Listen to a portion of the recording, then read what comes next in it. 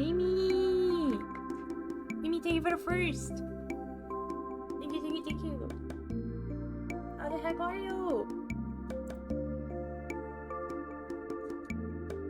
Hello.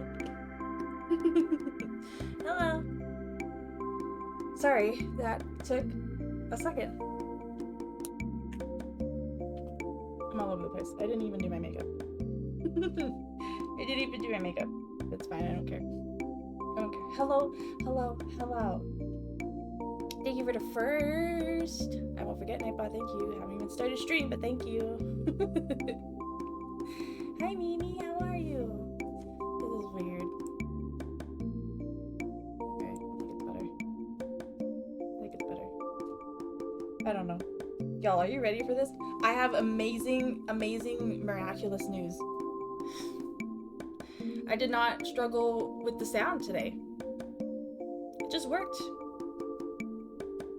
Can you fucking believe it? This morning I was like, okay, here we go. Like, I'm gonna have to like deal with this sound issue again. I'm gonna have to like uninstall Steam completely again. It's just gonna be like the worst thing in the world. And it just simply worked. We love when tech works. Like it's supposed to. So I don't know. I don't know. I did like the same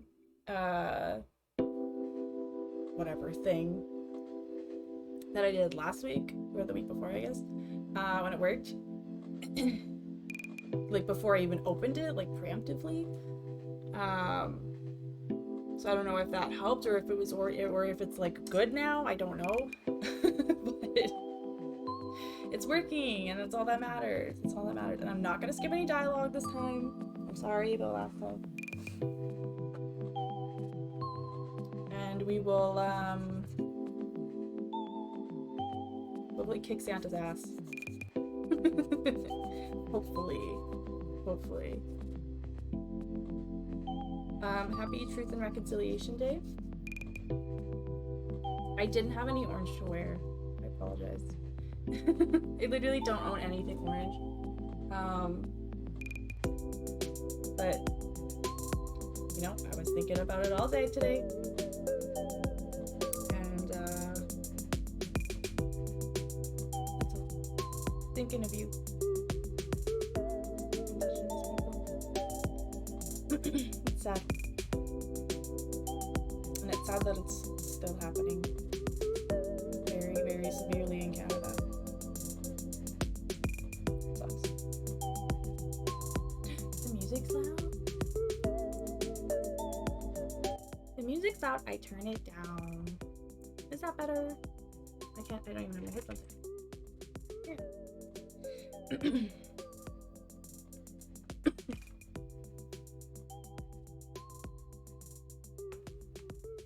Okay, better. I want to be able to hear my sky. I also bubble, so that doesn't help. I am also still a little bit sinusy, so that also doesn't help. Also. But I'm like pretty much over my cold, which is great, cause being sick sucks. I should not have done my birthday stream. That really, like the Saturday after that, like not only was I tired just because I streamed for like 11 hours, but I also was so sick. And like, it was just like the adrenaline that like kept me going all day. And I felt like, I was like, we didn't even have time to do everything I wanted to do. Like I could have kept going, but I only had like an hour left, and Sadie was like, just go to bed, you're sick. And I was like, okay, because I was like, I can't start playing Bloodborne now because if I do, I'm gonna want to play for like 4 hours. So,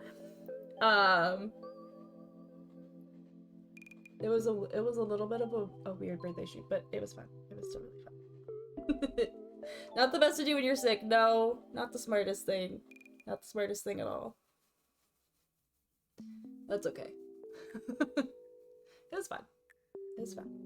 And I like to do more cooking streams. Maybe I can get like a new laptop. That's not the worst thing in the world. And we could do more cooking streams. because that was really fun. I would love to do that more often. Okay, ready with me, stream. I love the vibes. Yeah, just a little makeup, so I don't look dead. This week I've been so tired, and I just don't know why. And like, I think maybe it's because I'm like still getting over the cold, but I just like haven't been able to sleep. I've been up till like 3 o'clock in the morning, like every night, like just like up, like I'm trying to sleep. I simply can't. And like, and then I go to work and I'm so fucking tired, and I'm like, I was saying to Adwa today, I was like, I'm genuinely like fearful of my life today because I cannot keep my eyes open. Like, I'm driving and I'm like so we had like a little I was like, I ate a donut, I took my iron pill, I fucking cracked an energy drink. It's like 9:30 in the morning, I'm drinking an energy drink, like nothing is waking me up. And it's making me crazy. Like, I took my vitamins, like I don't know what else to do. So we had like a little powwow. And Adam was like, okay, well, try open your window so then the cold air will like blow in your face and it'll keep you awake. I was like, okay, I'll try that, and that did help. And then she was like, try to think of something that like takes a lot of your attention and like takes a lot of thought, because when you're thinking of something like really intensely, then you're focused on that. You know what I mean? And it's not like you're taking away your focus from driving, because like it's like second nature to us. But so I was like, okay, well, maybe I'll stop listening to the radio, because it's Truth and Reconciliation Day. They kept having like artists and like a bunch of different stuff like happening on the radio, all the radio stations, right? And I was like, well, I'm really tired of hearing of all the horrible things that have happened to all the Indigenous people, so I'm gonna put my phone music on so I don't have to think about that for a little bit. And I started to wake up a little bit, but I did end up two times this week, today and Wednesday, I had 2 energy drinks. Like, that's how fucked up I've been. That's how tired I've been. I felt the need to consume 2 just to make it through the workday. Like, what? That's ridiculous. And I like try so hard. I'm like, don't drink it. Like, I wait until like I absolutely cannot handle it anymore. And I just like, oh my god. And like yesterday, I like self-cared. Like, I came home and like took a little nappy nap, like got some extra rest. I took a shower. I just like chilled and like played Horizon. I slept all night, and then I was still like fucking exhausted this morning, and I was like, but I don't know what to do. I don't know what's going on. My body's just like done. It's just done. Oh my god. I don't understand. Yeah, it's a lot to take in. Yeah, listening about it all day, and it was a lot. You wake up and you don't feel rested?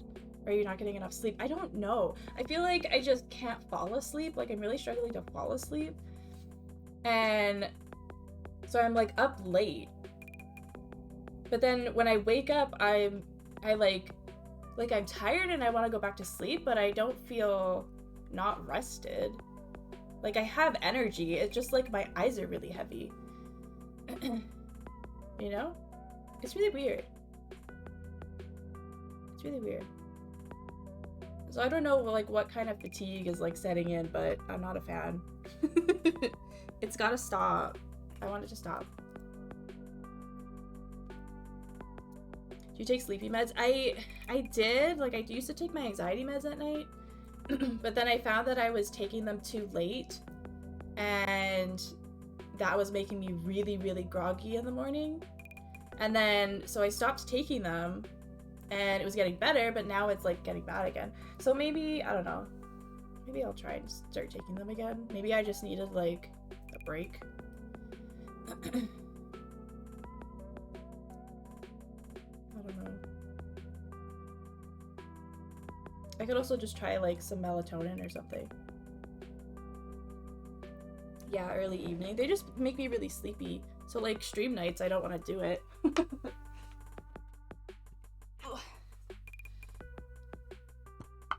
But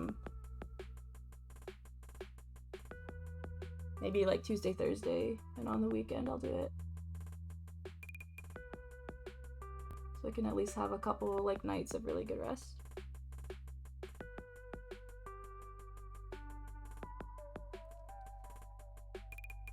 The lashes on my left eye are so weird.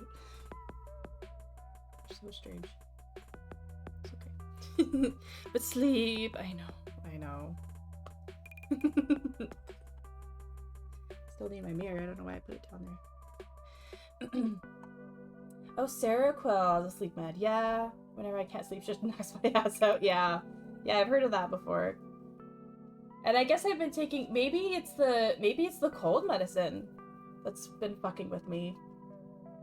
Because I've been taking NyQuil. So maybe, like, since I've gotten better and I've stopped taking NyQuil, like, maybe my body's like, well, you're not taking NyQuil, so I'm gonna stay awake. And I'm like, what? So maybe that, like, messed with me a little bit.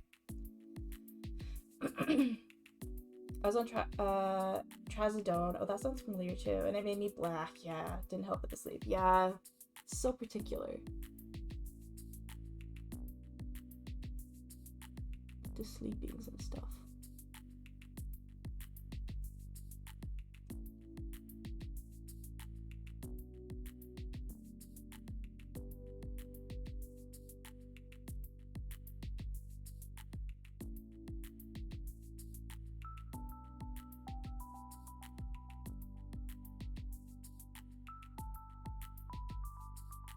There we go.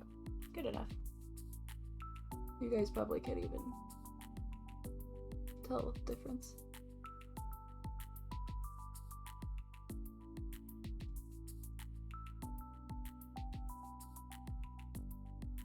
At least I feel good. That's all that matters. I might need some socks. My toes are cold. My toes?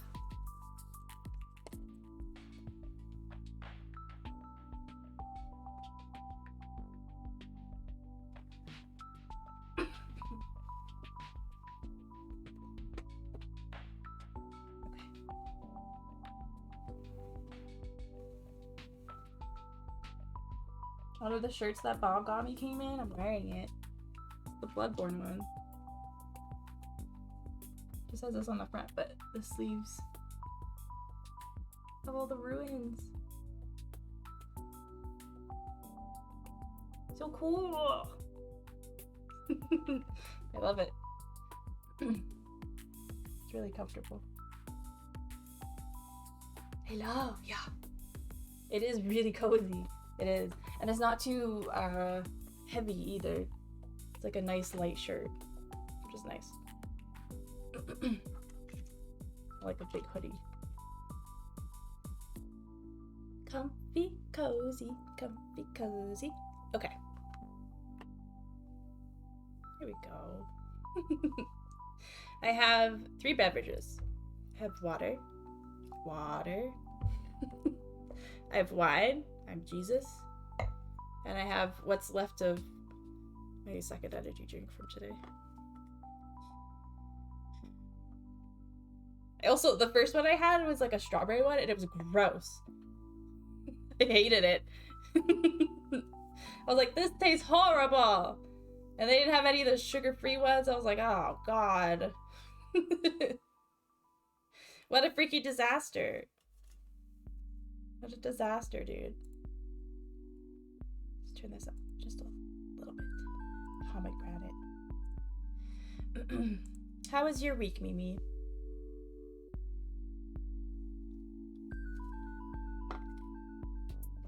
Anything exciting happened? I've noticed this week especially, I do this all the time, but this week has been especially bad where I look at license plates. Do you guys do this? You look at license plates and you like make up a fucking whole backstory for it just based on the letters and numbers on it. your brain just like goes absolutely bonkers. It just like makes up this whole thing, and you're like, oh well, that obviously spells baking, fucking whatever, like random shit like that. You know what I mean? Even though it's obviously just an arbitrary license plate, you like make something out of it. It was okay. Pretty much have been on video call every night. Oh really? Just like with friends chatting. That's fun. That's fun. And I saw one the other day. I was like, why would you take that one? Like, was that the only option? Because holy shit, it was KX666K. I was like 666 and KKK. You really wanted that license plate? You were like, yeah, that one's good. You didn't have like a second thought about that one? I would have been like, fuck that. I'm not taking that one. I will wait until next week. I'm not taking that. That's some cursed juju right there. Like there was an X in between, but it was still there. You know what I mean? I was like, no. No. Or maybe it was just KX666K. And like the X kind of looks like a K. And I was like, I don't like that. I don't like that very much. No. Super sus. Super sus. I just like, you get so bored on the road. You have to like make up stories. Just random shit. There was a there's an area near like our home base, our store, where there's a Canadian Tire, and there's one of the side roads. You used to be able to turn left, but they don't want people doing that anymore. So they literally put like cinder blocks, like things to like deteriorate people from like turning, right? So like if you do want to turn, you have to go like really far forward and like kind of loop back to like get around the cinder block, right? Which like if there's no cars around, whatever, I don't care. But like if you're like weaving through traffic, like don't be an asshole, just go around, right? But the other day I go by and I like look at my rearview mirror. I'm like, what is happening? My man went over the cinder block, completely over it, to like get into the parking lot. I'm like, are you stupid? Like, just over the whole piece of cement. It's like, you need to get in there that badly. You need to get in there that badly that you couldn't turn left at the lights and go in the other entrance. And I'm like, did they not see it? Did they know it was there? And they were like, no, I'm gonna go over it anyways. Like, what was the headspace? I need to know. Like, that's such a random thing. Like, right over the cinder block. I was like, what? Are you kidding me? It's so funny. I was like, what the heck? And then earlier this week, I went back at one point and I was like, oh my god, Kalina, I got to give someone the finger. And she's like, what? And I'm like, no, not the middle finger, not the middle finger. But that same road, they're doing like a bunch of road work there right now. And the traffic pattern has changed. So there used to be, like going back to the store, there used to be 2 left turn lanes and 1 straight lane. And now it's 2 straight lanes and 1 left turn lane, right? So like they've changed the signs and everything, and they've like put a sign that says traffic pattern change, but like people who use that road all the time aren't gonna like notice it, right? So people are better now. People were better today, now that it's been like a couple weeks. But like, I've been like holding my ground. I've been like, I'm going, and then when the light turns to go left and people are honking, I'm not gonna go, because they need to learn that the traffic pattern has changed, right? Like, I'm not in the wrong. Call me in. I don't care. I'm not in the wrong, right? Like, I'm not gonna get in trouble. So I was sitting at the light. I wasn't at the front. There was someone in front of me. There was a truck in front of me, and he went left. even though he wasn't supposed to.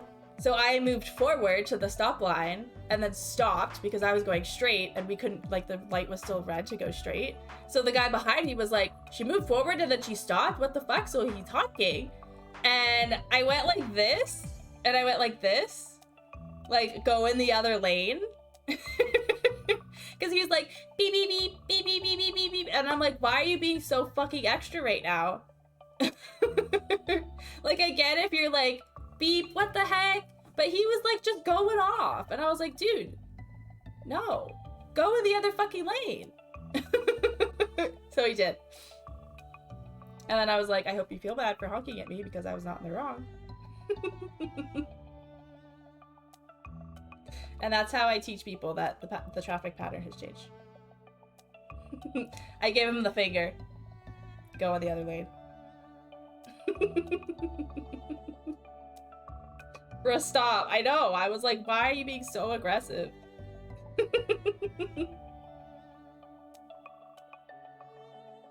Because I feel safe, right? Like, you can call me in, but I'm not in the wrong. So I'm not gonna get in trouble. And, like, we all have to learn eventually that now it's different. So... you know? So yeah, they're changing that up, and hopefully it's better. I feel like they're almost done, but it's been taking a hot minute. They had to, like, deconstruct the whole intersection. It was crazy. And, like, rebuild the sidewalks, and, like, it was a whole thing. It's a whole thing. Because now there's a Costco there, so there's so much more traffic. It's really annoying. It's really, really annoying. But getting there. We're getting there. A lot of people today were really good about it. I don't think I saw anybody turn left in that lane today. So that's good. It's good. And you want to know why I was late for stream? Are you degenerating me?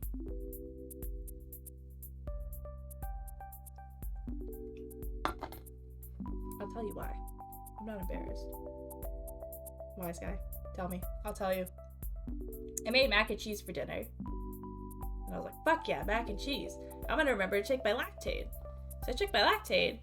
So instead of my body taking 3 days to process the cheese, it took about 3 minutes.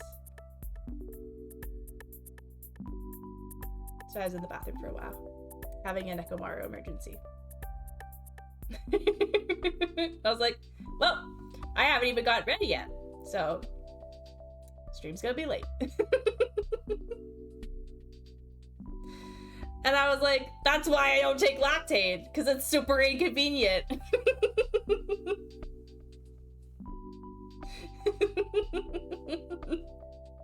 I'd rather just not waste my time shitting.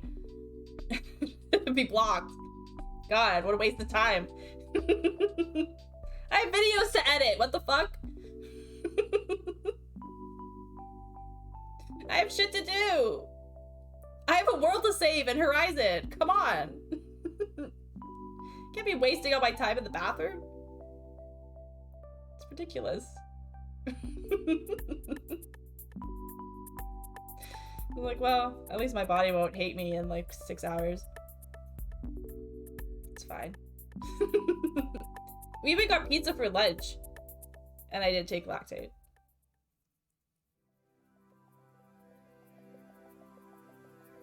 See, that's the thing though. I don't want to take it at work because I'm in a car. And that could be dangerous. That could be dangerous. I don't want an Ecomaro emergency in the car. That would be a bad time. Thanks.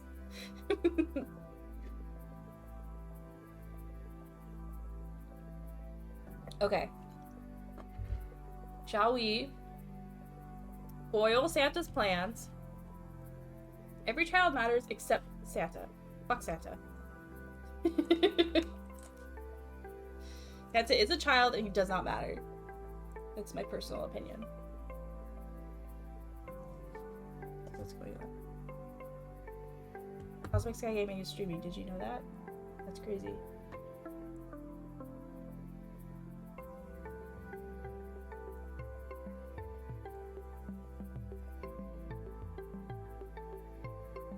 I messaged Kay yesterday.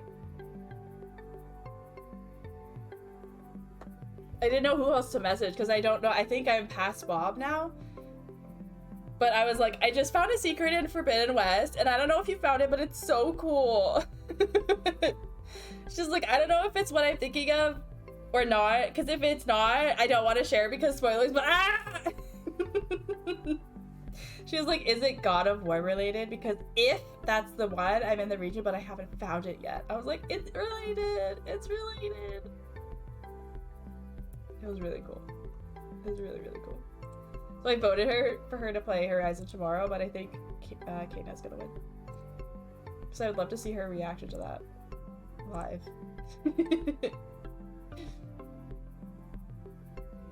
That would be pretty funny. It was very cool.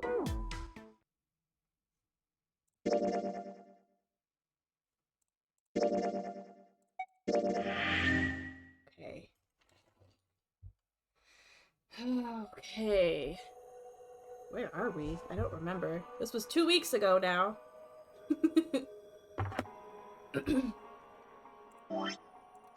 We are here. We went through door 6. Oh, the steam engine room. This is the big room. Okay. Okay. And I don't remember who we were with. But, let's figure it out. I'm gonna hit record and turn the reminder off. Thank you, Nightbot. Here we go. Alright. A tunnel? It goes all the way across the ship. Does it? This pillar goes up towards the ceiling. But with Ace, I'd say this is probably here to move coal from place to place. It probably comes from over there. And then the boat carries it down the tunnel and out here. So if the conveyor belt was moving, yes, the coal would almost certainly come out here. Okay, interesting.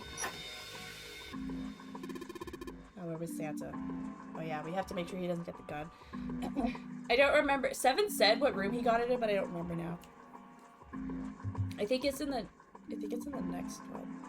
It's a square hole. Nothing in here. Ah, look at the back wall there. I can see 3 small slots. Terminals for some sort of connector, perhaps? You mean you think we're supposed to plug something in here? Perhaps.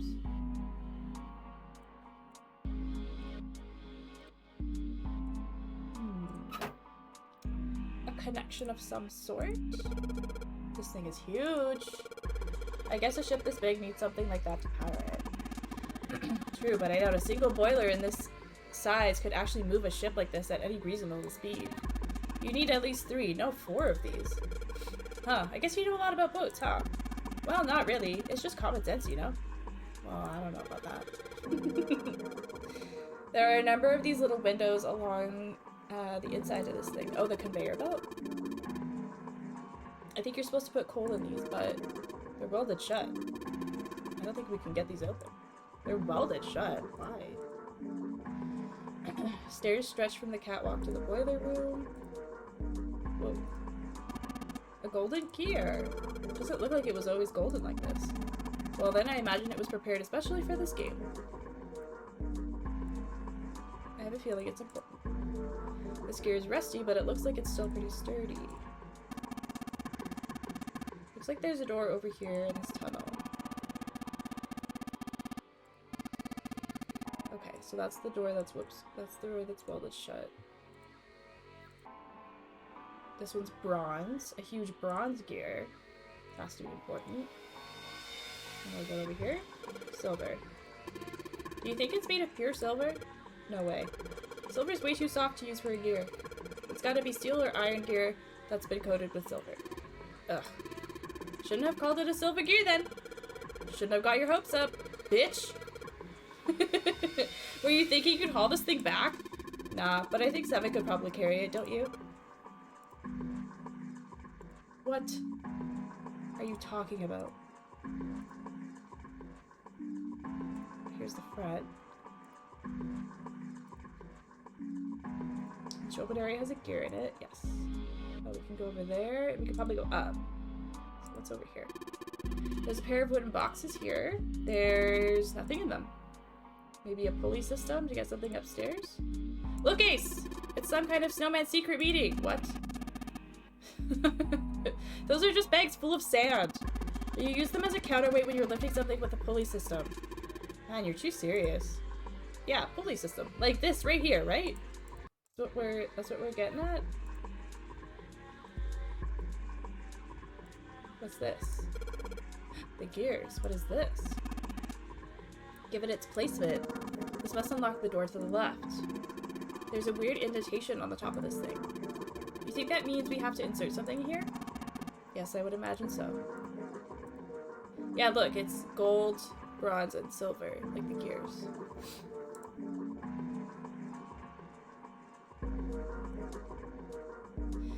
A thick iron door. That's a door? You think this is... Yes. It looks like the exit. Okay. This looks like the door slides up into the ceiling. So that's our final destination. Can we go up? Yes. The slider is down. Well, let's see if I can get this thing to go anywhere. Ugh, man! No dice. This thing isn't going anywhere. Really? These two columns are different from the others. The lights are red. Oh. A whole bunch of lights here. Most of them are yellow except for the two columns on the right. The three-siders on the left are down, but this one is up. There are a number of lines engraved in these. I suspect we are meant to do something rather specific with them. Okay, why don't you move that slider down? Well, there's no harm in trying, I suppose. Sorry, really stuffy. Nothing, huh? Nothing happened. Maybe it needs to be prepared somehow? You're saying if we did something somewhere else and respond somehow? Yes, I suppose that's one way of putting it. Okay. A. One of the doors on the furnace. There's an A on it. There's a circular wheel in the center of the door. Let's give that sucker a twist. Oh my. It's noisy, but it opens. And it's totally pitch black in there. We should go in there. Alright. Let's go. We're going in? Really? This looks like the door we went into. Oh, we went through the thing? Where are we? We must be on the other side, yes? Which would put us directly above the conveyor belt. At any rate, we should keep moving. There's a great deal we've yet to investigate. Okay. Whole bunch of boxes in my way. Can't get through.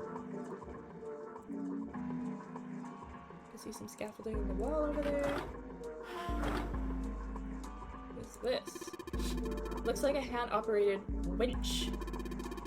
But it doesn't look like there's any way to operate it. It means the wheel isn't attached.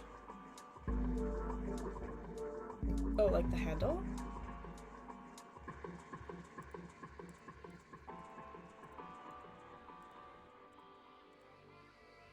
Oh, that's where we were. Yeah, that's for the pulley system.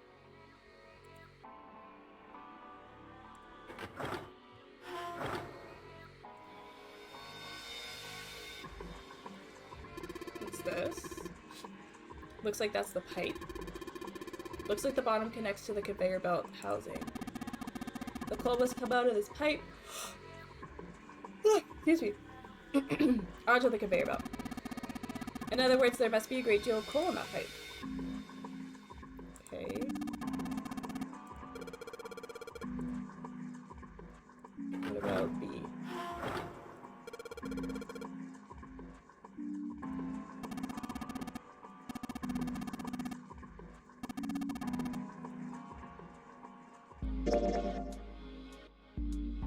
Did he actually draw a map in his head? I'm not also licking. It's okay. Good old Santa. Yeah, we love Santa here. Not. Oh. Alright, let's give this wheel a spin. What? That's weird. I don't feel any resistance. Ah! Ah, shit. Okay. It's a wheel that seems to be a part of the winch. There are some pegs on the back that look like they go into the holes of the winch. Okay, let's Good job, genius, you broke it. Shut up, Santa! I didn't break it. It broke all by itself. Let's go put it on the other one.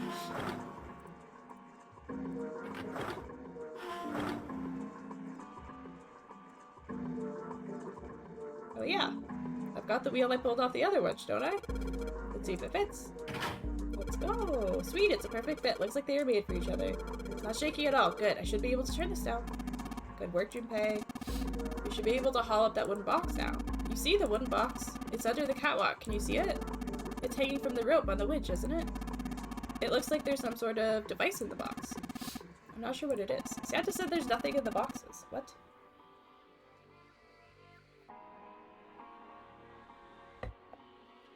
At any rate, you may as well turn that wheel now. Counting on you. Alright, I'll turn the wheel. Oh, what's this? What happened? This wheel only turns to the left. It only turns to the left? That means we can't reel up that rope. Yeah. We can only let the rope down. Interesting. I don't think that will be a problem. We will simply need to go downstairs after letting the wooden box down. I will be counting on you, Junpei. Sure thing, no sweat. Okay, putting it down. I believe the box has reached the floor. Yeah. Oh, the one that was hanging is on the floor now. Okay, I see. He stuck his head out over the side of the catwalk and looked down. The box had only recently hung just below the catwalk, now sat out on the floor. It had come to rest near the end of the tunnel that covered the conveyor June's belt. down over by there. Oh yeah, June like passed out. Junpei could see her still leaning against the wall as if she barely had the strength to sit up. Even from so far away, it was not difficult to see that she had not improved. He almost thought he could see heat rising from her body. She doesn't seem to be improving. Ace's expression was inscrutable, but he said what they had all been thinking. Well, of course not. She's not gonna just get better right away, you know? It'll take time. It'll take time. He tried desperately to convince himself that what he'd said was true. What could be causing this, I wonder? Illness, perhaps? Nah, it's gotta be exhaustion. Oh yeah, maybe. Santa's response was confident and certain. She gets dropped into some weird-ass ship, forced to play some messed-up game. If you think about it, it's a lot weirder that we aren't freaking out just like her, you know? So you're saying we're abnormal? Yeah. We're just running around this room, solving all these puzzles like it's just business as usual. How the hell could you call that normal? We're just guinea pigs. Santa snorted in disgust. A guinea pig? You mean like a lab rat? Didn't Clover say that Santa was also part of the experiments? Pretty sure she did. You mean we're being used for some sort of experiment? Is that what you're saying? Dunno. But it does seem like a possibility, you know? They stood there for a few minutes, no one speaking, until Santa turned and walked away from the witch. Junpei and Ace followed him. You know, speaking of experiments, Santa suddenly stopped. there was this experiment some scientists did with rats. First, they took a squarish C-shaped tank and filled it with enough water that the rats could drown in it. The tank has 2 exits. Just to make it easy, we'll call one A and the other B. Exit A is pitch black, so dark even a rat can't see anything. But exit B is electrified, which means the rat can't leave through it. So, what would a rat do if it was put in this situation? Which exit would the rat choose? There was a moment of silence after Santa posed the question, and then Ace responded. B, of course. The rat has no way of knowing that exit B is electrified. Exactly. The rat goes to exit B. Of course, like I said, it's electrified. Which means the rat can't get out that way. So, after a lot of trial and error, the rat finally finds exit A. I can't say that's very interesting or relevant. It's simply the story of a laboratory experiment. Ace, you tell him. You're right. It isn't very interesting. Yet. See, these scientists repeated this experiment over and over. using hundreds of different rats over several generations. This produced some surprising results. With each generation, the rats took less time to find the correct exit. Eventually, a rat was put in the tank who instantly chose exit A without even attempting to go to exit B. Oh, is this like the hive mind thing again? But that wasn't the most impressive part.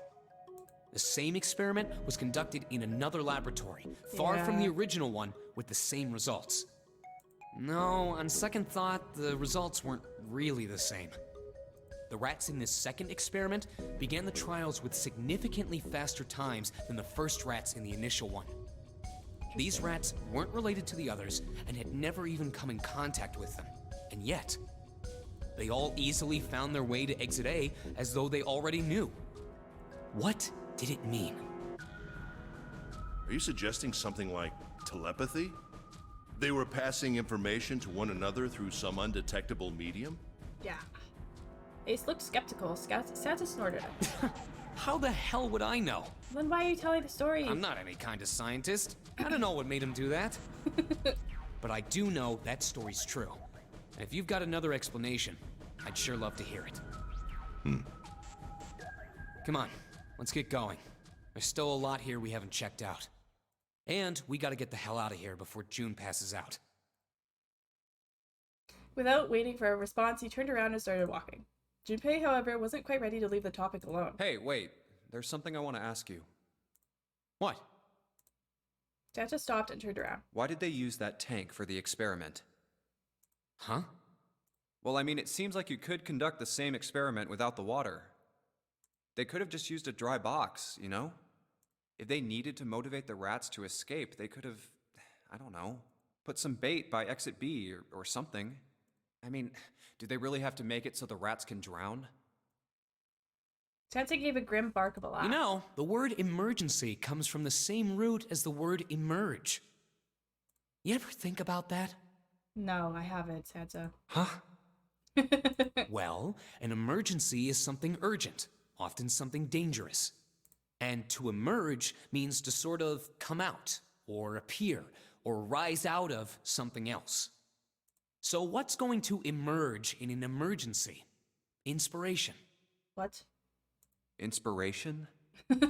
Yeah. Think Yeah. about it. When the chips are down, either you crack or your mind focuses and pulls up what you need. So in an emergency, your real potential emerges. Is that what you're saying? Yeah. That's why the rats had to drown. They had to be in danger. There had to be an emergency for inspiration to emerge. Oh. Junpei suddenly felt cold. The back of his head was aching and his stomach felt strange. We are like lab rats. Hooray! Let's go downstairs. Not that. Air boxes. Is this not what we lowered? Oh, it's this. My bad. Control panel for something. Some kind of machine. Maybe a control panel? That's all you have to say? Here? Maybe this hole is where the control panel goes. Well, there's only one way to find out. In you go. Hey, dude, you did it. Everything looks alright. Okay, but what do we do now? Why don't you press the button next to it? The orange one? Yes. Alright, I'll do that. Pushing! Sweet! All sorts of lights are lighting up on this thing. And oh, yes, I think I heard something turn on. Oh, what's that? What happened? Junpei, look! The conveyor belt's moving! Conveyor belt? Well, I guess it's done moving now. There's still a bunch of coal on the belt, though. Looks like a bunch of it got dumped at the end of the belt into that wooden box where we found the control panel. Coal. Coal, huh? Box filled with coal. A wooden box full of coal. Guess there's really only one thing we could do with this stuff. But these are locked!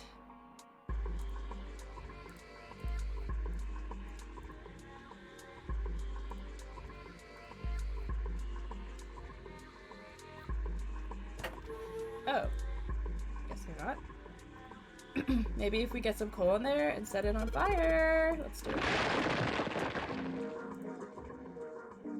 Alright, that's the last of it. No coal left in the wooden box. And nothing. Great. I guess I should have expected that. Why don't we just... Why would just throwing coal in a coal furnace do anything, literally? A man could dream. What the heck? Junpei, explain it to me again. You're planning to stoke the furnace with coal, which will heat the water stored up there and make steam, which will then drive something else. Am I correct? In other words, you want to generate enough pressure with the steam to power the turbine and drive the steam engine, right? Yeah, I guess that's the gist of it. Well, in that case, this isn't enough coal. This furnace is enormous, so we're gonna need a whole hell of a lot more coal than this. Very well then, if the three of us work together, then we should manage to fill it much faster. I want to help too. Man, I totally didn't even see her walk up. Are you feeling up to that? Yes? Yeah, right. You look like you're one stiff breeze away from falling over, June. I think you'd better rest some more, alright? But no arguing. You need to rest, so just stay there. We'll handle this. Okay. I understand. Alright, time for some manly work! Let's get this coal into those furnaces.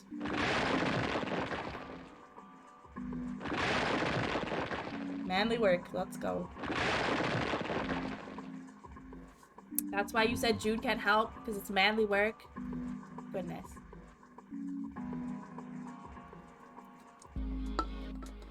So misogynistic. Man, this is a lot of work. Alright, I think this should be sufficient. Now we just gotta light it. Junpei, hand me your matches. What makes you think I have matches? I see. Then how are we gonna light it?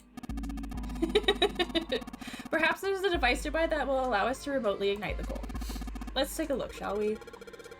Some sort of ignition device, huh? I know exactly where to go. Oh. Yo. Is this? I think it might be. Oh look, the lights are green now, or yellow, whatever. Probably is. I think this is how we might ignite the furnace. That means if we move that thing down. Alright, let's do it. Here we go. Hey Junpei, Ace, look at this. There's big gears turning under the boiler here. Aha! There they go! Oh! The gears! They're spinning! What the hell are you guys waiting for? Let's start looking. God. Give me that.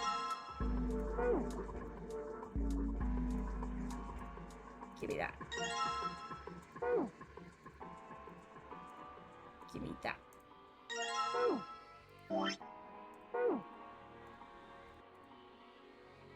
No. Nope. Looks like this thing unlocks the door. There's a depression. Maybe if we put these 3 discs we found in this thing. Only one way to find out. Oh, that's odd. Nothing's happening. Yeah, we have to match them up, you idiots. Maybe you're, I don't know, putting them in the wrong places? Perhaps you have them facing the wrong directions? Perhaps you should rotate the discs to make some sort of lines connect to one another. Obviously, no harm in trying. Instructions for operation! When the disc is clicked, it will rotate a certain amount. When the white arrow is clicked, the discs are switched. Please note when the discs are switched, the angles for the discs are reset. Okay, so first they're not in the right spot.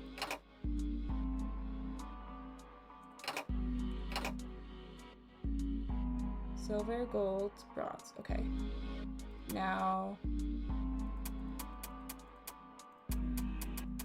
you want this red in the middle?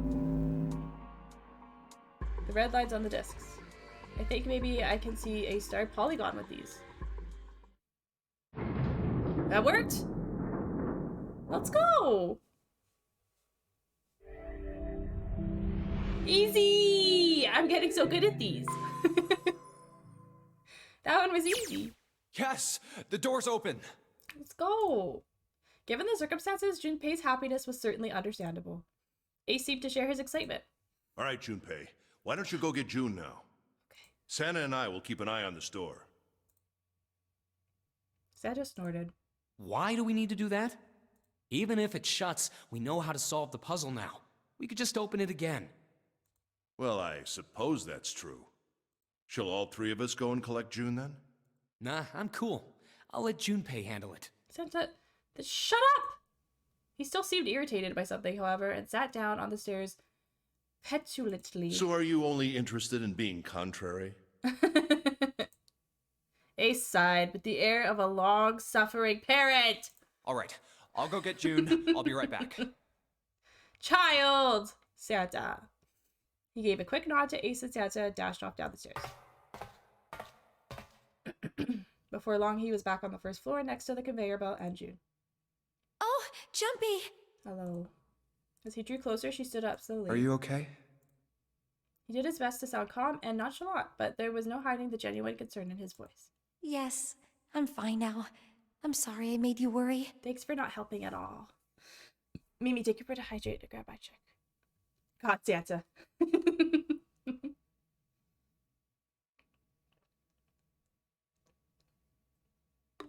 I don't like you anymore, Santa. You fucking sus. Not a fan.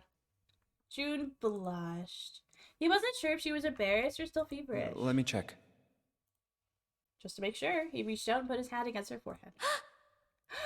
Good. You're feeling a lot better. She was feeling far less warm than she had earlier, but still wasn't down to what seemed normal to him. Are you sure you're all right? He had to be sure. June gave him a look. Oh, you're such a warrior, Jumpy. A warrior. Oops, I mean, warrior. Funny. June giggled. He wasn't sure if she just made the joke or not. But seeing her smile again made Junpei feel at ease.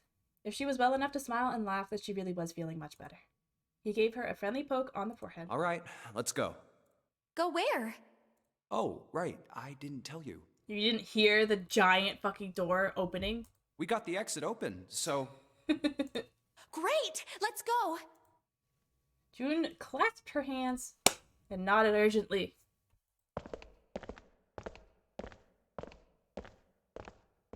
We're going.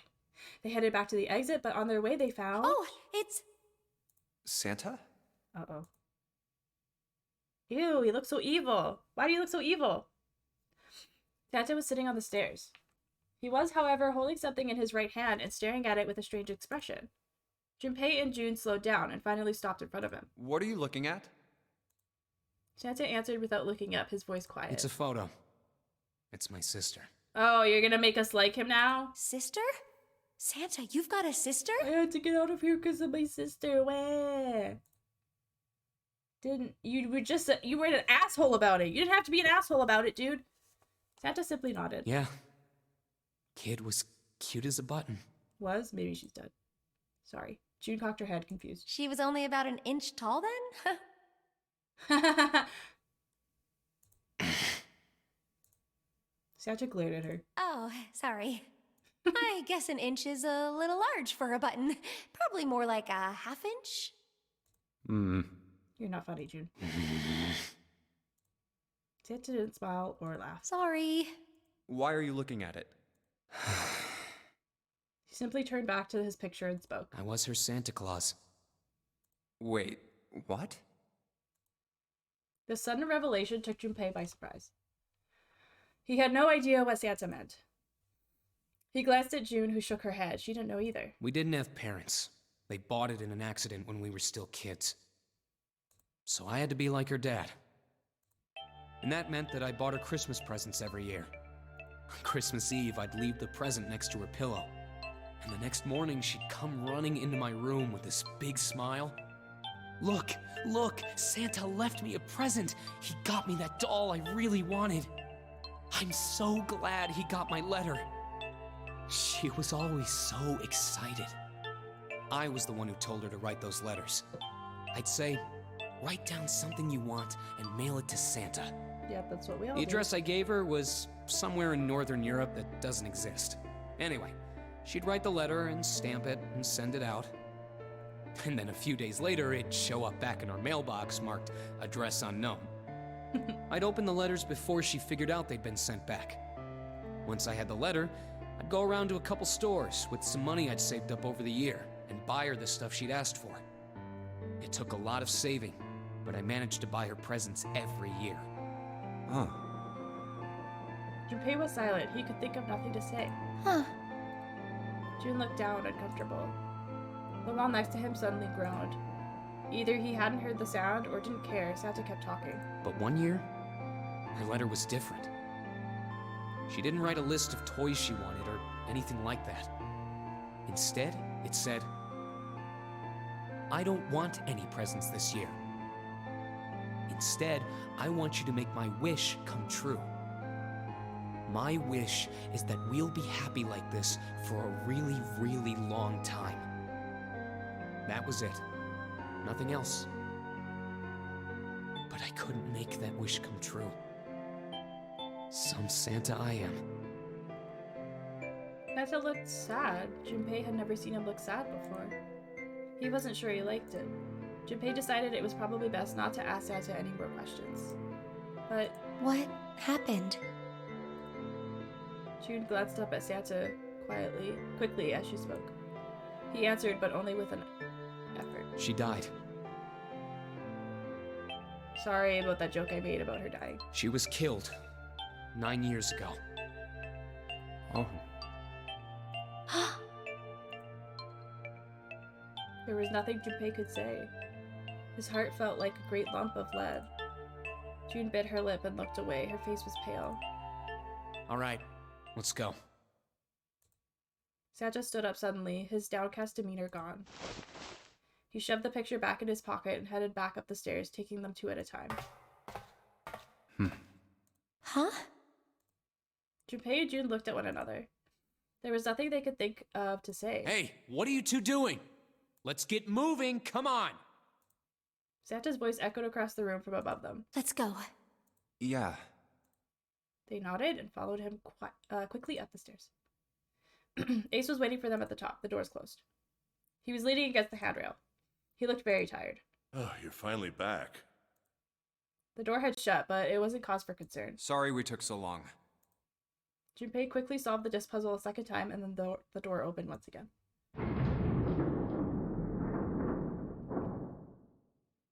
Let's go. In single file, they walked through. After walking for nearly 15 feet, they found themselves in front of a metal door. It opened easily enough, and they passed through it as well. A new room stretched out before them. Ooh, storage. Huh. Is this a warehouse? No, I believe this is the cargo room. This must be where they store all of this vessel's freight. There are wooden crates everywhere. I wonder how old they are. Junpei, Ace, and June had stopped unconsciously, pausing to take in their new surroundings. Santa's voice broke through their momentary trance. Well, we probably ought to start with finding the exit, right? Let's get going.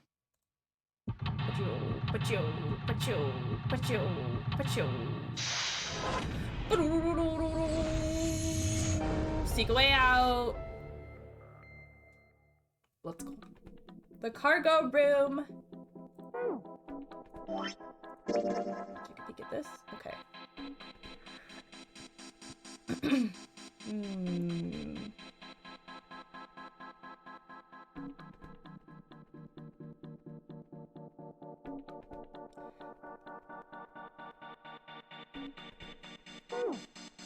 Okay.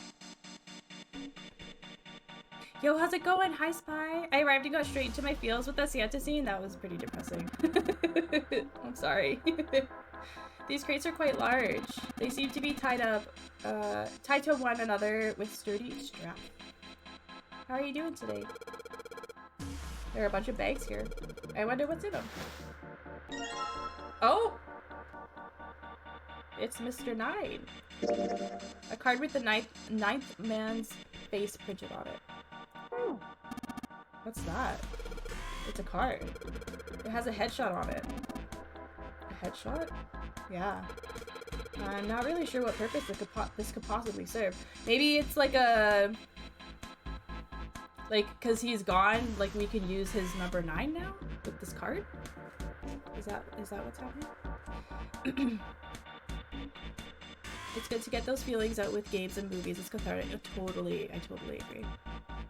I was thinking the other day, I was like, when video games make me cry, like, what the fuck? Oh no, we have Santa. A card with Santa's face printed on it. Interesting. A box. Okay, what's here?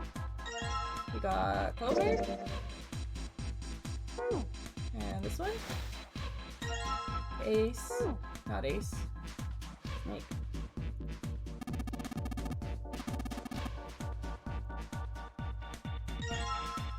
Us, Junpei. June. Oh, we're together. That's awkward. Oh.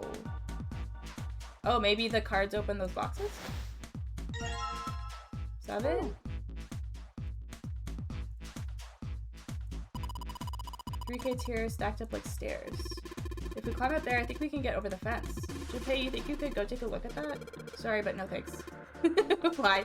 I've, got a bad feeling about it. Pussy. Okay, fine. I'll go. Please be careful, Santa. Yeah. But just in case. Wait, what's he going to do with that screw? I don't see what throwing a screw at a fence is. Holy shit! It's electrified, like the thing he was talking about. This? Oh man. There's electricity running through that fence. Looks like it. And we can't go to the other side.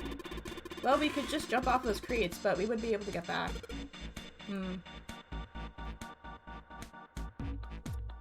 Interesting. Okay, let's open these. 7. Ugh, it's locked. We need the key. All the boxes have numbers on them. Do they? Oh. He bent down and picked something up that had been sitting next to the box. Junpei, take a look at this. Cards. Hey, Lotus. That's a rare holographic Santa PSA tech card. Yo! I need one of these for my collectibles. Santa, 3. So numbered boxes. Does that mean we could oh, I'm missing some? Who are we missing? We need Ace.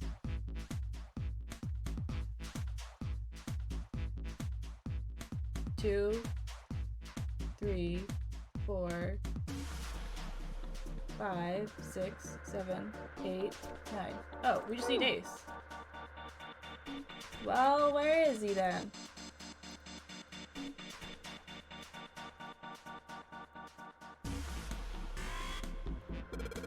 These stairs, they go up 3 stories. What are you waiting for, Junpei? Whatever, I'm going. This is the only door here, except for the one we just came in through. Then this is the exit. No shit, Sherlock! Of course it's locked! Is it an electric lock? No, just a keyhole, right under the doorknob. So, to open this door, we've got to find the key that fits that keyhole. Yeah. Yeah. Okay, but where's the Ace card? Oh. The coffee? What? What is that doing here? Freak it up. I need the Junpei GX secret rare. Yes, we do. The monitor's off. I got a green switch here and a red one and some kind of lever. None of them seem to do anything though. Maybe the power's off? Yeah, maybe. There's a single green light on the bottom though. That means...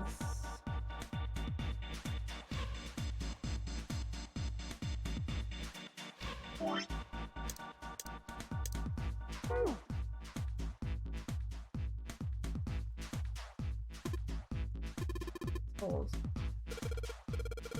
Maybe if we put something in them?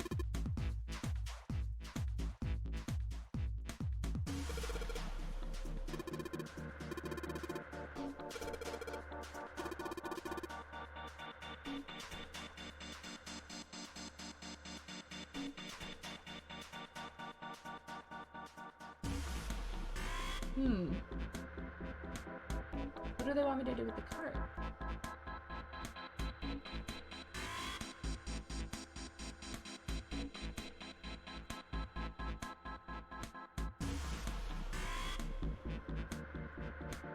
Heavy looking metal box. See the machine. The spinning light on the top of its head looks kind of cute. What?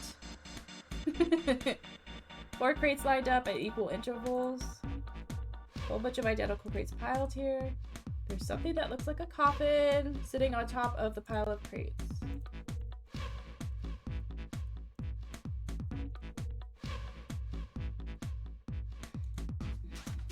Interesting. A metal paddle. Kinda cute. I don't understand.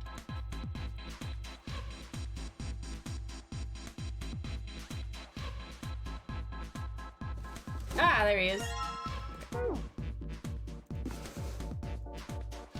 Now let's do these. Now we finally have all 9 picture cards. We just need to insert these cards into the slots at the front of each box. Junpei stared at the cards in his hands. Ace peered over his shoulder at them. You know which card goes in which box, yes? No, I don't. Junpei gave him a look. Yeah, of course I do. It's really obvious. You just match our numbers to the numbers, then you pop the corresponding card in the right box. So for instance, the card with the picture of Ace on it goes into box 1. So for instance, the card with the picture of Ace on it goes into box 1. The card with the picture of Snake on it goes into box 2, and... Oh, Huh? What is it? Junpei thought he might have imagined it, but he could have sworn Ace stiffened. Just then... Oh, Junpei heard a noise. He spun around just in time to see June collapse in front of the fence! Hey! June, are you okay? Woman! She did not respond. Junpei spun back around to face Ace. I'm sorry, I gotta go check on her. Oh, You for finish the fuck's box sake. thing, alright? No, I wanted to do it! It looked so fun! Just put the cards in the boxes. I'm counting on you. I wanted to do it. He shoved the cards into Ace's hands and ran towards June. Are you alright? What happened? Junpei called out to her as he ran. Can you stand? As he arrived, June was climbing to her feet with Satch's help. Oh, I'm sorry. I'm fine. I Idiot. just tripped. She tripped. Don't give me that. Now is not the time. But it's true. I tripped over a box. Just let me see for a sec. Junpei put his palm on her forehead. Huh. You're still warm. Her temperature was much the same as it had been the last time he checked. She wasn't hot like she'd been before, but she was still warm. Her fever wasn't completely gone. I saw her fall. I think she really did just trip on something, you know? Junpei would have been more willing to agree if June hadn't needed quite so much help standing up. Still, to fall down like that? I think she's probably still a little messed up. Yeah, she's probably just weak, dude. June was doing her best to busy herself brushing dust off of her dress. Her smile looked a little embarrassed and her face was a bit flushed. But she did look a great deal better than she had. Still. Alright, well, let's just get out of here as fast as we can so we can get you to a hospital. Oh, I don't think it's anything that serious. I just need a little medicine and some sleep, and I'll be fine. Medicine. Medicine, huh? Well, if we could get in touch with anyone outside, I'll bet Ace could swing that for you easy. Ace? Why? Huh? Don't you know? He's the president of a pharmaceutical company. Oh. Cradle Pharmaceuticals is the name, I think. Cradle Pharmaceuticals. Their flagship product is an anesthetic drug called Soparil. Soparil. Soparil. I've heard of that before somewhere. Junpei couldn't shake the feeling that he'd heard about Soparil before. Sacha continued. Soparil. It's an anesthetic that's a gas at room temperature. A lot like how nitrous oxide is. It takes only a few seconds to spread, and even a small amount is very effective. A bunch of countries quickly accepted it for widespread use within their police and military forces. It was an effective crowd suppressant and room clearer. Yikes. It was practical, ethical, and the humane nature of it made it the ideal drug. It's been around for about 6 years. They developed it from the extracts of several different roots. It became popular almost as soon as it was made public, with many governments placing large orders. Demand for Soparil skyrocketed, and of course that meant Cradle Pharmaceuticals' stock did too.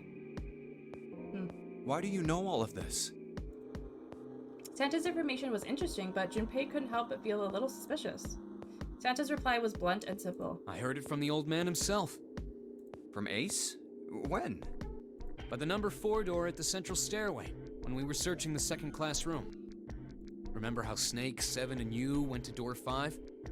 It was back then. I asked him what he did for a living, and he said he ran his own company. Ah. After that, we just started talking, and I guess it just came up, you know? Huh. Are you worried about something? No, nothing.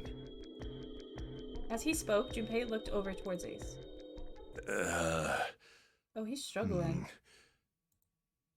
He seemed to be having difficulty with the 9 boxes. What the hell is he doing? He turned back to June and Santa. June, don't push yourself, all right? Yes. Santa, could you take care of her? I'll go check on Ace. Looks like he's having trouble. Sure. He gave them both a short nod and then turned and headed towards Ace. What are you doing? Ace's back was to him as Junpei approached. The older man turned around to look at him. His face was pale and covered in sweat. What happened? Nothing. My vision has gotten rather blurry, I think, because of fatigue. I can't see very well at the moment. Oh no. What can't you see well? These pictures. Ace held the cards out to Junpei, splayed out in the shape of a fan. Wait. Remember when Lotus was talking about that condition where you can't remember people's faces? Is that what's happening to him right now? Because I feel like everything they talk about is connected in some way. And like in the story. I don't care to admit it, but I may be developing presbyopia. Is that what Lotus was talking about? Growing old is a difficult thing. He made the best attempt he could at a self-deprecating smile, but his face was flushed and his lips were pale and drawn. At any rate, I'll leave the rest to you. I'm feeling awfully tired, so if you don't mind, I'd like to rest for a bit. Okay, buddy. He shoved the cards into Junpei's hand and walked quickly away. Junpei looked at him quizzically. How could simply looking at cards have tired him out? He can't see them, dude. That would fuck with your head. Junpei looked down at the cards in his hands.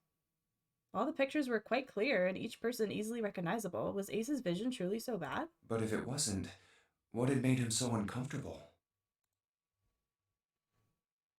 That was when Junpei remembered what he'd heard from Lotus much earlier. Yeah. Prosopagnosia. Prosopagnosia. Oh, we got the titties again. Well, put simply, it means a condition where the mind can't distinguish between human faces. In other words, my face would look the same as Clover's or even yours. So they can't remember faces, which is how most people recognize each other. That means that people with prosopagnosia have trouble recognizing even people they're close to. Maybe he's got prosopagnosia? Junpei took another look at Ace. He sat at the base of the stairs looking quite depressed. Huh. Well, he looks depressed enough to have it. Nice, Junpei. If he really did have prosopagnosia, there was no doubt it was a depressing and painful experience. Ah, the boob plates. Yes, the boob plates. Still, Junpei didn't feel like patting him on the shoulder and telling him everything would be alright would help that much. Still, Junpei felt perhaps it was best he keep Ace's condition to himself, at least for the time being. Oh well. Okay. Doing his best to clear his mind for the task at hand, he turned back towards the boxes. Yes, I Time really to wanted solve to the do 9 this. boxes puzzle. It's not a puzzle. But okay. 9 cards with pictures and 9 boxes. It's just going to be satisfying putting them in one by one. Junpei stared at them for a moment and then began. Ace's card is in box 1. No, I Snake's wanted is to in do number it, 2. Junpei! I just need to do the same for the rest. And finally, the 9th man's card into box 9. Why is this game cock-blocking me right now? I want to do the puzzle! That's not a puzzle. It's just putting cards in the boxes. Oh! Puzzle denied! No! I really wanted to do it! Scroll through them and put them each in their respective boxes. Come on, dude. Puzzle blocked? I hate it here. Fuck. God damn it. All 9 box lids popped open at once. Oh, they opened. Ugh. Must have been so satisfying putting all those cards in there. What He the? peered inside. In each box was a single pin. 9 pins? Oh, for the thing upstairs. They looked a little like sewing pins, but much thicker. I guess I'll take them with me. Junpei collected them all quickly and shoved them into his pocket. 9 pins. They look like the kind of pins you'd use for sewing. There are 9 of them in total, and they have numbers on them that run from 1 to 9.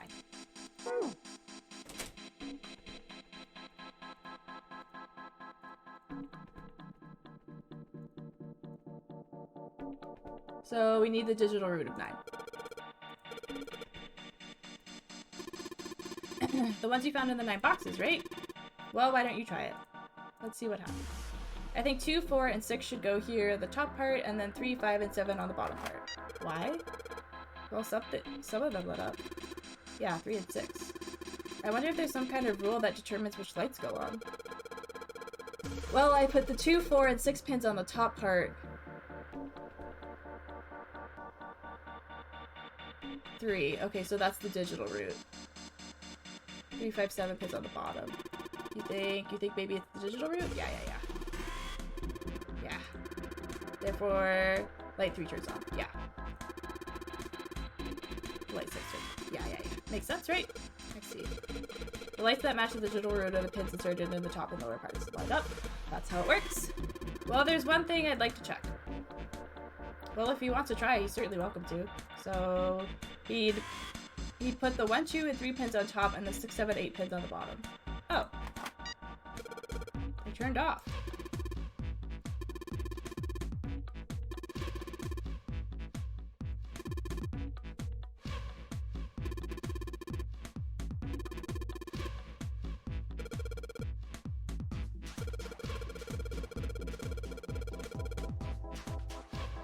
The digital root for the pins you insert is the same as the number of the lights that are lit.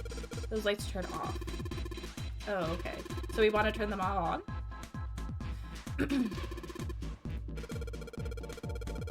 know what you're supposed to do with these lights? Well, no, but I figured we could try and see if we can turn them all on, you know? Yeah. Figure something's gotta happen if we can manage that. Turn on the lights, huh? Okay, Junpei, let's make sure we know how this works, alright? Pick one of the 6 holes and then pick one of the pins in your hand. Okay.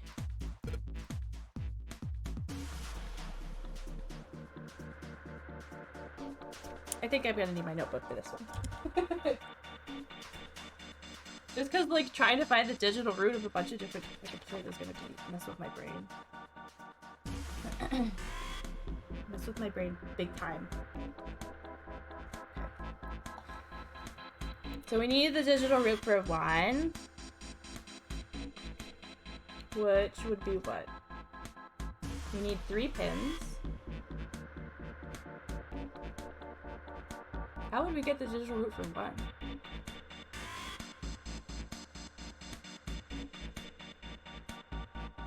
There's a calculator for digital root 2? Where? Oh.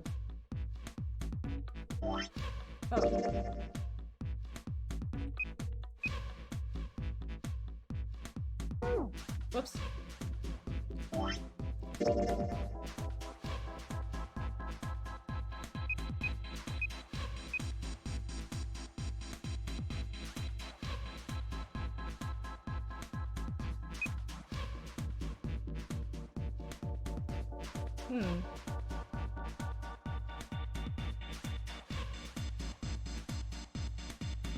Well, 2...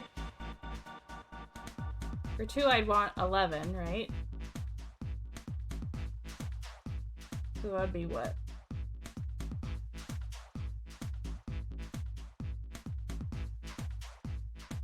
7 plus 3 plus 1.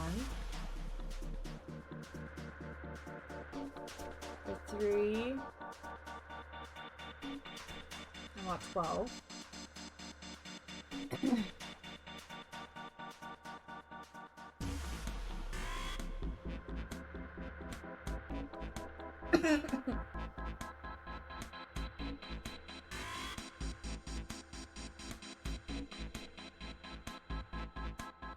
What if I do 2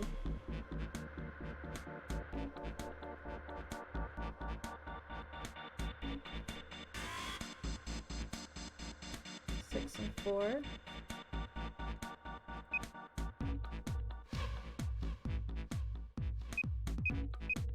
Yeah. And then for 4, this is easier in my notepad. For 4, I want 13, right? So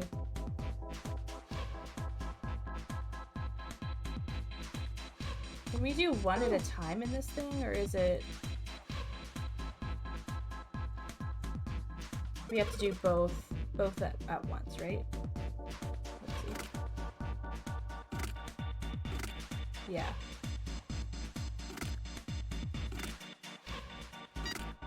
Okay. Okay.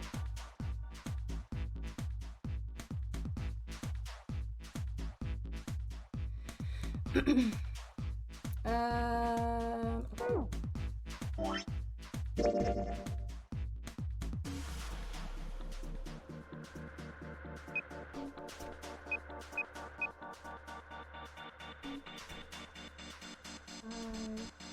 5, 6, 7, 8.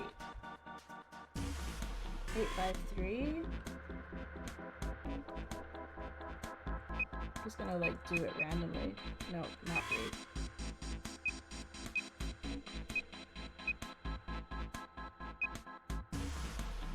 Nine, 7, 2.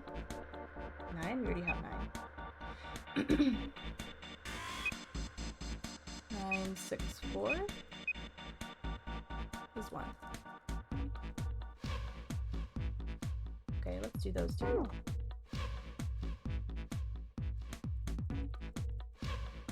Oh, we have to do them all at once. Okay, I mean that makes sense. Okay, so let's do this first. So let's do these two together, and then let's do these two together.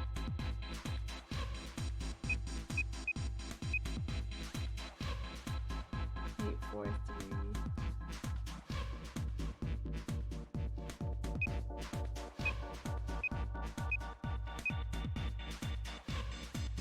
8, 2, 5. Do these two together. And then I need 5 and 8. So 5, we want 14.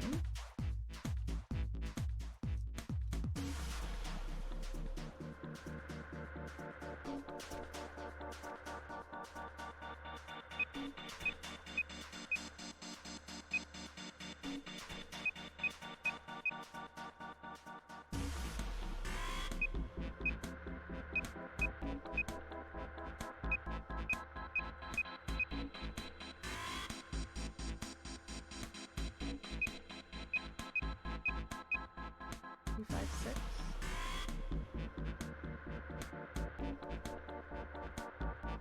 And then for 8.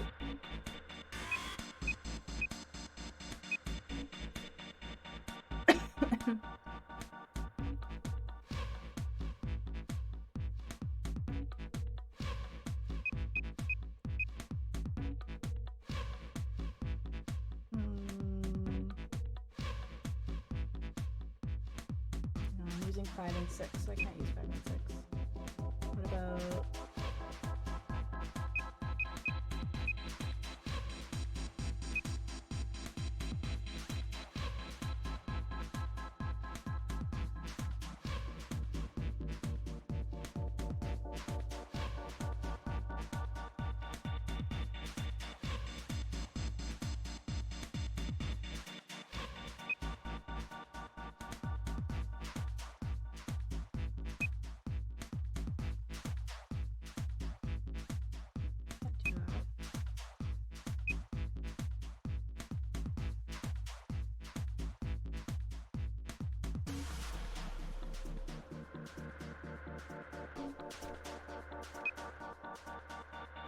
And 11, 12, 13, 14, 16.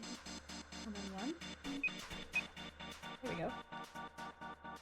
9, 7, 1. Okay, that should do it. Let's do it.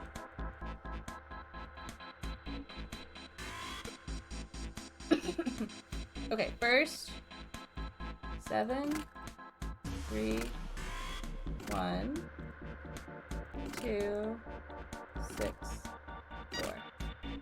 Okay, and then next 9, 6, 4, 8, 5, 3. Okay, and then 8, 2, 5. And 8, 4, 3. Oh shit.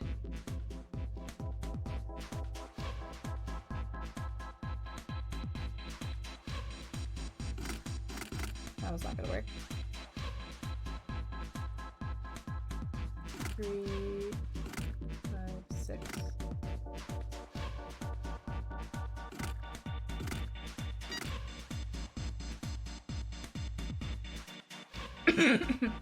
Okay, so I need...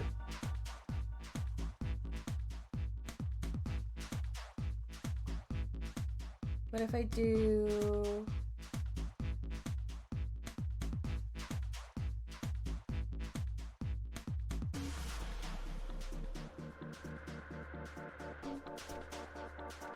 Eight, 9, 10, 11, 12, 13.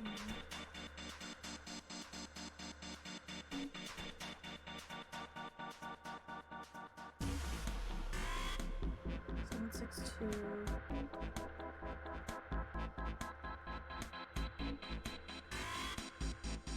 8, 3, 4.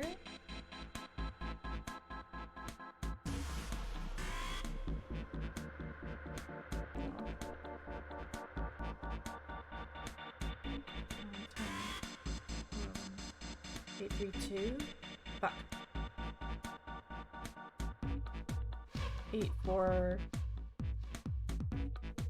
9, 10, 11, 12. 1. Okay, that should work. 8, 4, 1, 7, 6, 2. I did it! Let's go! F. I got an F? No! After all that work? What? Oh, what is F in the ABCD? Fuck. All the lights are on and the shutters opened up. Hey, does that mean... Yeah, we gotta do it again. Man, I thought I was doing so well. We were. Okay, so we've got 9 holes. Browse. And there's an F up above them. I don't know what the F means, but I do know one thing. What's that? This time there are 9 holes. So we need to insert 9 pins. Man, that's boring. Well, why don't you just try it, alright?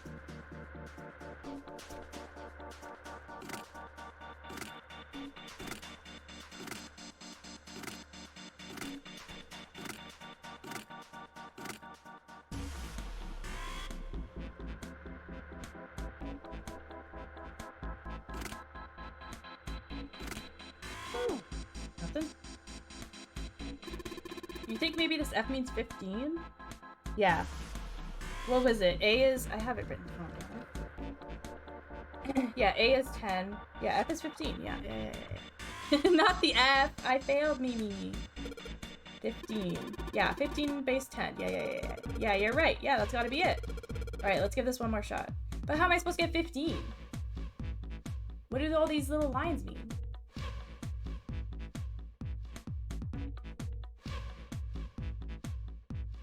I'm confused.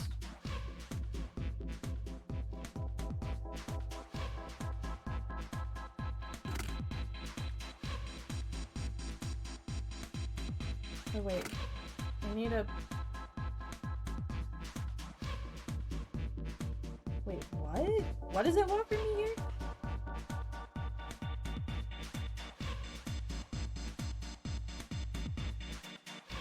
Hair on my keyboard. Get out of here. So it wants 15, but how? Like, literally 15?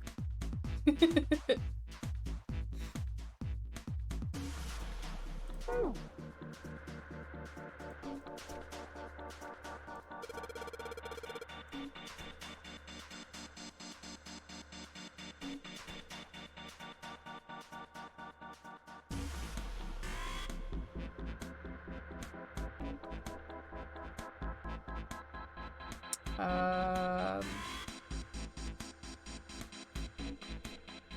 Like, do you want me to make a 5? With these?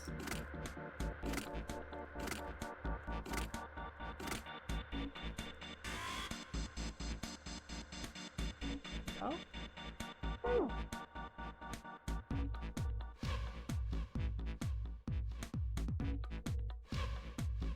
I'm confused.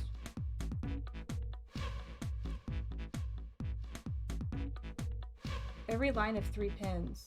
Oh! Okay. I was like, what do you want from me? Jesus Christ. Okay, so we just need to find 3 of 15. Okay. I can do that. Okay. 9.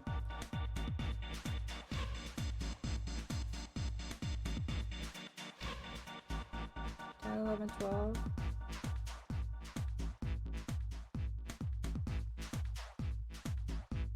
9, 5. 1. 8, 4, 2. 7, 6, 3. Right.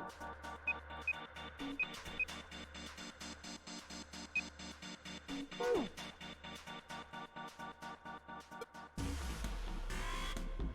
9, 5, 1, 8, 4, 2, 7, 6, 3. No?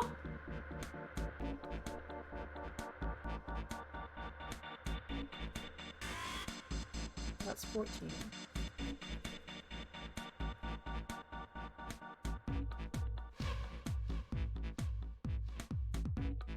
Just switch these two.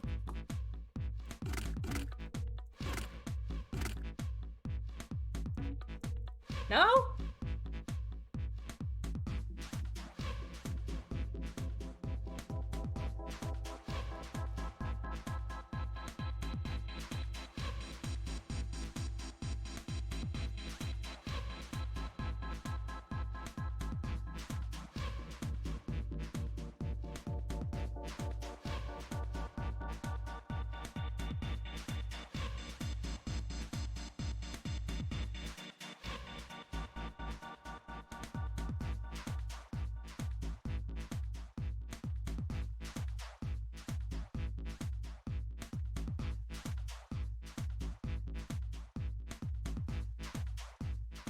That should be right. Do they want it lined up this way? For some reason?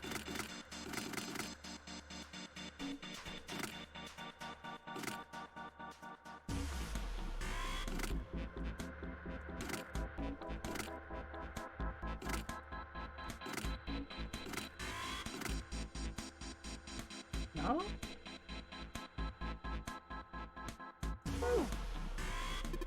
Okay.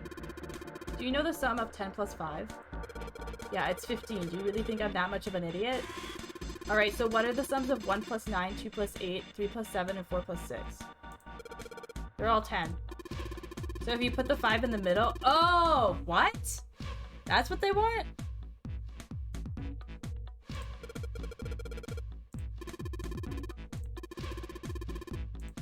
What? Oh, because it's all these connected. I see. That's really confusing.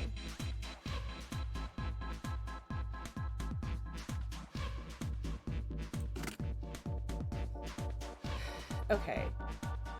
Santa carrying. Thanks, Santa.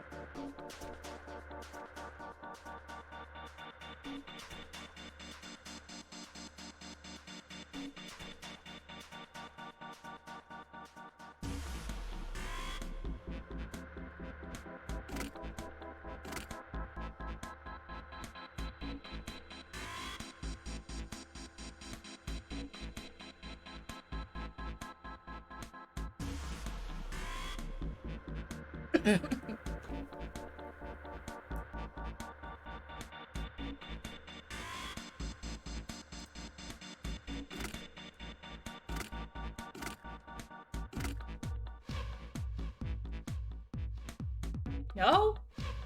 These all have to be at 2 though. Wait, this is hard. Okay, well this for sure. And this for sure, no?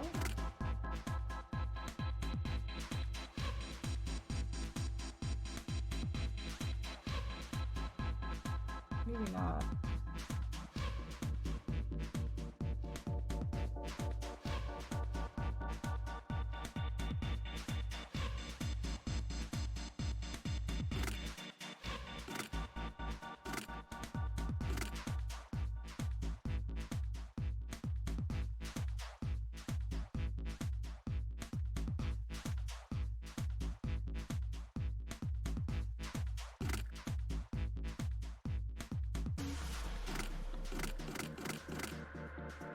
Okay, well let's do 9, because 9's such a big number.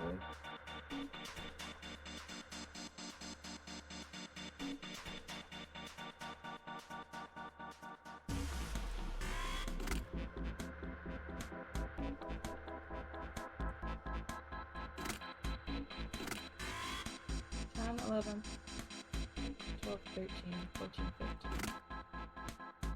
Okay. 5, 6, 7, 8, 9, 10, 11, 12, 13, 14, 15. 8, 9, 10, 11, 12, 13, 14, 15. 5, 6, 7, 8, 9, 10, 11, 12, 13, 14, 15. Got it. Okay. That was really complicated.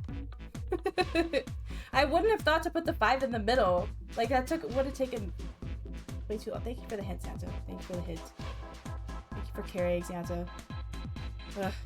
Easy! That one was the hardest in the game, probably, really? I never would have thought I would have been here forever. That was a good hint. Without giving too much away. Here we go, all the pins inserted, all the lights are lit. We did it. We still have an F. Looks like there's electricity going to the monitor on top now. I'm bad at Sudoku style puzzles, so yeah, I agree. Oh, I play Sudoku all the time. Maybe that's why that was so easy for me. I literally play Sudoku every day.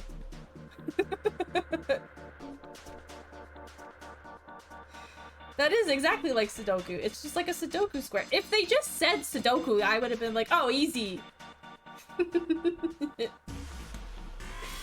Oh my god. Alright, let's see if we can activate the device on top. A green button, a red button, and a lever. I wonder what these do. I think this might help. What the hell is this? Where did you find this? What is that? Where did you find it? What? Who's talking right now? I found it when you were messing around with the pinholes. Ha ha ha ha. Gross. It looks like instructions for this thing. According to what it says here, this thing's a remote control for that. That? Yeah, that. This. What's he pointing? Oh. That machine over there. Apparently it's called the Pushmaster 5000! Are you serious?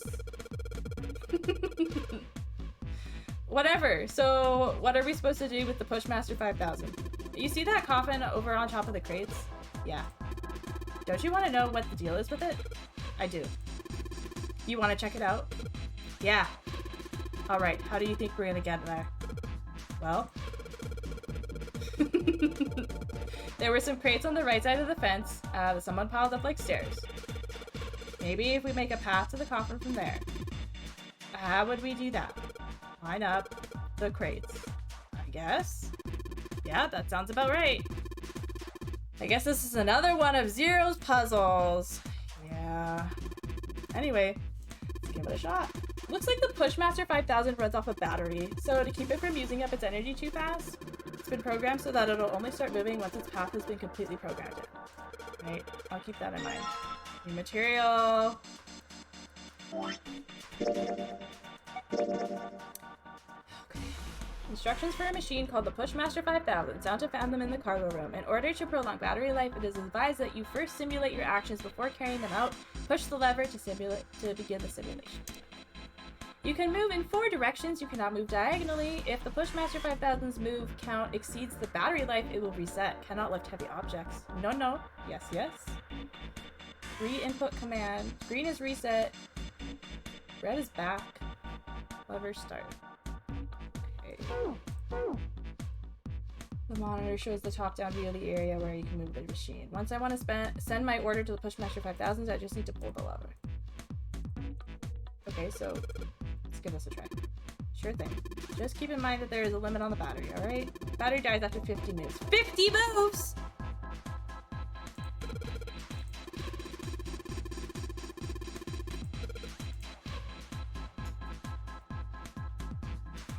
God.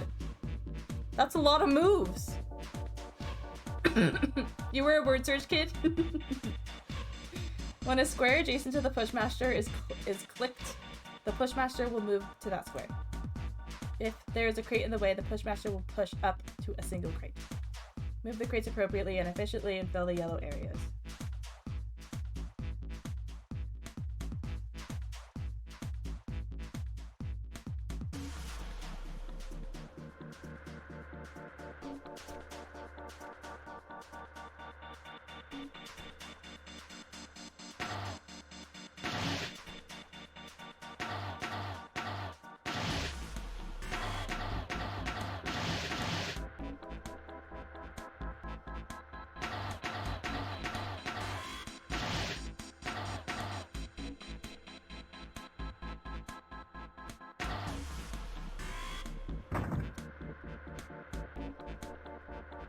I can't push these ones here, because then I can't get them anymore.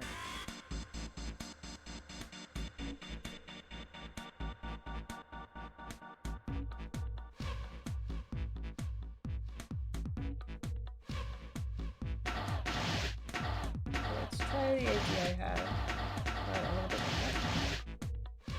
Oh no, I can't go down now.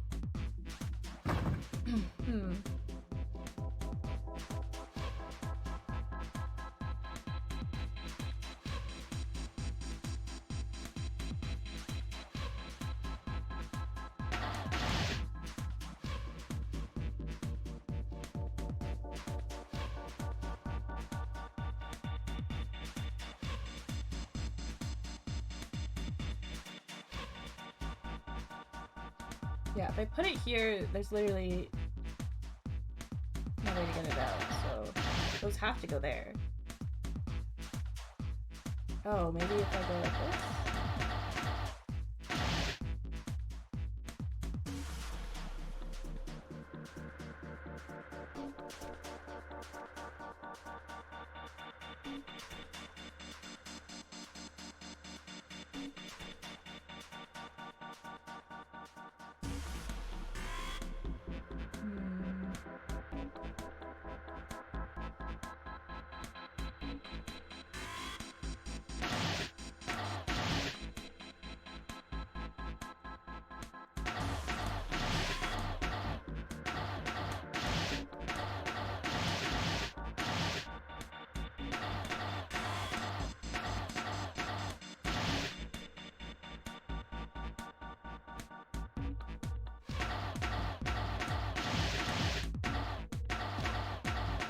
A lot of moves. Oh, okay. I think that's the right idea, though.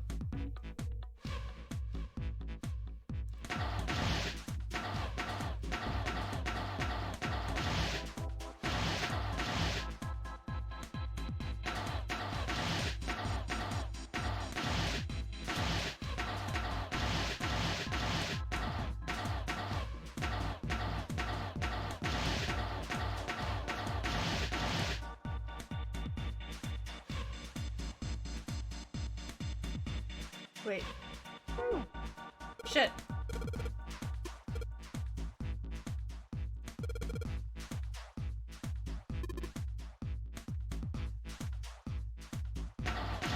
Oh, god damn it.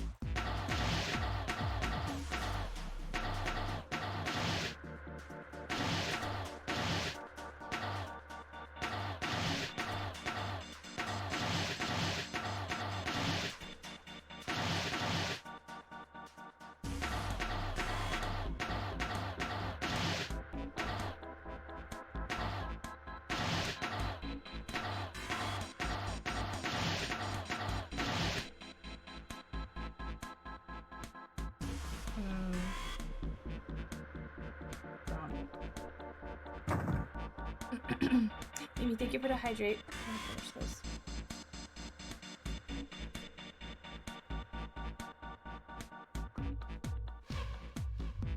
And a grab back.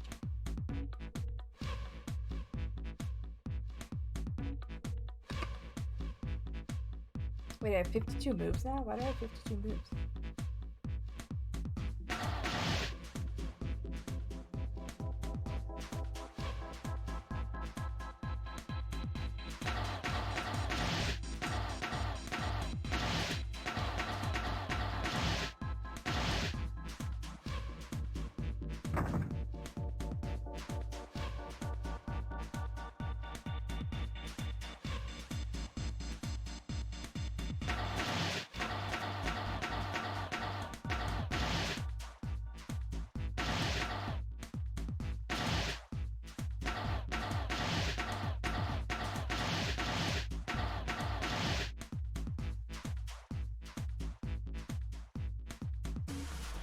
How am I supposed to get a block in here?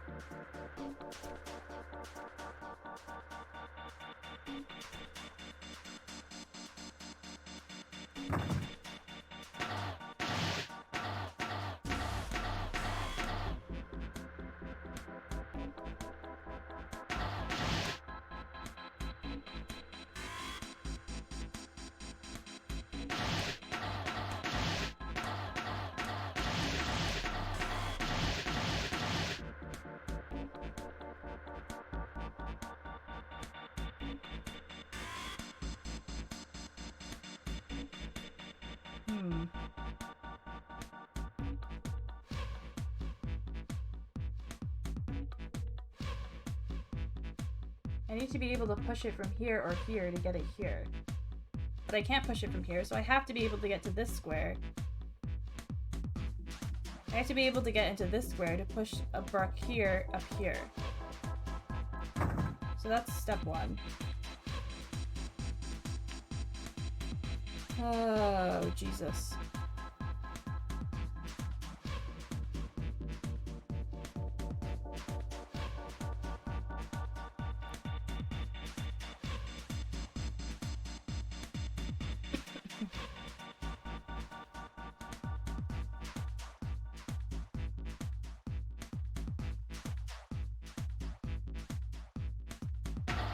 Try once it's here, I can't do anything, right?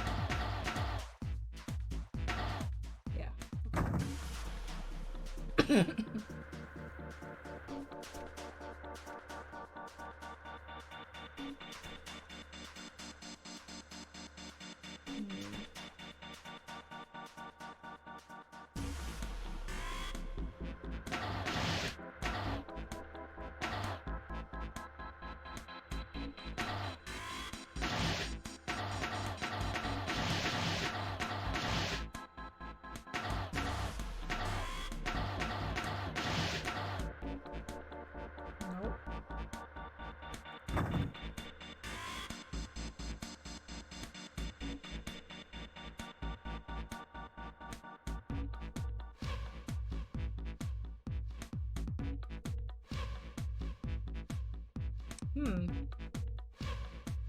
It's tough.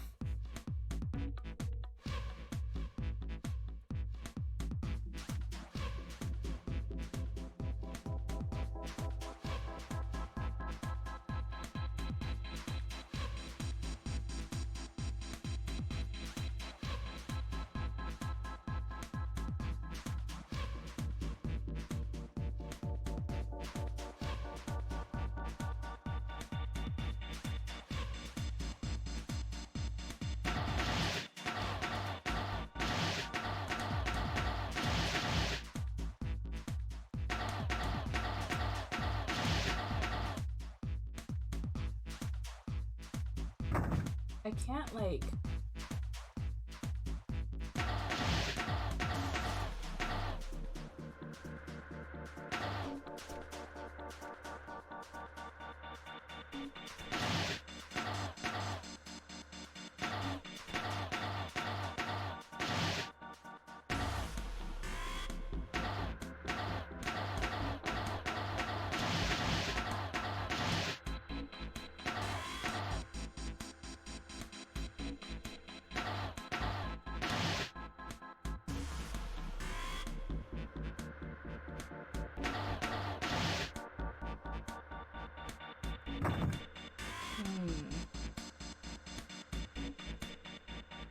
hell am I supposed to do?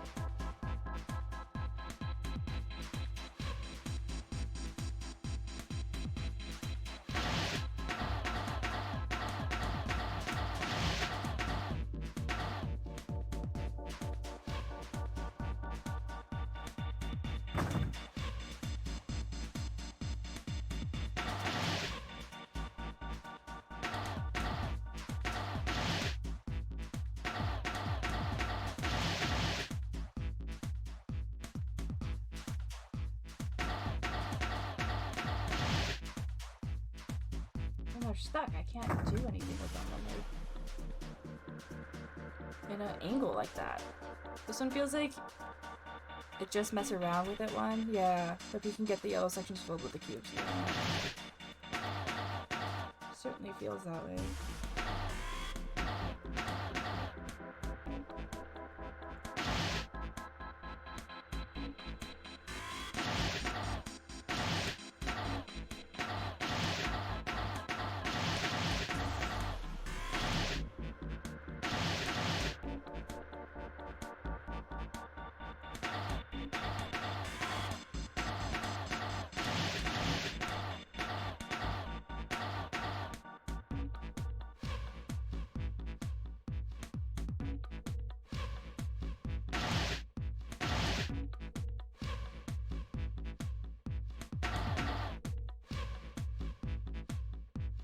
Would that be good enough?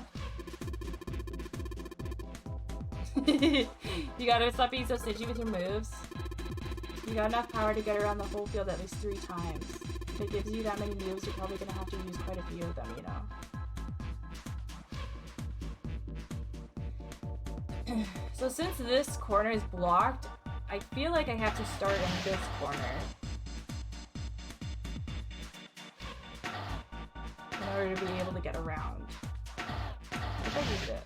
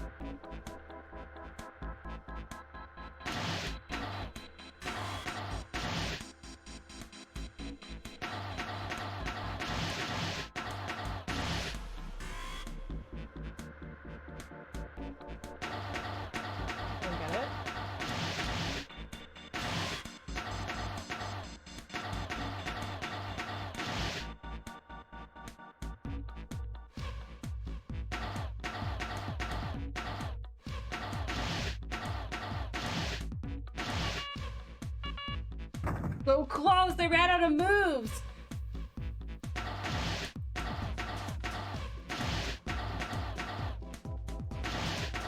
Okay, step one. Get him like that. Now if I do this one first.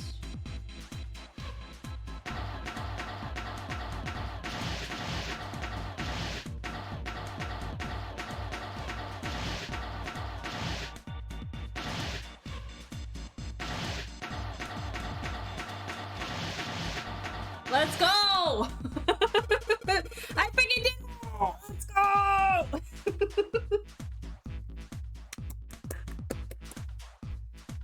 Okay, I'm done putting in the program! What do I do next? Just be quiet and watch. See, it's moving already. Yay! Awesome! The Pushmaster 5000 did what I told it to and lined up all the crates. Great, now we can reach the coffin. Because we want to reach the coffin so bad. We just need to climb those crates over by the fence. Okay. Okay. I did it. That hurt my head. And what's in the coffin? I'm scared. Mommy! Is it Alice? Hey, Alice Malice! Welcome to the chat. Are you in this coffin? Let's find out. Ugh. Just kidding. Welcome in. How are you today? Really?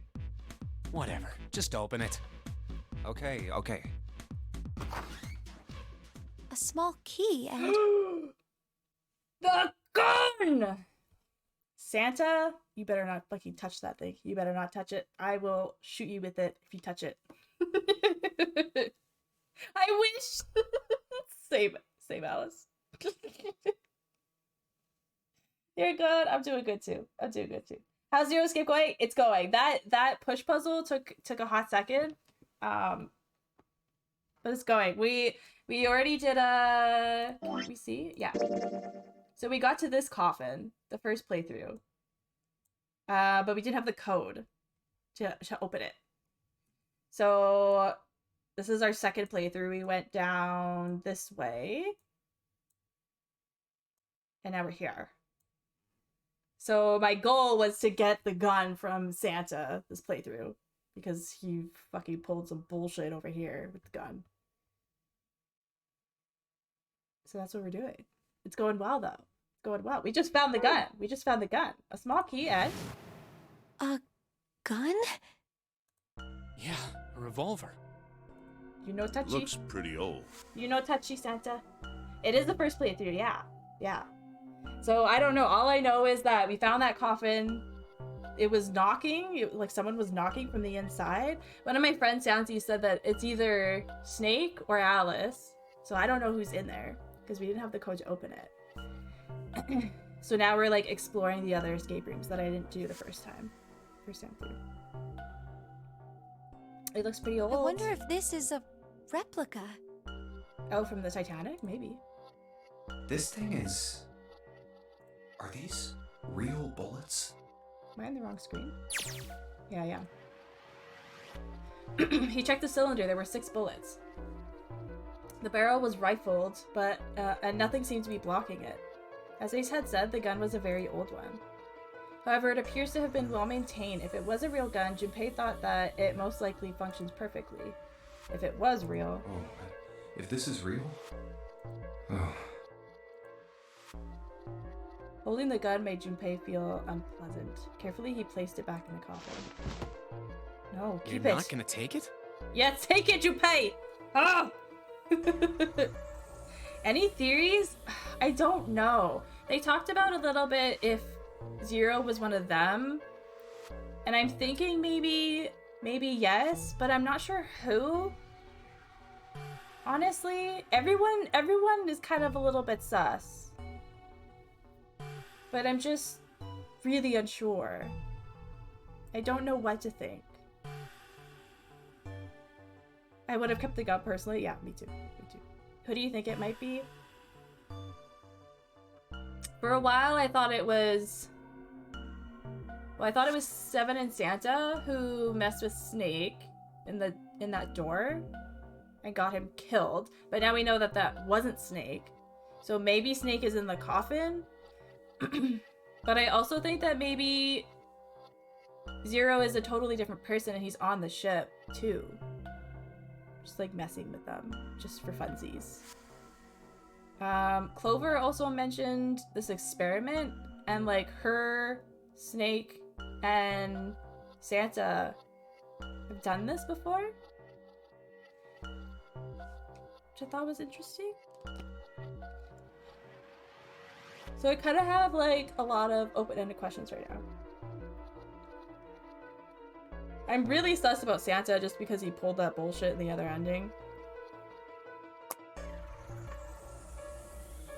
But I don't know, truly. I don't know. Could be anybody. Of course not. All something like this is gonna do is cause more trouble.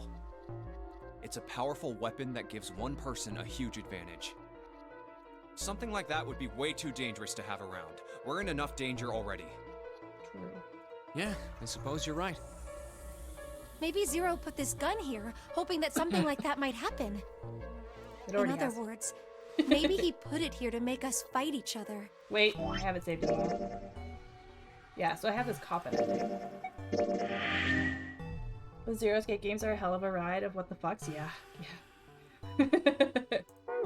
Yeah, when I first started streaming, one of the first games we played was Danganronpa 2.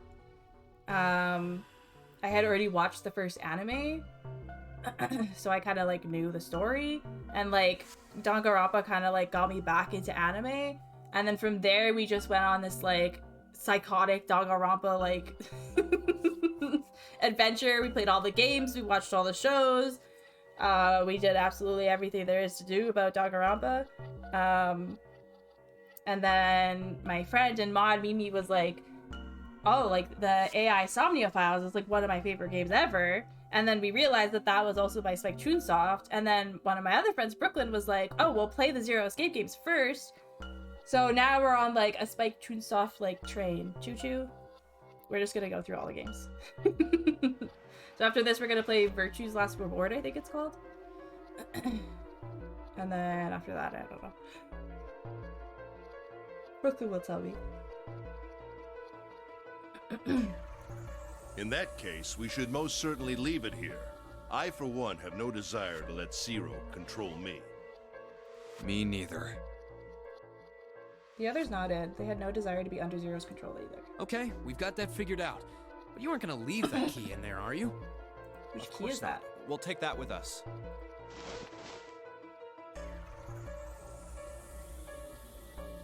Junpei picked up the rusty key and slid the top of the coffin back into place, the gun back where they had found it. Oh. A rusty key. Maybe I can use this. Oh, there's no symbol on it. Interesting. The creators of Danganronpa and Zero Escape are friends. Oh, and left Chunsoft and made their own company? Nice. That's cool. Who's your favorite character so far? I like Clover.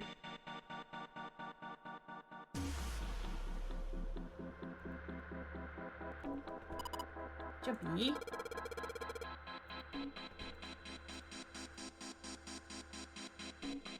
Oh, so now we can open this door and get out. Let's just put this key in here, and yes, sounds like that did it. Yay! Looks like it's open, Jumpy! I see. This key should open this door. Hey, what are you waiting for? Let's go! We're going. Yes, it's opening.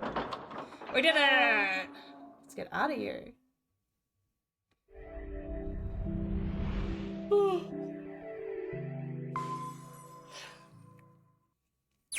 You like Akane and Lotus? Yeah, Lotus is cool too. Lotus is very smart. And you know, well endowed.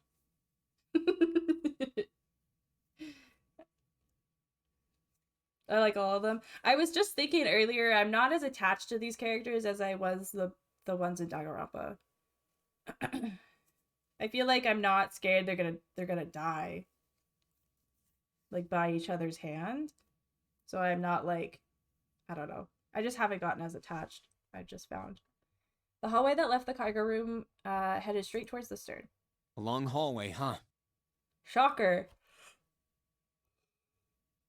GG, you did the thing. Thank you. Let's check it out. Junpei and the other three proceeded down it silently. Some distance along it, a large room opened up on the left-hand side. It looked familiar. An iron gate covered each of the elevators. Junpei and his companions drew to a stop and began to discuss what their next move should be. We've seen this elevator before. Yeah, weren't we on the other side over here? Because you're a Danganronpa character? Gundam Tanaka. I have his voice actor's emotes right now. They're great. And Mimi made me this one. You like Gundam and Ibuki? You will fit right in. You will fit right in, Alice. You will fit right in. Look, we have a... My friend got me a little Gundam plushie. I can always do this backwards. I always do this backwards. He's right there. You can see him. You can see him. He's right there. Not the Gundam deep dive. Mimi, come on. Not with Alice here. Are you kidding me?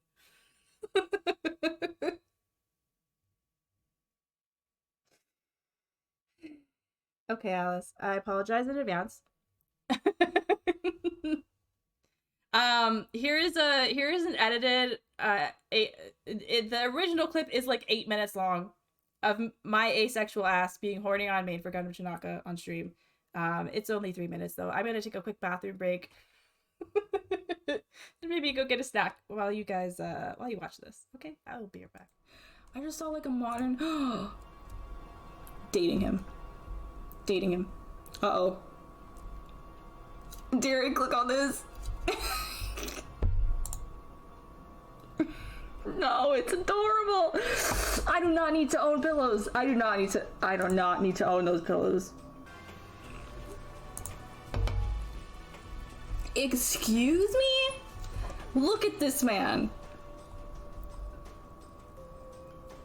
I'm sorry. Take me now. Lord Jesus. I'm sorry for the Gundam derailing, but this is important. Look at this. I need to own this. I need to own this. I absolutely need to own this. No, the hammies. The hammies. Oh my god. I also need this. I also need this. And I need to put my tumbler with all the Gundams on it in this backpack. There's a bag too! There's a bag! No, I didn't mean to open Spotify. You see the bag?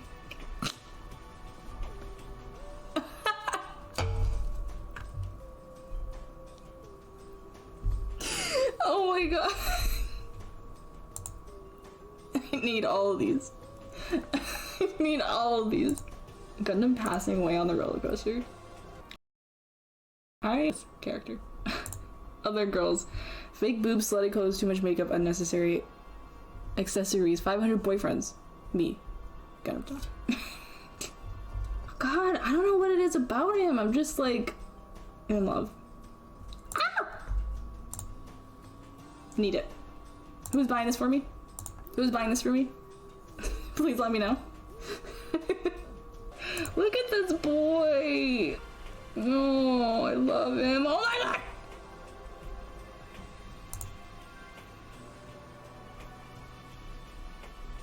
Look how cute. Look how cute. Alright. I'm really trying to pull away, but I can't. I'm oh no, you don't. This Gundam, so I absolutely need these. $7.13. Who's buying these for me? Oh, the picture with all the babies. Look at all the babies. Look how many. 1, 2, 3, 4, 5, 6, 7, 8, 9, 10, 11, 12, 13, 14, 15, 16. He has 17 hamsters on him. The absolute mad lad. Don't you already own his ethereal undies? Yes, but I need more. Oh, spicy. Here's some BL for you guys. That's spicy.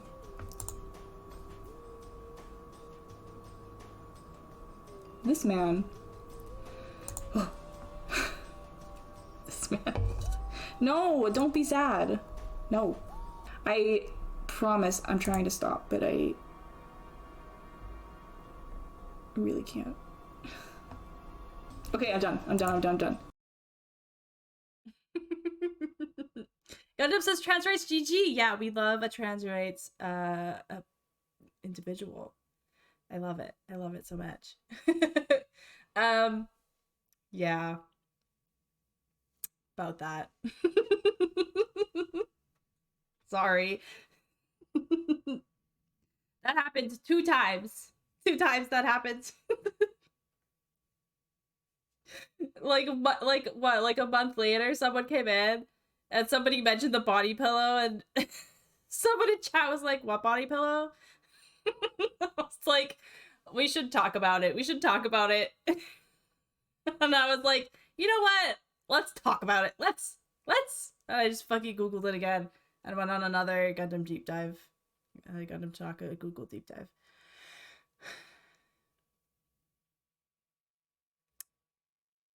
Welcome in, Alice. That was amazing. It's funny every time. It's truly funny every time. I can't not laugh at it. I was like 3 Mike's Hards in. It was pretty bad. We got off the one on the left just a little while ago. Yeah, we did. Then we went through the number 6 door, and that took us to the engine room. Mm-hmm. Yes, and after that we passed through the cargo room. Thanks for the recap of the And stream. now we're back here. We're back here. In other words, we made a loop. We're back where we started. No, we're on the other side of the fence, Junpei. Are you dumb? Junpei approached the elevator. We needed a card to get to this point. I don't see a card reader here. Perhaps we aren't able to activate it from this location. Why don't you just try pushing the button? Yeah. Gently, he pushed the triangular button on the wall. A moment passed. It works! It works.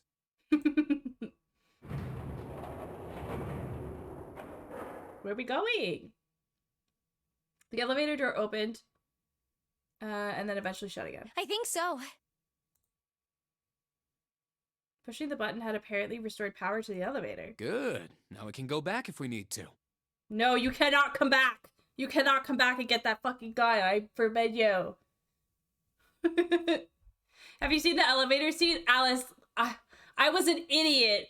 2 weeks ago, I accidentally skipped all that dialogue. But since we're gonna have to go through this again anyways, I figured I'll make sure I don't do that again.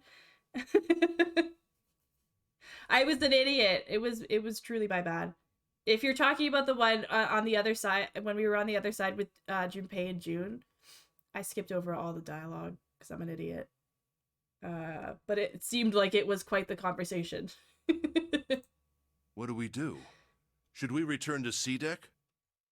No, this hallway keeps going. Even if we do end up going back, I think we should see what's down there first. Mm-hmm. I agree. Let's go. Yeah, that one, Alice. That one. The decision made, Junpei and his companions left the elevators behind and continued down the hallway. Sometime later, Looks like it ends here. Santa, who had been walking several paces in front of the rest, suddenly stopped. Only one door. Oh, this is the last door. I know I skipped over all the best. I didn't mean to.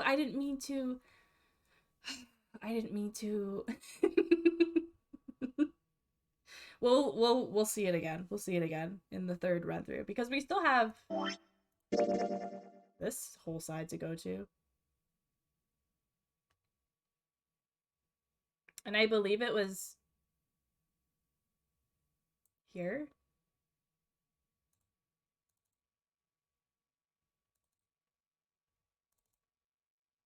Oh no, it was lower. Here, maybe? Yeah, like here. I don't know. We'll see it again eventually. There's 2 paths here too, so we'll see it. We'll see it. They search around just in case. There isn't anything else. It's the only way to go. It was the door or nothing. All right, let's open it. Junpei took a deep breath, readied himself, and then grabbed the doorknob and pulled the door open. Door 9. He paused for a moment and then stepped through into the room. And there he saw the number that had hung over their heads since they'd woken up. 9. The 9 door. Like the numbers on every other door, this one too was the rough shape made of red paint. Its door was set in the back wall of the room. Junpei leapt toward it with a sudden burst of hopeful energy. It was a large double door, heavy and full of solemn importance. How did he literally painted the numbers on and then reattached the door handles? That seems like a lot of work for no reason. He grabbed the door handle and shook. It's not gonna open. Of course it wouldn't be that easy. The red sat on the wall next to the door. Displayed on it? Vacant. Huh. Yep. We finally found it. Junpei felt himself overwhelmed by a torrent of emotions. At last they found the exit, but cold gripped his heart and he knew all too well why. As he stood frozen, unsure what to think or feel. Jumpy! Huh? Look! Behind you! The other one! He spun around! And he couldn't believe what he saw. What? A 9 door. There's another one. Shit. Why? Junpei's voice was barely audible, even to himself. He stumbled toward the second door as if somehow compelled. It was a small single door. It sat in the starboard corner of the room, on the same wall as the door they'd entered from, but on the opposite corner. It's 9, no matter how you look at it. Well, if you look at it upside down, it's a 6. The red is there too. So this is a real one? Junpei shook the door handle pointlessly and muttered to himself. Why the hell are there 2 doors? It was Santa who answered. There were always 2 doors. What do you mean? I mean, if you think about it, Zero never actually said there was only one door with a 9 on it. It is hidden, but an exit can be found. Seek a way out. Seek a door that carries a 9. It's just weird that they're in the same room. While we were locked in the freezer, freezing to death, let us wait time by talking about random shit like Ice 9. Yeah. I know, that part was so weird. I'm like, hello? We're like on a time limit here, my dudes. We can't be telling a story right now. Of course, we just assumed that there was only one. After all, why would there be more than one? Oh, man. We fell for it. There are 2 doors. That means that all 9 people who had met at the central staircase could escape. No one would be left behind. Oh. Now it makes sense why the bracelets are numbers, 1 through 9, divided into teams of 4 and 5 people. Interesting. The digital root of both teams ends up being 9. Take 1, 2, 7, 8 and 3, 4, 5, 6, 9 for example. The digital root for both teams would be 9. Yeah, but we don't have 9 anymore because he's an asshole. Or 2, 3, 4, 9 and 1, 5, 6, 7, 8. The digital root is still 9. There are a bunch of combinations that work and they all end up the same way.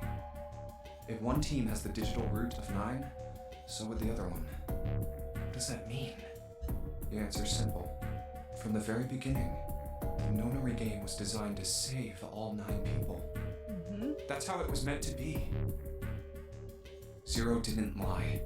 My god.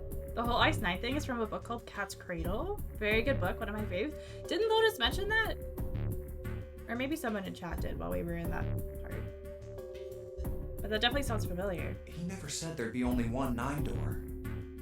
But anyone who'd found themselves in the game would have assumed that was the case. Fights would have broken out. One team would likely betray or deceive the other. Someone might be hurt. Someone might get killed. But eventually, they'd reach this very same room and realize how pointless all their infighting was. There were 2 doors. There was no need to kill each other. They'd understand and be appalled, overwhelmed with guilt at what they'd done. This game was designed for that purpose. Yeah, but it was the ninth man's fault. He's the one who doomed himself. This notary game. We were all arguing and fighting over doors at the beginning. But if there had been one slip up, one tiny mistake that led to more, everything could have been so much worse now. The thought of it sent a chill down his spine. So, what are we going to do, Junpei? A voice broke through Junpei's tragic thoughts. Sata's voice. Huh? Oh, right. Hey, keep it together, man. Oh, is it a wiki on the book, Cat's Cradle? I'll have to look it up after. Sorry. Jeez. So what do we do? What do you... We need to think about our next step. Our numbers are 1, 3, 5, and 6. That's a digital root of 6. The four of us can't open the number 9 door. Junpei was talking, not Santa. The 4. Wait, don't tell me. Yep. There's one combination that'll let 3 of us open the 9 door. That's why I'm asking, what now? What now? It took him no time at all to determine the answer. There was only one combination of 3 people that would give the digital root of 9.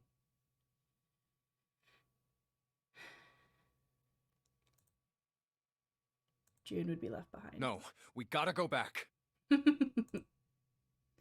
That wasn't a possibility he was willing to consider. Santa and Ace agreed. Yep. I agree. We cannot leave June behind. Junpei let out a breath he hadn't realized he'd been holding. Are you sure? I don't mind staying. June's body betrayed her true feelings. Her eyes were wet with the beginning of tears and her legs shook. It's okay. There's no way we'd leave you behind. Santa had said what Junpei had known the moment he realized which 3 people could go through the door. Besides, I'd rather drown at the bottom of the ocean than escape with this sausage fest. Ha! Got him! Maybe I'll get to go to Atlanta. Are you sure you don't mean Atlantis? No, he definitely means Atlanta. Huh? Oh, right.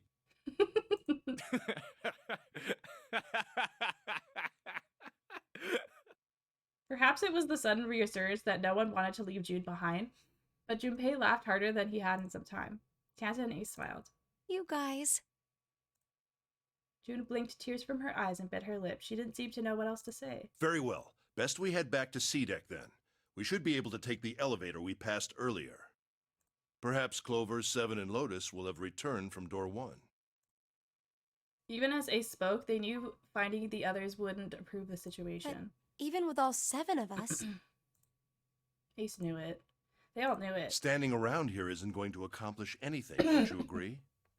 Let's find the other 3 first, and then search for another solution. I guess you're right. All right, let's go. Ace looked at all 3 of them and then turned and headed through the door. Yeah. Okay. Let's go. Santa and June followed. Huh. Junpei started towards the door, then stopped. Come to think of it, what is this room? It didn't seem terribly important now, but what exactly was it? We were so focused on the doors, we didn't even look around. A red carpet ran between 2 columns of wooden benches that ran the length of the room. Huh. It looks like it's set up for some kind of ceremony. But what kind? Facing the 9 door was the carpet leading to the bow of the ship. And at the end? Was it an altar, perhaps? There was a small rectangular alcove at the end of the carpet, and inside the alcove was a raised platform. Resting on top of the platform was a coffin. A coffin? Looks like a chapel, a church. Yeah, that's what I thought too. What on earth is a coffin doing in a place like this? You just saw a coffin in the other room. But before Junpei had time to answer that question... Hey, Junpei, the hell are you doing? Let's move. You're so aggressive, Santa. Santa's voice echoed in from the hall outside. Right, okay. I'll be right there.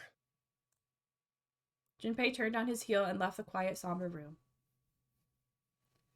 Oh boy. The knocking. No! No! No! I hate it. It's so disturbing. I hate it. We're okay. If it's actually Alice in there, I'm gonna freaking lose it. They took the elevator up to the C deck.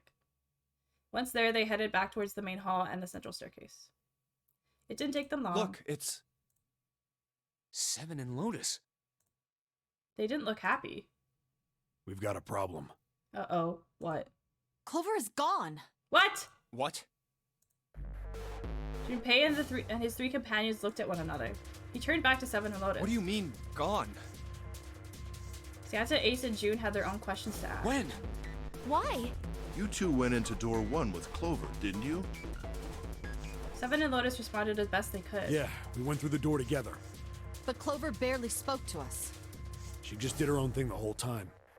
Huh. There were 4 rooms on the other side of door 1.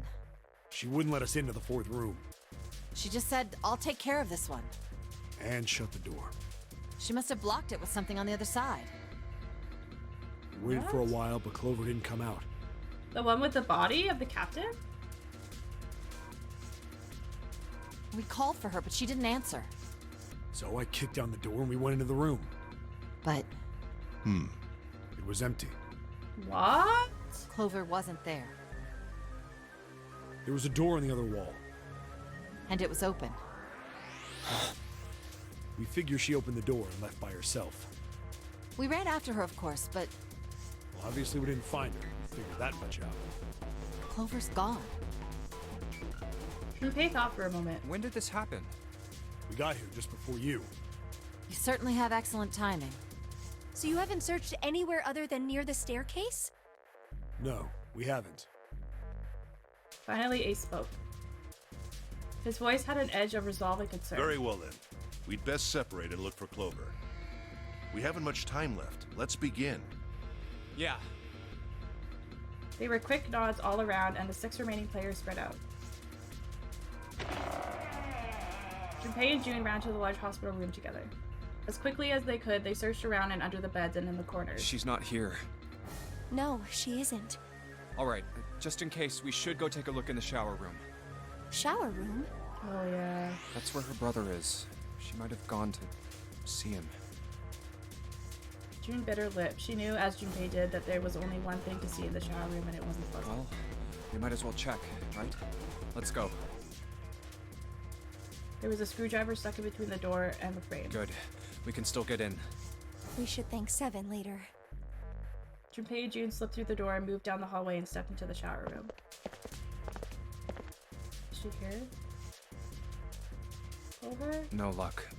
Ugh. Yeah, I don't think she's here. June's voice was faint, and she placed her hands over her mouth. Her face looked a little green. The smell is horrible. The stench in the room was almost unbearable. It had grown far more unpleasant since their last visit. If Junpei had eaten a lunch, he would have had difficulty retaining it. He wanted to leave the room as soon as possible, but he had to be sure. And the only way to be sure was to check the other side of the divider. Let's check the back, just to be sure. June offered no resistance and nodded weakly to Junpei as he headed around the divider. What's with the LR? They never mentioned that. He stopped at the corner and turned his head. Oh, she's not here. As he'd expected, Clover was nowhere to be seen. The only thing on the other side of the divider was a dead body lying in a reddish-brown puddle of drying blood. Snake. Is it Snake, though? Just where did your sister go? Junpei whispered to what once was Snake. He'd asked rhetorically, of course, as there was no way he'd get an answer. He gave a deep sigh. Such a horrible way to go. We know. The skull shattered, the left arm's hideously twisted. Yeah, because Clover said that Snake doesn't have a real left arm. Wait. Does he remember that? The bright white of the ulna was clearly visible through the remains of skin and muscle. Bright white. Ulna. Bones. The pieces fell into place. Junpei remembered something Clover had told him in the laboratory. My brother's left arm is, it's not like a normal person's arm. The accident hurt him really bad. Of course. Of course. Why didn't I realize it earlier?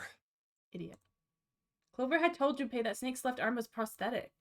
But the left arm of the corpse behind the divider was clearly a real human arm, or at least it had been once. That meant the corpse? Jumpy? June's unsure voice that Junpei's sudden strange behavior drew his attention back to her. Sorry for making you wait. Let's go.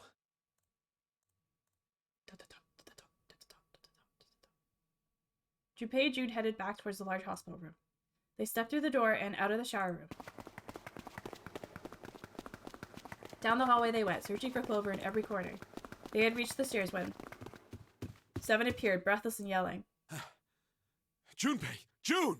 Where were you guys? He looked pale and his face was drawn. Something terrible had happened. No. Junpei's breath caught in his throat. Did something happen? Seven drew a shaking hand across his face and gulped down a breath of air. Clover is... No, no. Clover is dead. No!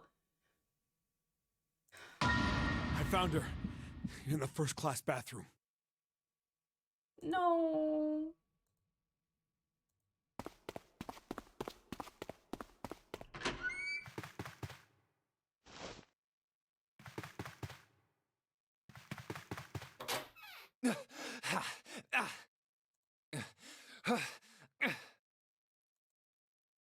All sound ceased for Junpei. The world was an empty, muffled expanse.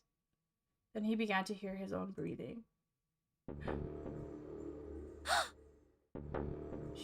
She isn't exploded. Suicide? June's mouth moved, but he heard nothing.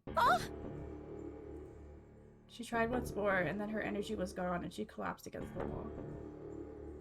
He could have helped her, but he hadn't, and now she was dead. So he stood there, frozen in place. Clover. Clover. Why? Why did this happen? He forced his body to move. Each step felt like another nail pounded into his heart. Finally, he was in front of her.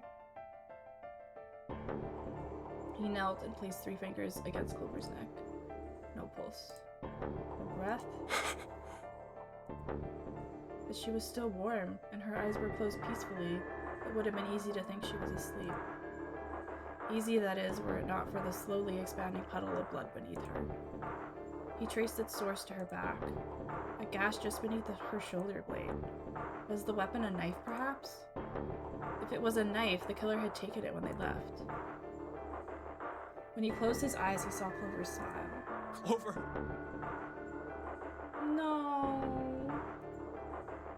Her innocent smile. Her energy. He would never see her smile again. No way. He could have done something. He could have helped her. His stomach twisted itself into a sickening knot. Let's get out of here, June. Junpei lifted a limp June from the floor and carried her from the bathroom.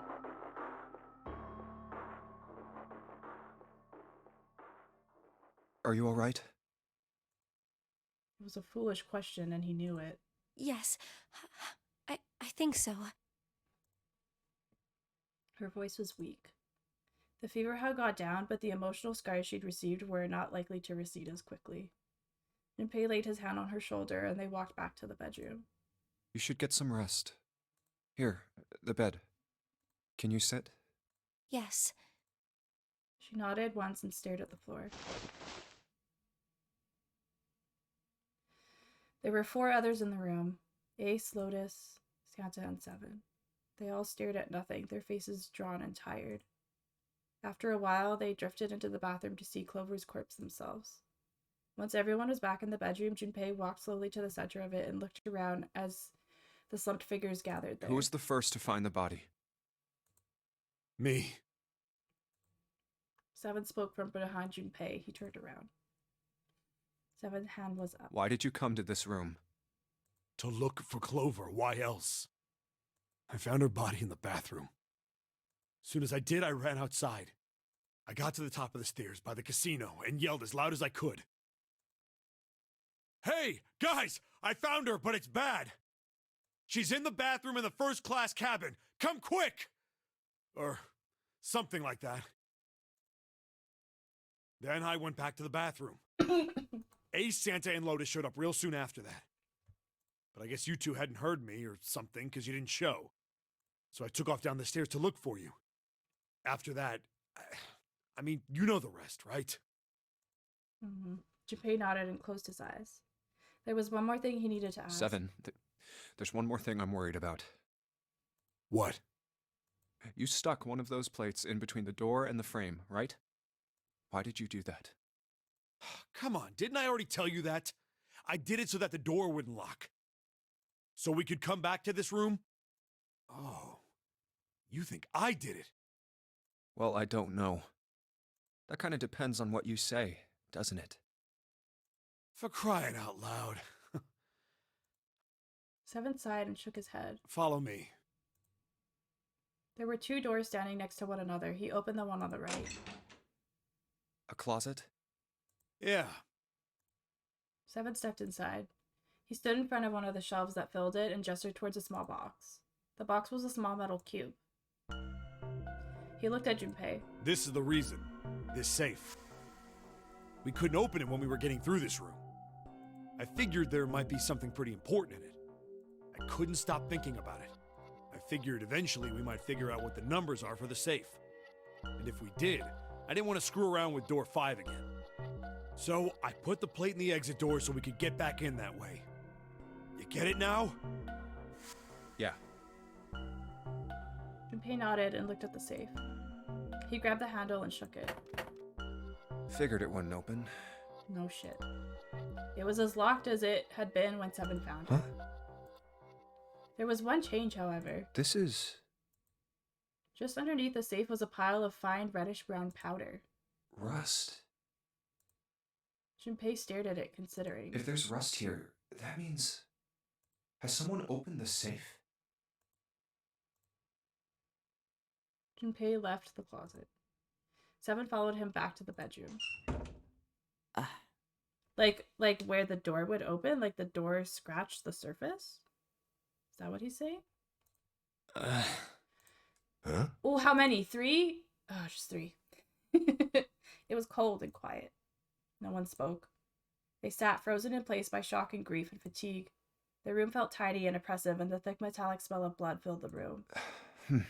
Oh, 4. Junpei turned and headed for the living room. Anything to get out of there. Maybe there's another clue. Anything that might lead us to discover who stabbed Clover. I guess it couldn't have been herself if it was in her back.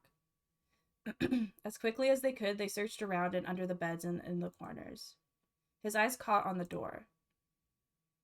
The door that led to the passageway of door number 5. Behind this door. The 9th man's body is behind there. Okay. Maybe I should have another look at it, just in case. Quietly, he pushed open the door. Ugh. The smell hit him like a blow to the face. Oh, the hell? This smell is... His lungs contracted, unwilling to inhale such fetid air. Fetid air? Acid boiled up from the base of his stomach, churning what little food was there into a violent froth. Oh, he's gonna throw up. It was too much for him, and he vomited. A thin stream of yellow water and bile splattered on the floor. He wiped his mouth weakly and stared at the dead body. Chunks of torn flesh lay in an arc around the body. What remained of its intestines had slid out onto the floor. Very nice. The pool of blood that framed it was half dry, but so thick that it had taken on a texture not unlike that of an egg yolk prepared sunny side up. Yum, yum, yum. On the floor next to the broken mass of the man's head lay his glasses, cracked, spidering across the lenses. The bloodstains near them had already dried like scabs on the floor. Wait. That was when he noticed. It's gone. The bracelet. His bracelet. It's gone. It was right next to the glasses. But now, it was gone. The number 9 bracelet was gone. But why? Had someone taken it? He was turning it over and over in his mind when he heard Seven's voice. Where'd Junpei go? It had drifted out to him from the living room. Mm. Junpei walked slowly out of the hallway. Oh, there you are. Were you looking for something in the hallway? Seven looked up as Junpei entered the room. Yeah. Did you find something? He thought for a moment before he responded. No, nothing. Technically, it wasn't a lie. He hadn't found anything. In a way, in fact, that was the problem. Something he'd expected to find hadn't been there, the ninth man's bracelet. What's up? Well, I wanted you to take a look at something. What is it? Seven led Junpei back to the bathroom. Clover. As Clover's corpse came into view, he felt his heart flip and then fall to the bottom of his stomach. Something between a sigh and a groan escaped his lips. What was it you wanted to show me? His voice was hollow and empty. I searched Clover's body again.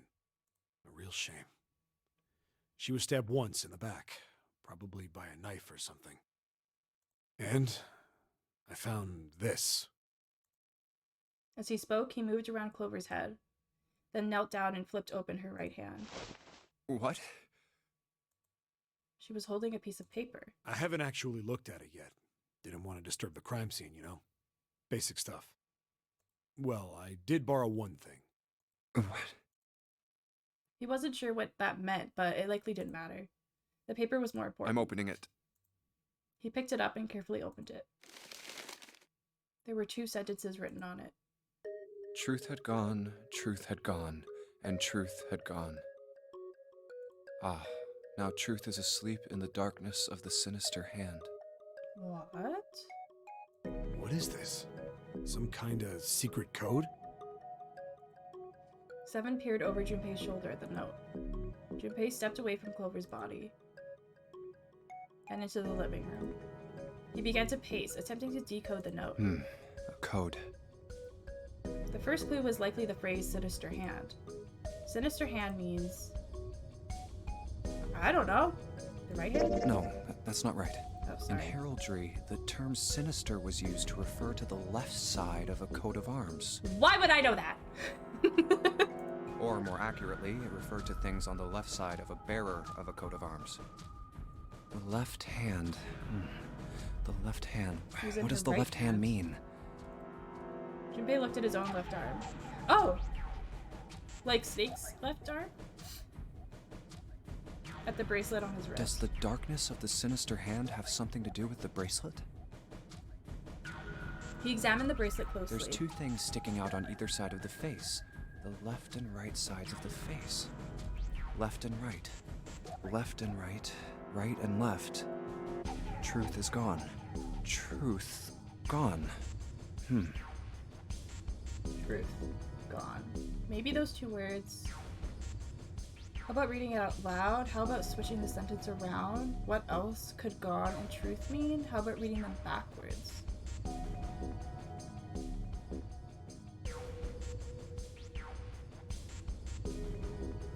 The truth is asleep in the darkness of the sinister hand. Truth had gone, truth had gone, truth had gone.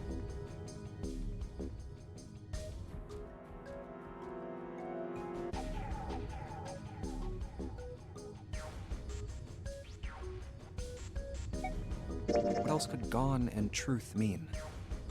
Truth, of course, means something that is correct, something that's fact. In other words, something that is right. You could then safely assume that gone means left. After all, after someone left, they were gone. But in this case, they clearly refer to their directional homonyms. Then truth equals right, and gone equals left. Right had left? Right had left?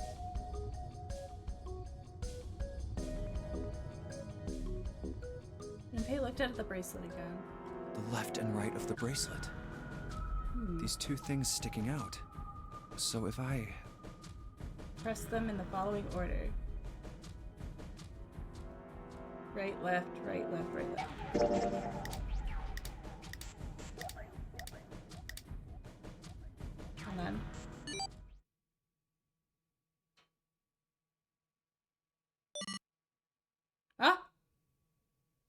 One after another, 8 numbers flashed on and then off on the face of Junpei's bracelet. Wait, did it just... He checked one more time to be sure.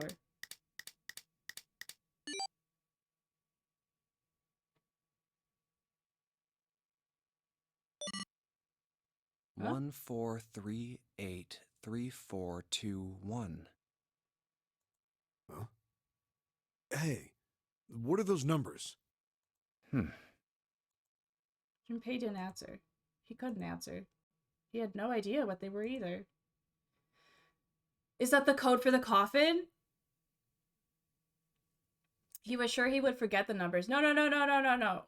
Okay, good. And the order they came in if he said anything. 14383421. Hold on, I'm writing this down just in case. Hold on. 14383421. Okay. Muttering the numbers to himself over and over, Junpei headed toward the bathroom. 14383421. 14383421. 14383421. Oh, for the safe. 14383421. Before long, he found himself in front of the safe again. Its lock was the only device he could think of that required a sentence of numbers such as the ones he'd just discovered. Besides, someone had opened the safe at least once already. Had Clover come to the bedroom to open it? Junpei slowly dialed the numbers the bracelet had given him. 1 to the right, 4 to the left, and... Oh, Finished. bingo. I knew it was for this. A small, telltale sound of a lock opening. He grabbed the handle, took a deep breath, and pulled it up. Oh, is this some sort of note? Inside was a piece of paper. It was roughly the same size as the one Clover had been holding. Let's see. Junpei picked it up. This is what it said. Fact number 1. The Nonary game was played once before, 9 years ago. Fact number 2. The person with the number 2 bracelet attended the game 9 years ago, Snake. Fact number 3. It was planned by the following 4 people. Cradle Pharmaceutical CEO, Ace. Gentaro Hongo? Cradle Pharmaceuticals Chief of Staff. Is Ace 0? Nagisa Nijisaki, not Doja Cat. Cradle Pharmaceuticals R&D Supervisor. Oh, I see. It's the names. Okay. The CEO, Gentaro. Okay. The Chief of Staff, Nagisa. The R&D Supervisor, Teruaki. Majority shareholder, Kagechika. I must punish them for the innocent lives they sacrificed. This is the only warning they will receive. That innocent souls might be saved, I now state the truth. 0. What?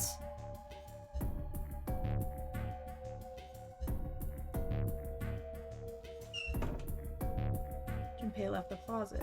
Huh. No, I'm 0. We are all 0. Oh god, please no. There were 5 people waiting for him in the bedroom. Browse. Ace, Lotus, Santa, 7, and Jude. He looked at each one of them in turn and then slowly placed his hands in the pocket of his vest. Sorry, but do you think you could all come with me? Come with you? I want all of you to go to the big hospital room. Why? There's something I want to be sure of. What do you want to be sure of? I want to know if the person I suspect is really the culprit. Wait, then you're saying... Yeah. I think I've got it figured out. I know who killed Snake and Clover. The atmosphere in the room changed. Grief was suddenly gone, replaced by attention like the strap of leather stretched to its limit. 5 sets of eyes stared at Junpei. So if Ace is responsible, did he kill Snake because he didn't get to do it 9 years ago? But we don't even know if Snake is actually dead or not. Pretended not to notice. Anyway, if you could all please move to the big hospital room. I'll explain everything as soon as we get there. Then, almost as if on cue, the bell began to ring. They all heard it. It was the bell from the clock in the main staircase.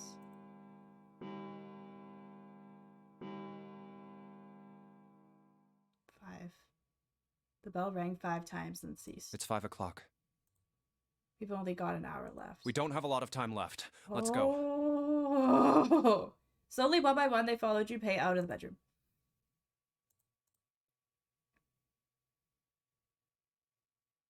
Actually, before we get started, I was hoping you could do something for me. What's that?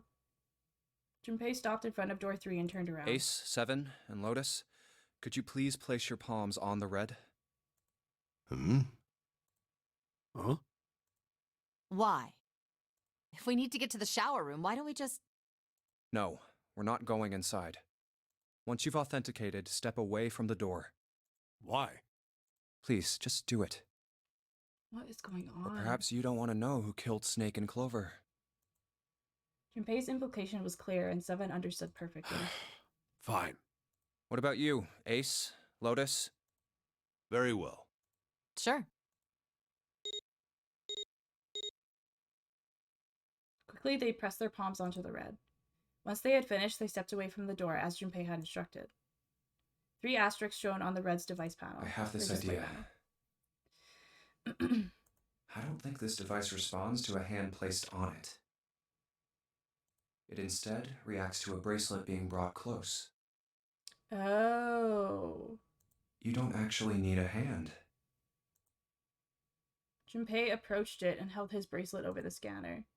He made quite sure he didn't place his palm on it and instead only brought his bracelet near it. The 4th asterisk appeared. I knew it. Just as Junpei had expected. It was possible to authenticate without placing one's palm on the red, so long as the bracelet was brought near it. Junpei pulled the lever down.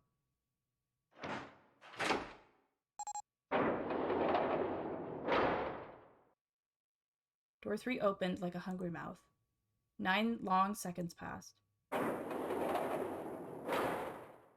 And the door shut, unfed.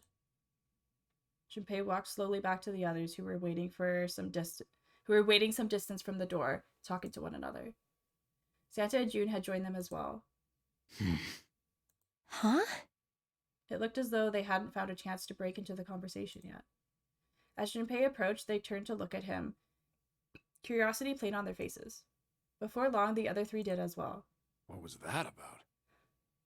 How should I know? Clearly, they were all expecting some answers. Thanks. I appreciate your cooperation.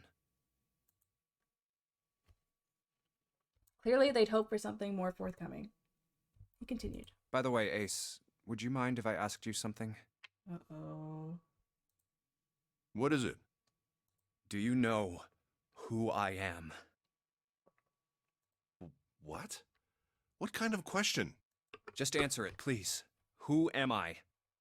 You're Junpei, of course. Who else would you be? Unfortunately, that's the wrong answer. Actually, I'm Santa.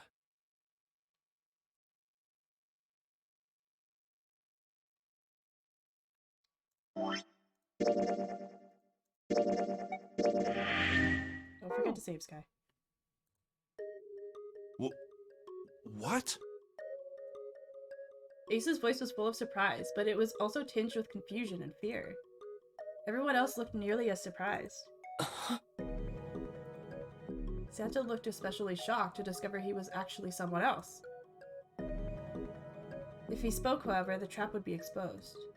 Junpei quickly continued. The clothes I'm wearing, I borrowed from Junpei. And the clothes he's wearing are mine. We had a little swap. What? That's ridiculous. Impossible. So, you're saying I'm not Santa? Of course you aren't. Why? What makes you so sure I'm not Santa? If you were Santa, then door 3 wouldn't have opened for us just now. 1 plus 7 plus 8 plus 3 equals 19. 1 plus 9 would be 10. The digital route would be 1. But the 4 of us just opened door 3. You can't possibly be Santa. Your bracelet number isn't 3. It's 5, right?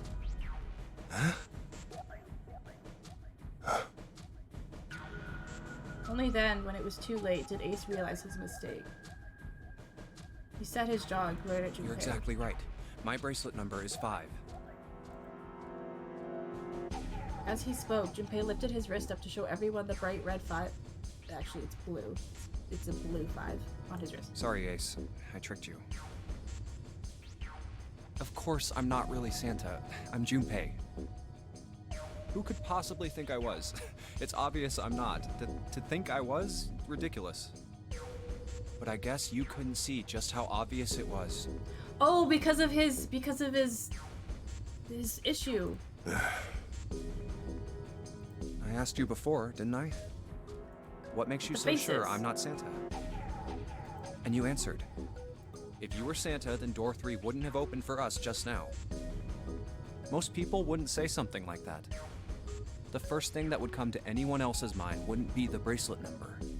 There'd only be one thing they'd say. One sentence. You don't have his face. Ace, you have prosopagnosia, am I right? Junpei's voice was quiet and calm. He knew the truth, so did Ace. Prosopagnosia? Amy, thank you for the hydrate the grab backpack. Sorry, I'm very...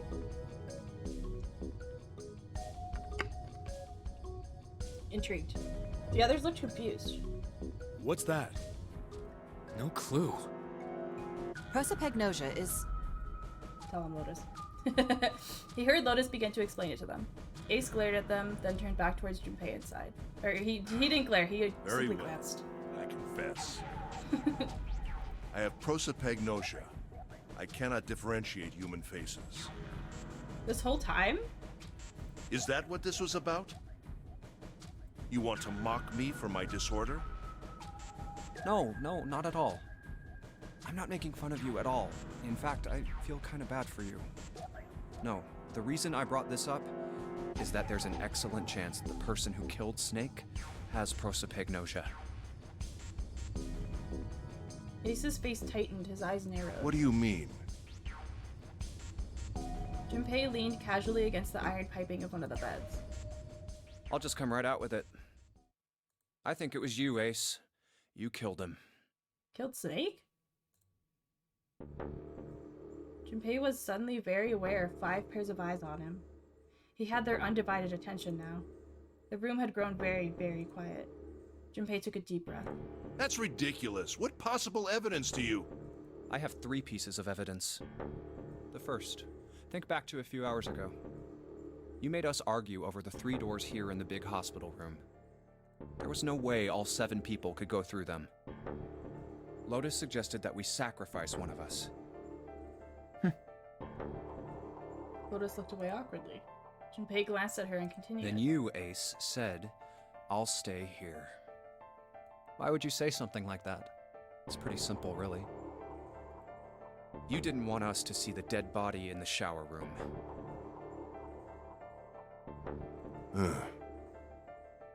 You see, if Ace stayed behind, there were only 2 doors the rest of us could go through. Doors 7 and 8. There was no way we could get through door 3, the shower room.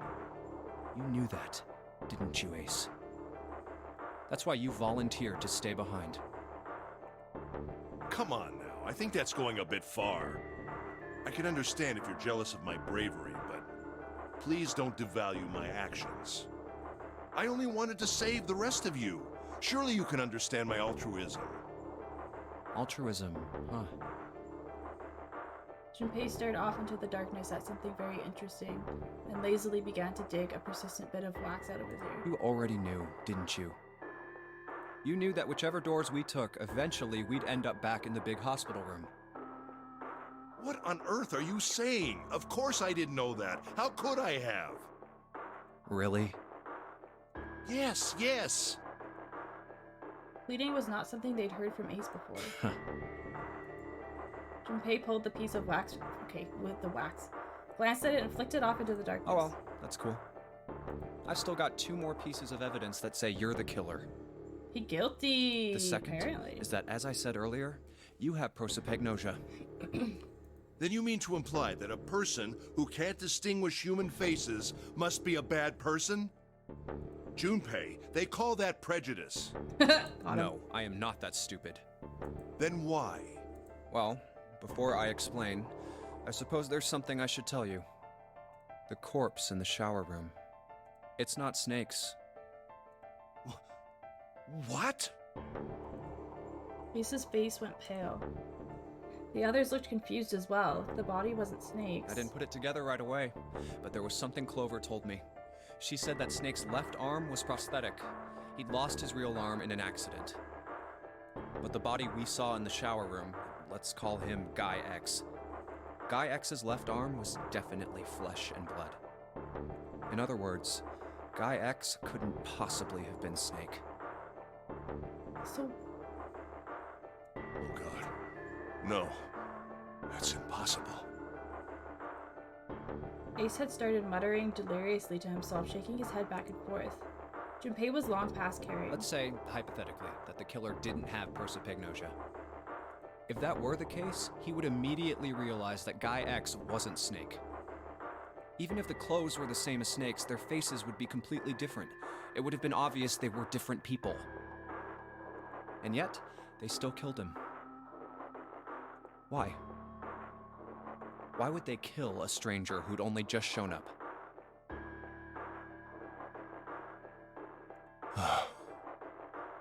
On the other hand, if the killer did have prosopagnosia, it makes sense. They thought Guy X was Snake and killed him. Wait. Wait just a moment. Let's say you're right, and I mistook Guy X for Snake. Even if I did, I would have had no motive to kill him. Why would I want to kill Snake? I can think of at least two motives. One, Snake knew about your past. If he ever revealed what he knew, that would have been really bad for you. You really didn't want that to happen. So to make sure Snake's mouth stayed shut, you killed him. Two, Snake had a grudge against you. You knew that, or at least you could have easily assumed he did. So Ace was running the experiment 9 years ago. Even without exposing your identity, he was a threat to you. You never knew when you might be attacked. You couldn't ever let your guard down. Every moment was a moment he might try something. You didn't want that kind of danger hanging over you, so you... Hey, hold on a minute. For the first time since the beginning of Junpei's explanation, someone besides Ace spoke. What's the past that Ace wouldn't want us to know? Why did Snake have a grudge against him? Look at this. He handed Santa a small piece of paper. What's this piece of paper? Santa squinted at the paper and began to read. The nonary game was played once before 9 years ago. The person with the number 2 bracelet attended the game 9 years ago. It was planned by the following 4 people: Cradle Pharmaceuticals CEO Gentaro Hongo. What is this? Slowly, Santa looked up from the paper. His eyes met Junpei's. It's the message from Zero. It was in the safe in the first class cabin. Then suddenly... Give me a break! Okay. Ace's face was red and shaking, and his voice was full of fury tinged with desperation. That paper is a lie! Oh. Someone is trying to frame me! Me. You said me, right? Junpei's eyes narrowed, and the trap began to close. Ace inhaled sharply. His eyes flicked off of Junpei to anything else. Wouldn't that mean you're admitting you're Hongo, the CEO of Cradle Pharmaceuticals? I mean, yeah, he told Santa that. But that doesn't mean that he's not being framed. Or am I mistaken? It was as though a switch had been flipped.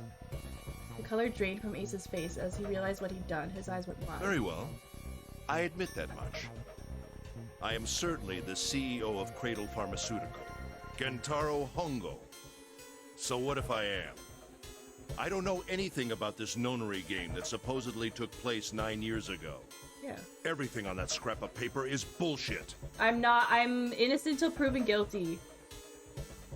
Someone is trying to set me up, you see? First of all, Ace stammered as he tried desperately to work himself to a more tenable position. Junpei, you're claiming I did this all by myself. Think that over, all right? How could I have killed Snake all by myself? Not Snake. It was Guy X. I don't care who it was. You said the killer put this other man into door 3, right? Yeah, maybe. Then I couldn't have possibly done that alone. I couldn't have opened door 3 with only myself and Guy X. Nope. You could have. Huh? How many? Huh? 4! Let's go. What? Ace's face was tight and his teeth were clenched. Junpei fixed him with a level stare. The trap was about to close. Okay, can I just say something real quick? Junpei is so much smarter than Hajime. And Suichi. Supposed ultimate detective Suichi Saihara is absolute child's play. Baby food. Baby food. Compared to Junpei right now. Are you kidding me? He has like 3 clues and he's like, I got it all fucking figured out. Suichi's like, I have 15 clues. I don't know. Ultimate detective. Hajime who? Suichi shouldn't even count. Oh my god. Actually, Ace, Actually, Ace. when you were unconscious, I took something from you. Oh, naughty, naughty. Remember when you were injected with that anesthetic and fell asleep in the big hospital room? Yeah, wasn't that the soap roll? Yeah, back then, I took this. Junpei put his hand in his pocket. No! You couldn't have! I was gonna say something. I was like, isn't that the picture from when Ace injected himself? I don't think I said that out loud, did I? Ace's right hand moved. Junpei smiled. I got you, Ace. Your right hand there tells me all I needed to know. You want to tell me what you were so worried about? What's in your pocket? It's the number 9 bracelet, isn't it?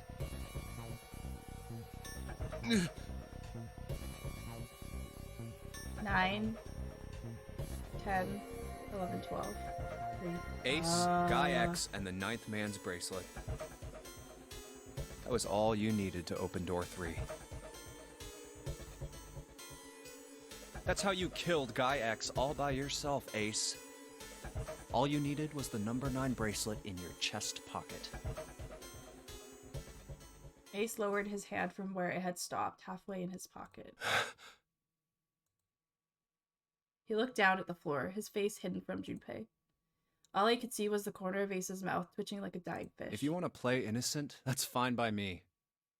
Go ahead, tell me. I don't have the bracelet, if that's what you want to do. But if you could take off your coat and hand it to me, I'd really appreciate it. Otherwise, we'll have to take it from you by force. Right, 7? Uh-oh. Yeah, it'd be my pleasure. 7 cracked his knuckles. Ah! The sound like gunfire. That wasn't like gunfire. It's okay.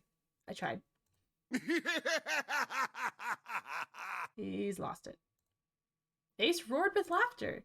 He threw his arms wide and his head back and laughed, filling the room with a sound that scarcely belonged there. Then it stopped. His arms came down and his head dropped to look straight ahead at Junpei. Oh my god. That's scary. That's scary. That's scary. That's like a, oh my god. No, the music! No! This is like a Kokichi moment. I hate it. His face was flat and cold, devoid of any emotion. Well done, Junpei. I hate this. As you so correctly deduced, I have the number 9 bracelet. I retrieved it while we were searching for the missing hardware for the rig. I left the room I was supposed to search and headed to the first-class cabin on B deck. His voice showed no emotion, no sense of remorse or interest. It was almost bored, as though he were reciting an especially dull culprit letter. My purpose was to obtain the number 9 bracelet. 9 is a potent ally in the nonary game. Adding 9 to any set of numbers won't alter the digital root.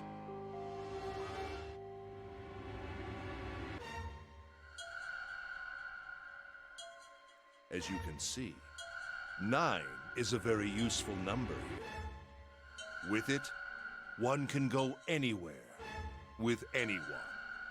It is, I suppose you could say, a game changer. So I made for the first-class cabin to obtain it. In mere moments, I successfully acquired the number 9 bracelet. There was also an unexpected bonus. The knife the 9th man had used. I quickly pocketed both of them and left. I made my way back to where I was expected to be. That's when I ran into Snake. But that's not Snake, though. Well, this guy X, actually. I spotted him ahead of me. So who did he kill? Zero?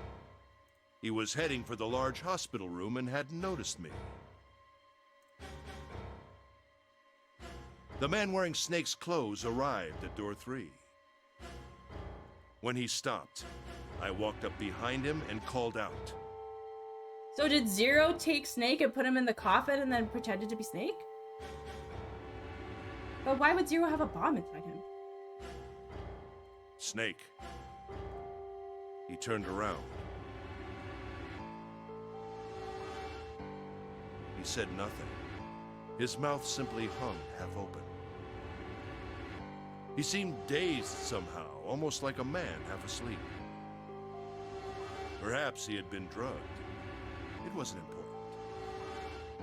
I tend to gloss over little things like that. Obviously. I was certain that man was Snake.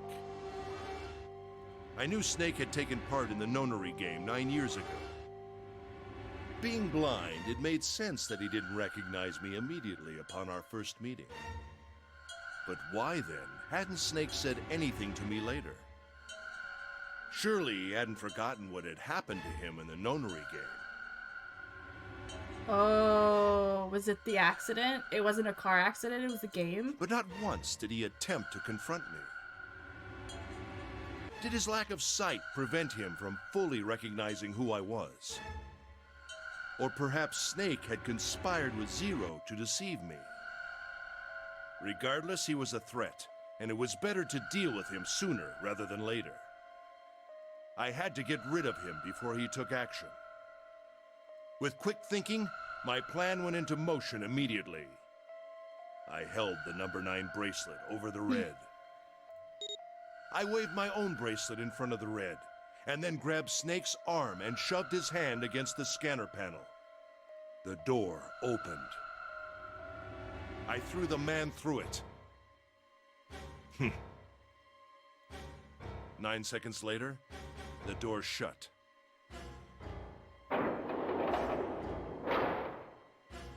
"81 seconds passed.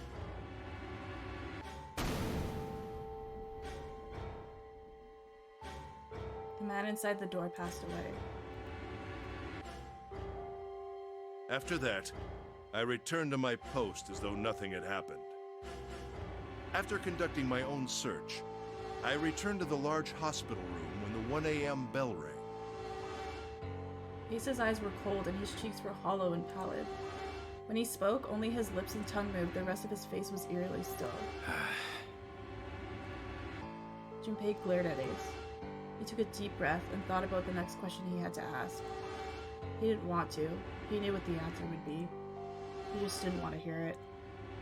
Junpei swallowed, then spoke. Ace, did you kill Clover? Yes. What the fuck? Why? Why? Why did you kill her? She was Snake's sister.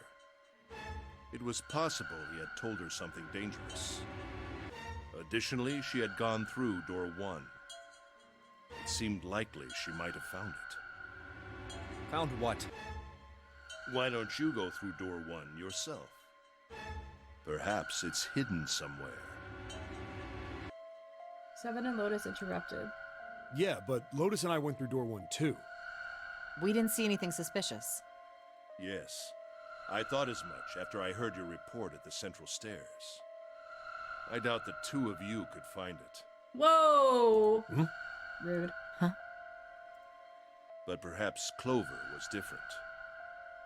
Perhaps she had found it. I was, therefore, desperate to find her. And at last I did, in the first-class cabin. I spoke very calmly. Did you see it? See what? Don't act as if you don't understand.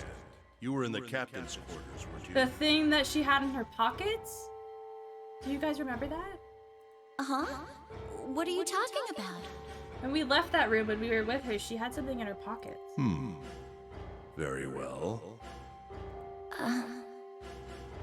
By the way, what are you doing here, Clover? What? Nothing. There's blood on your shoes. It looks fresh. Did you go take a look at the 9th man's corpse? I see. Your silence suggests that you noticed. You saw something, didn't you? You saw that his bracelet was gone. No! How could the blood be fresh if the 9th man died? What, 7 hours ago? Clover ran. She made for the exit, but Ace stood in her way. You aren't going anywhere. He caught her by the collar as she passed and threw her to the floor hard. You're staying here. No! She leapt back and darted past him into the hallway. Ace followed at a run. Don't you run, little girl. He was faster.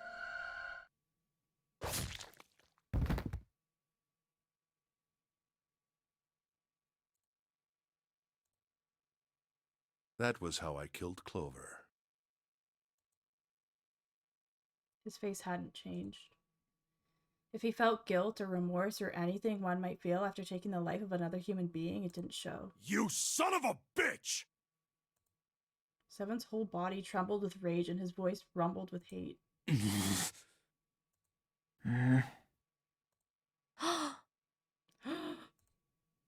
Santa's eyes were bloodthirsty, and Lotus and June's faces were just distorted by anger and hatred. Ace looked at them and smiled. It was cold. It was a cold, cruel thing with no humor in it. He shook his head and sighed. I admit it. I've lost. I have lost. Completely and utterly. Don't misunderstand, Junpei. I didn't lose to you. I lost to Zero, not you. I'm rather disgusted with myself for falling into such a simple trap. I Whatever, looked dude. the fool. You are a fool. And it was a trap. Make no mistake. I was trapped and manipulated by Zero. Oh, sure. The man I killed in the shower room? If he wasn't Snake, then I have no idea who he was. But he was wearing Snake's clothes, and that was no coincidence. He had also been injected with something that reduced his cognition and prevented him from identifying himself or resisting me. And we can't forget the components that were removed from the red before we arrived. I have no doubt that Zero planned all of this. Zero made sure I would kill that man. It follows, of course, that Zero knew everything I would do. That I would try to take the number 9 bracelet. That I would try to kill Snake. Everything. Suddenly, Junpei remembered the paper he'd found in the safe. He remembered the last words Zero had written on it. I must punish them for the innocent lives they sacrifice.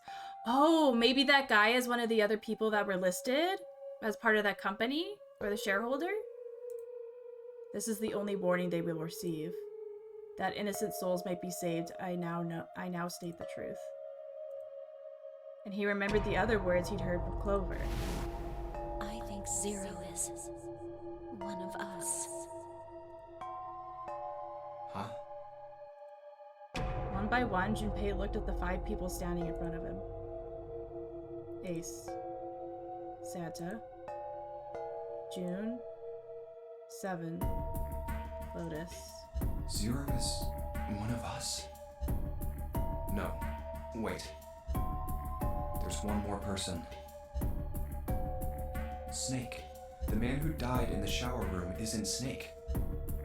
That means he's almost certainly still alive.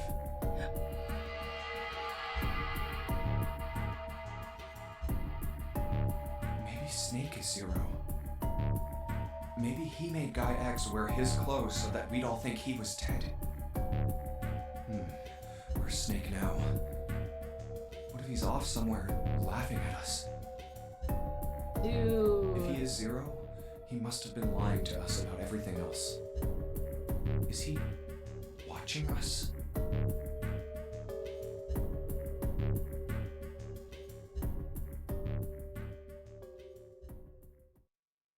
Well, I believe I've finished with my confession.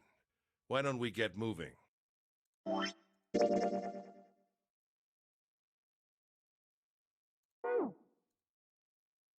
He sounded as if he'd just finished doing nothing more exciting than describing the weather. For Santa, it was the last straw. What the hell is this shit? God. You aren't going anywhere, you son of a bitch! We're gonna leave your ass here to rot! Why? Because I killed Clover? That's ridiculous. Why are you so upset that I killed the little bitch? Whoa! Excuse you! Now you're definitely staying She here. was nothing to you. A stranger you only met a few hours ago. Am I wrong? You bastard! 7 roared and lifted a fist that would likely have shattered Ace's jaw, but someone else was faster. Lotus. It was Lotus. She stepped towards Ace, raised a fist of her own. Fucking get him, and drove it straight into his nose. Blindsiding me with a punch, huh? You've got some fire, don't you? Bitch. I confess, I rather like a tough woman. Shut up! Ugh, I'm gonna throw up. I hate this man.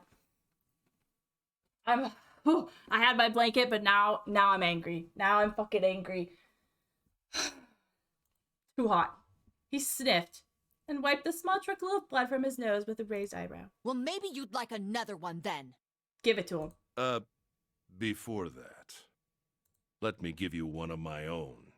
Do not touch her. Do not fucking touch her. My phone's going off. Where is my phone? There it is. I can't take my meds right now. I'm in the middle of something. Huh? Lotus scarcely had time to blink. Oh my god, not this shit again!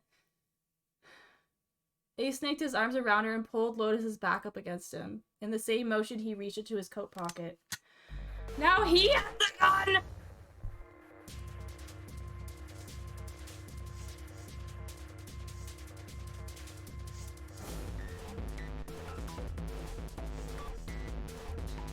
Junpei! I told you to take the gun! What was the gun? The revolver. Almost lazily, he tilted it to point at Lotus's head. If any of you so much as blink, I won't hesitate to pull this trigger. I've already killed 3 people. Don't think I'm not ready to make it 4. 3 people? What do you mean? Very well. Let me take this opportunity to illuminate you. The person who killed the 9th man was me. What? Although I suppose to be more accurate, I encouraged him to get himself killed. While we were examining the main staircase, he came to me and told me his name. I recognized it at once, so I gave him a little push. Just a little white lie. Oh my god, no! I know! I'm pissed, Mimi. I'm losing my mind. It seems the settings for the dead were altered. Now it only requires a single person to deactivate the detonator in the bracelet. Investigate what's beyond door 5. We'll meet again later. And with that, Okay. Have a good one, guys. I'm going off ahead now. Well then. Why is it stopping? God damn it! You lied! Did he say that? Oh, I think he did, but we all just thought it was... We all just thought he was saying that Zero lied. Help me! Please get me out of here! Get me out of here! Oh my god! There's no time left! Listen, I was lied to! He lied to me! He put me in here! It was him! He killed me! It was him! Ah!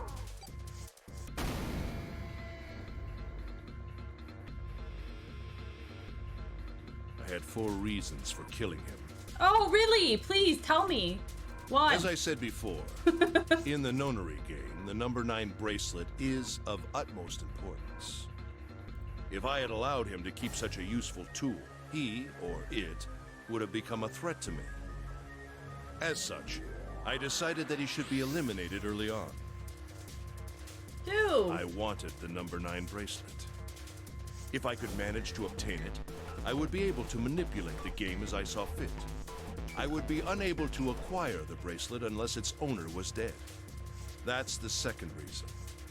3. Even setting aside his number, he would have been nothing but trouble for me. He was aware of my past. He knew what happened here 9 years ago. Here? Exactly here? On the same boat? It was important that I eliminate him before he was able to disseminate this information. Well, why are you bringing the same goddamn people here? Lastly, I wished to conduct a simple test. A test to see if this nonary game was serious or a poor attempt at a joke. I needed to be quite sure. So we're dealing with 2 fucking psychopaths. As such, I encouraged him to act against the rules so that I might observe the outcome. Junpei glared at him. I don't get your third motive. What the hell happened 9 years ago? Didn't I say? The nonary game was played. I planned it out, and I conducted its execution. Why? What on earth was it supposed to do? I don't really think I have any obligation to tell you that. Ace smirked. He was trying to provoke them, and it was working. Although Ace had paid very little attention to Lotus after catching her, the gun had never wavered from her temple. She looked quite pale, and when she spoke, her voice shook. Hey, what's with this gun? Where did he get this? Why don't you tell her, Santa? Santa ground his teeth and glared at On the Ace. other side of door 6, we found the gun in the coffin in the cargo room, right? Bastard must have grabbed it when we weren't looking. Indeed I did. That was a pretty serious mistake, you know. Just saying you intended to leave it behind. Ace laughed, a short, derisive snort, and gave Junpei a sickeningly pitying look. Well, there isn't much time left. I'll be off then. Well, where are you going? Do I really need to explain? I had assumed it would be obvious. I have the number 9 bracelet, and now I have Lotus. Isn't there a door with a 9 on it in the room that looked like a church? That's where you're going, isn't it? And how do you know that? Santa told me about it while we were looking for Clover. I see. Well, you are correct. That is my destination. But now I must say goodbye to all of you. Ah, and please, don't forget my warning. Move and I'll pull the trigger. I don't need her alive to open the door, you know. As he spoke, Ace began backing towards the door, practically dragging Lotus behind him. Shit! He's getting away! But we can't risk it. Junpei, Santa, June, and Seven stood, frozen. Ace had the face of a man gone mad. They had no doubt he would pull the trigger. Ace had reached the exit. Now, Lotus, Open the door for me if you would. He forced Lotus to open it and then turned and addressed them once more. Goodbye. Then he stepped through the door.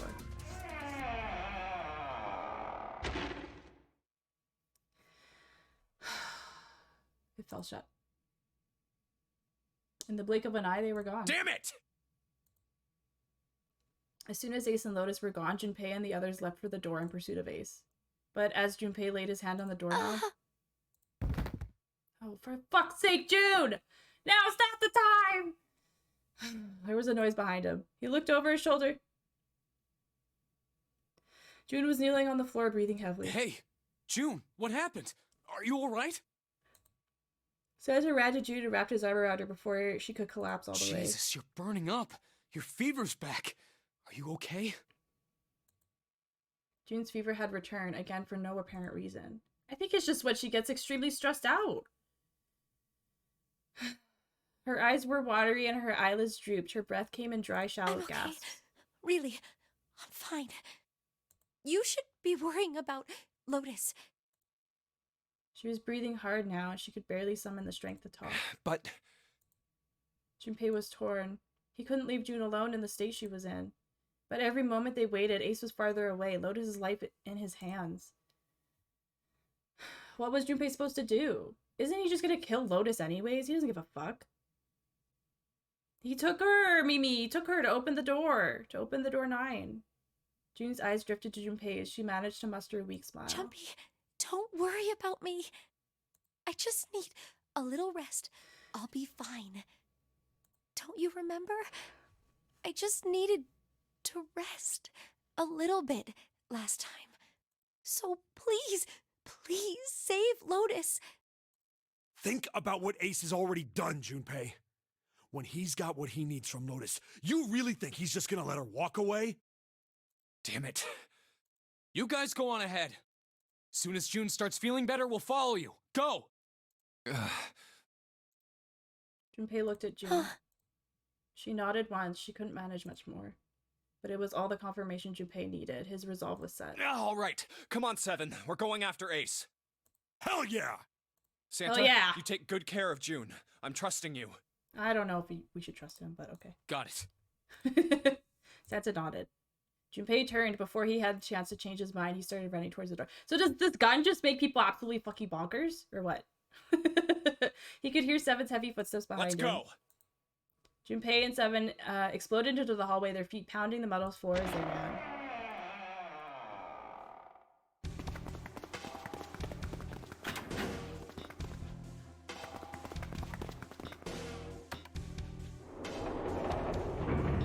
Awkward elevator ride. Very nice.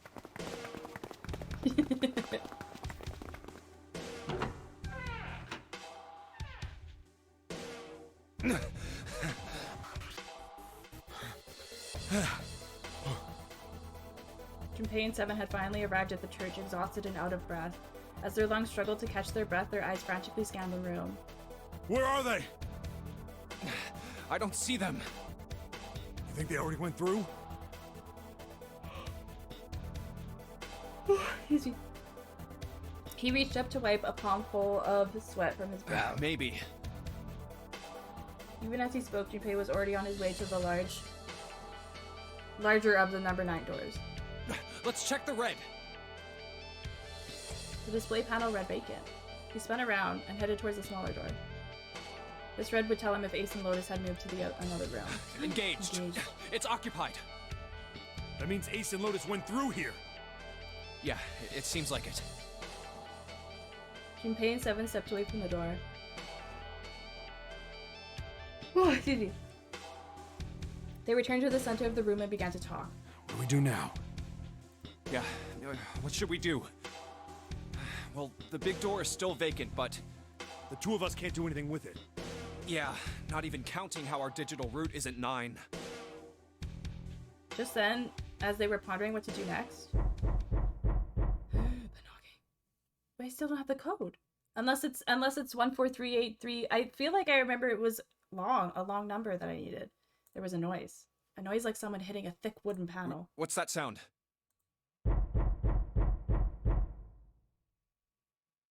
Junpei looked up, surprised.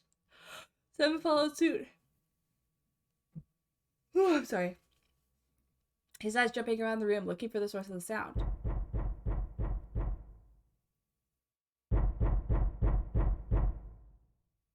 It's coming from over there. Wasn't long before they found the altar. Or more precisely, what was on it. The coffin. Yeah. Let's open it. How? By force! I don't think that's gonna happen. Well, you never know till you try, right? The only necessity for success is the willingness to suffer 1,000 failures. Okay, Junpei. Who said Now's not the that? time. Now's not the time for that kind of shit. I forget. I forget. Anyway, we've got to try. Junpei and 7 left at the coffin. They grabbed hold of what purchase they could find and pulled. Damn it! See? Didn't I tell you? If you could just pull it open, why would it have something like that? 7 pointed at the keypad on the side of the coffin. Right. So unless I put in the right passcode, it's not gonna open. The noise hadn't stopped. In fact, as it continued, it had only gotten louder and more forceful. What were they supposed to do, Junpei wondered. Is there some sort of clue somewhere? No, it's gonna end again! They stood there for a few moments staring at the coffin, and then 7 spoke. Hey, Junpei. I remember you mumbling about some weird numbers over by the bathroom in the first class cabin. Okay, yeah. You got those numbers by solving the secret message Clover was holding, right? Yes? Truth had gone, or something like that. Yes, let's try Yeah, that. that's right. What about it? Try it, Maybe Junpei! that number's the passcode for this thing, too. Come on, that's impossible. No, Those numbers were try the it. code to unlock that safe. Yeah, but the person who set up that safe in this coffin is the same person, right? Zero set up both of these. Yeah, probably. Well, then they might have set the same passcode for both of them. That's ridiculous. Why don't you just try it? I mean, it's not like you'll make things any worse. It'd just be a waste of time. There's no way they're the same number. Just try it! How do you know that? You never know until you try. The only necessity for success is the willingness to suffer 1,000 failures. Who said that? You. Just do it, Junpei! I'm freaking out. Fine. I'm sorry. He knelt down in front of the keypad and looked at it. Perhaps because he repeated them so many times before, the numbers came easily to Junpei's mind. 1438 3421. Quickly, he typed them in.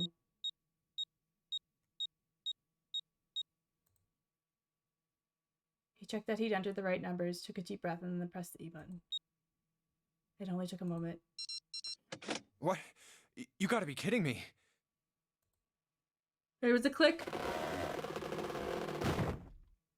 And with a heavy clunk, the lid of the coffin slid off onto the floor. Someone sat up from inside.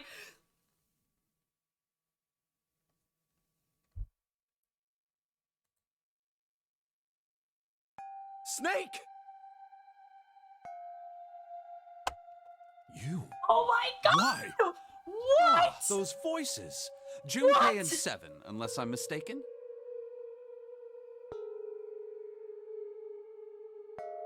What the fuck?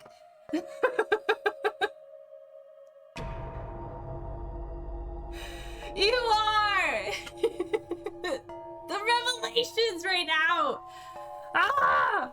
What time is it there? The sky looks so beautiful. You are... Thank you. How are you? Good morning.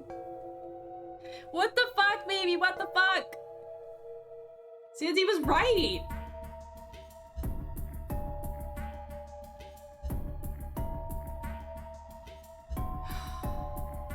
We thought this character was dead, and then his sister told us. We were like, oh, his arm had like exploded, and then his sister was like, no, he doesn't have a real left arm, so there's no way that was Snake's body. And we were like, okay, cool, so then where the fuck is Snake? He's in his coffin! It was pretty smooth. I liked it. It's a good use of my pen name, whatever you want to call it. My internet name. Junpei and 7, unless I'm mistaken. Oh my god, it's fucking Snake. What? Where are the others? Are they elsewhere? Dude, that asshole killed your sister. Of course, there was no reason Snake would have known anything about where anyone else would be. Junpei and Seven looked at one another. There was a great deal he needed to know, but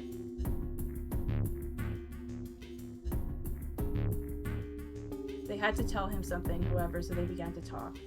Snake explained to them how he came to be locked in the coffin. Apparently, he'd been hit with some sort of knockout gas, and then Junpei and Seven explained what had happened to the rest of them. I see. I believe I got the gist of everything. Have I been sufficiently caught up? Not quite. No, there was one thing they kept from him. There was one thing, however, that neither Seven nor Junpei could bring themselves to say. That Ace had killed Clover. They feared that if Snake knew, he might all go insane. Yeah. They decided as much by a look the moment Snake had climbed out of the coffin. But that still doesn't explain why you were trapped in here. But, okay, you said that. We've still got no clue about Zero's true identity, let alone why the hell he's doing all this.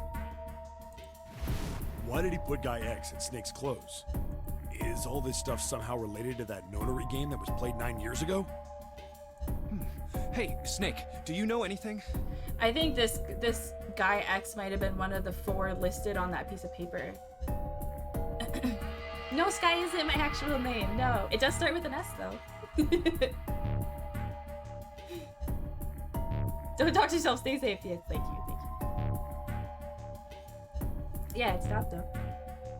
It does start with an S. Junpei put the question to Snake. His answer was less than illuminating. What are you talking about? I apologize, but I have no idea what you're saying. It seemed as though Snake was perhaps not being entirely honest, but that knowledge did Junpei and Seven little good. Oh, come on, just tell us if you know. I don't know what to tell you. How can I know something I don't? No matter how many times they asked, he insisted that he knew nothing. It was becoming clear that Snake wouldn't give in, and every second they spent asking him was a second wasted. This is bad. We're running out of time. We need to go after Ace. However, they stood in silence, the overpowering atmosphere of the chapel almost stifling. Junpei, Seven, and Snake simply stood at a loss for what they should do next. What do we do now? He glanced over at Snake's wrist. Sure enough, he could see the 2 on the bracelet on Snake's wrist. The 3 of us can't make a digital root of 9. Yeah, we just get 5. We're stuck here then. Oh, hey, I just remembered something. Seven began patting his pockets as if he were checking to see if any of them had held anything. What? What is it? I found something earlier. What did you find? This. He'd finally found the pocket he wanted, and his hand dove into it. Seven pulled out something round and metal. Oh, from the captain!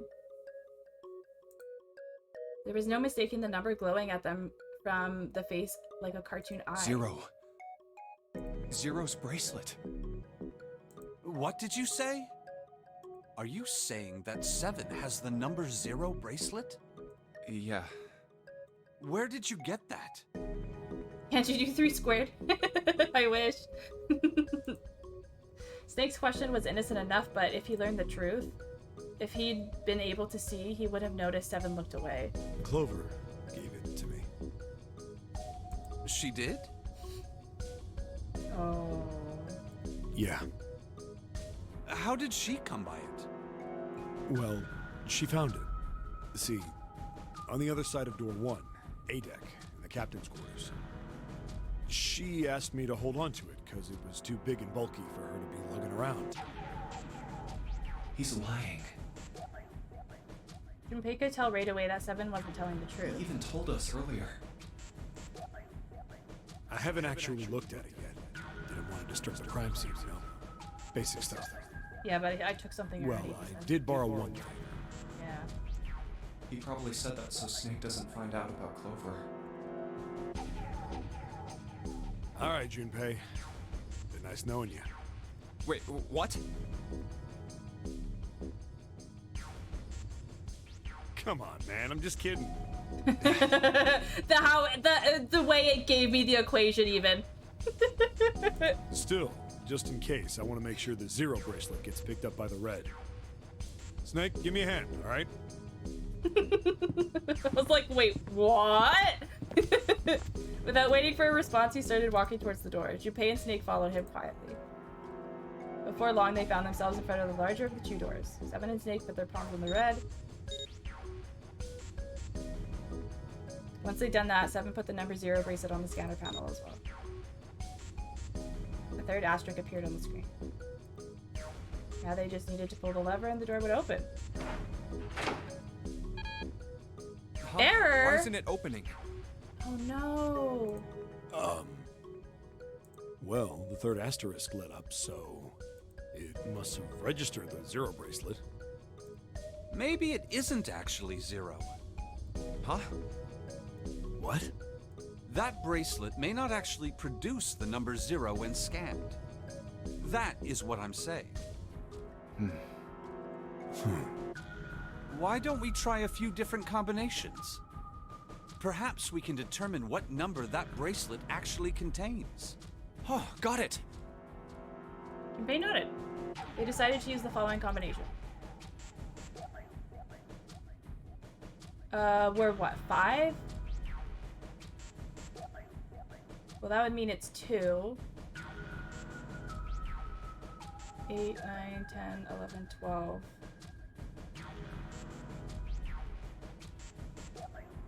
13, 14, 15, 16, 17, 18. This would mean it's 6, which is June's number.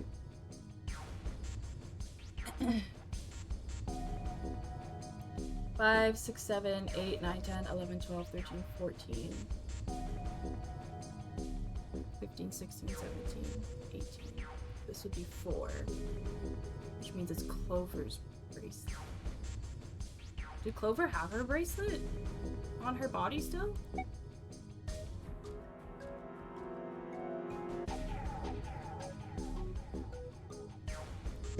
Let's try all 3 of us and the bracelet.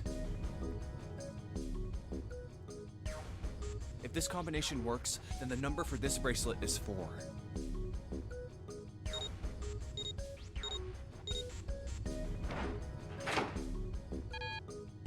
No. It didn't open. Then this bracelet is not 4. Then, Junpei continued. Okay, let's try this one. let's try me, 7, and the bracelet.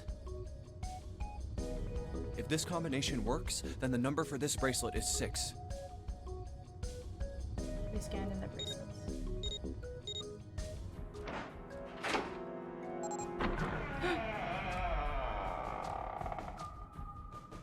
It opened.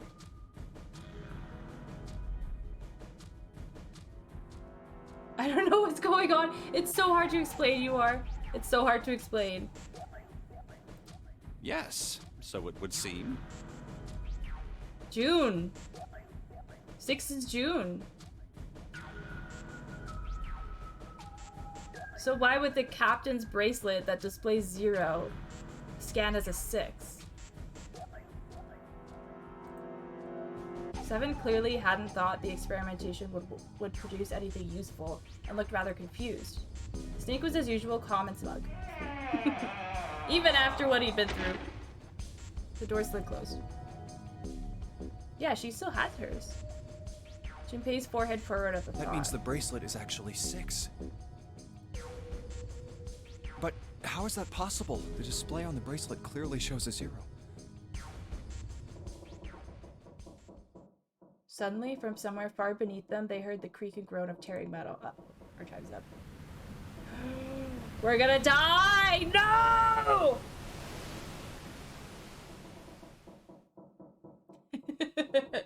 With it came the sound of water pouring into parts of the ship that had until recently been dry. Oh man, that's not good. I guess our time's just about up, huh? May as well just leave. At any rate, we know now that the door can be opened. Let's go! But, Snake, are you sure? Yeah. You know that only Junpei and I can go through this way. You needn't worry. I have a solution to this problem.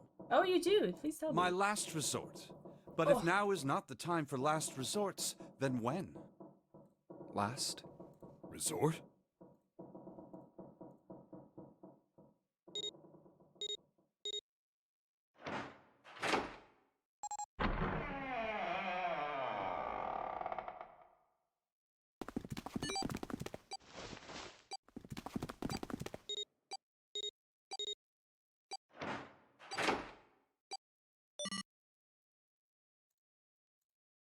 Worked.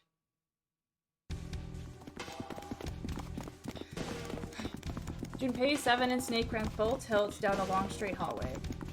Wait, I thought Snake didn't know. They were headed straight for the stern of the ship and had no time for distractions. As they ran, Seven spoke. Gotta admit, you really surprised me there, kid. I couldn't figure out how the hell you were gonna get out of that one. How come you didn't do that right off the bat? As I told you, it was a last resort. Had I used it at the beginning of the game, I would have come under a great deal of suspicion. Oh. I imagine that most people would have taken it to mean that I was Zero. Once they'd convinced themselves of that, I wasn't optimistic about my chances of making it out of here alive, let alone unscathed.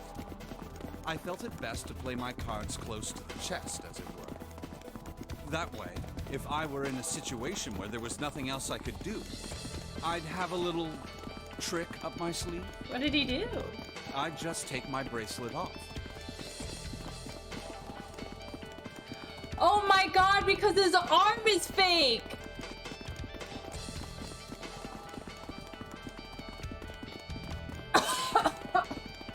I cannot with this game! Snake's plan had been simple but effective. He simply removed his bracelet. How? To Junpei, it had looked as though Snake had simply crushed the bones of his hand until they were small enough to fit through the wristband. Of course, that would have been practically impossible, so how had he done it? My brother's left arm is, it's not like a normal person's arm. It's fake. It's not a real arm. Snake had slid the bracelet off and tossed it into the coffin. I know this is kind of a weird thing to say, but I'm glad that's a fake arm. You don't have to be afraid of the door if you don't got a bracelet. You are correct.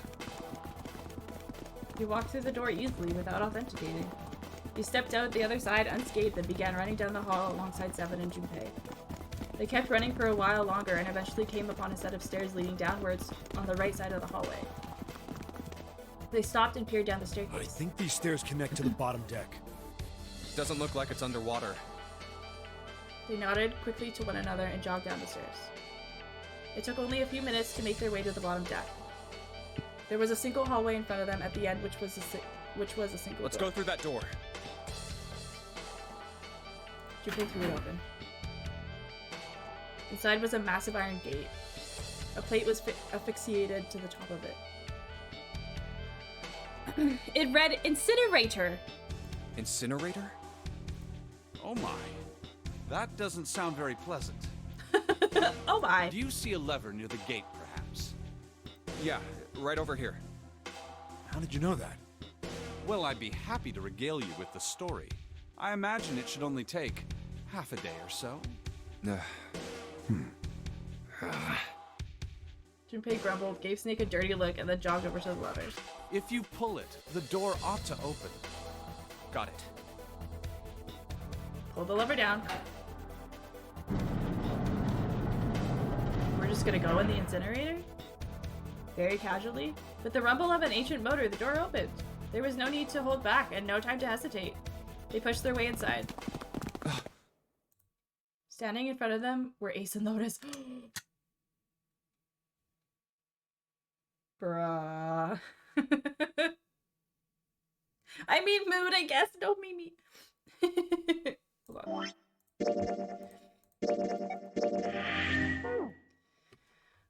Ace still held the revolver in his hand. It was still pressed hard against Lotus's temple. A small dark bruise had begun to form near the tip. God, dude, you're so horrible.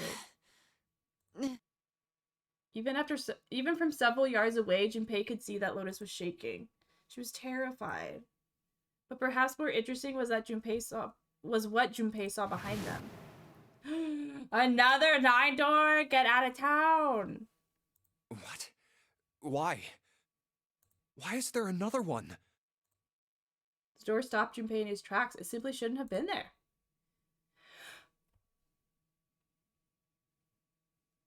Excuse me. As his brain finally began to consider why, the whine of the waiting klaxon filled the air, drowning out any thought. Warning. Uh-oh. Warning. Emergency incineration command. Not the emergency incineration command! It's been acknowledged. No! Automatic incineration will take place in 9 minutes. Of course. Please evacuate the incinerator immediately. Oh my, how exciting. So exciting. Oh my god! You've run quite a show here, Zero. A terrifying smile twisted Ace's face. What's the matter? Too frightened to understand? Here, let me explain. Sure. It's said that the incineration system is about to activate. In 9 minutes, this room will be engulfed in flame. Yeah, we're not stupid, Ace. Who are you? You don't recognize me? I'm hurt. It's me, Snake. Snake? Yes, you are alive. I'm afraid your bizarre style had me confused. I'm quite glad to see that you're alive. Oh, really? Are you? Are you? Are you? Ace's voice didn't change. Snake ground his teeth. If you don't mind my asking, how did you get here? Snake, Junpei 7. The 3 of you couldn't have opened a door with a knife. None of your business. Did you use Clover's bracelet, perhaps? What? Ah, well, your reaction suggests that you did not. Hold on. Why did you think we'd have Clover's bracelet?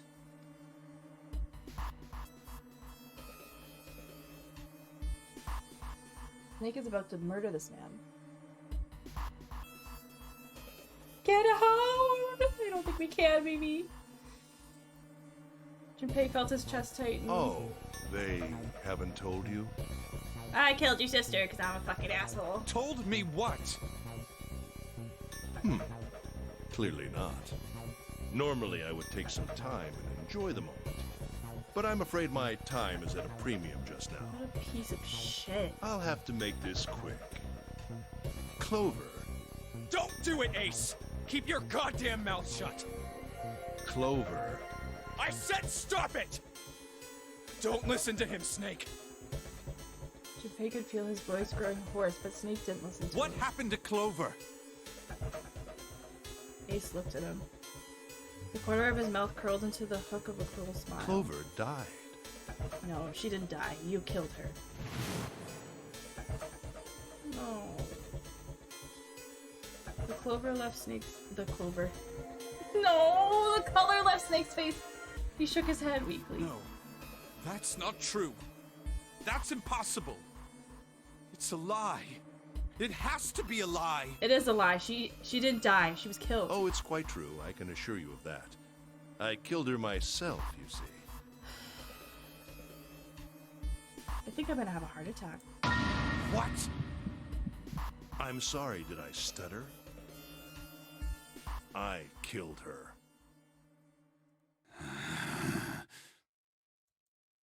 Snake's face twisted into a mask of rage, mottled red rising to dot his pale skin.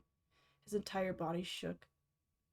He looked to Junpei disturbingly like a demon. I would have rather she died with less suffering. Shut up. A bullet in her brain, perhaps, would have been ideal. Unfortunately, that would have made quite a bit of noise. Circumstances being what they were, I was forced to settle for the knife. The one the 9th man had, you remember. I believe I caught her just below the shoulder blade. I was rather lucky, in fact. My first thrust went right between her ribs. Her flesh was so soft. Ugh. My knife slid in so easily. There was no resistance. Shut That up! feeling was... Shut up! Shut I up! could Shut up! someday, perhaps. Shut up. Incineration will begin in 7 minutes. I'm going to kill you. Snake's words were a guttural growl, barely audible. What was that? I'll kill you. I'll kill you. Ah, so you're going to kill me. Please do. Come now. I'm waiting. Don't do it! Don't listen to him, Snake! Stop it, kid. He's screwing with your head. Is there a problem? What are you waiting for, boy?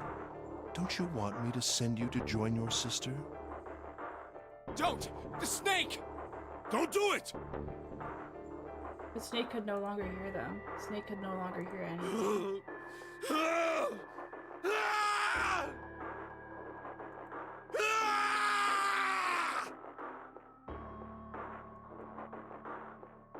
Snake moved like a bolt of lightning.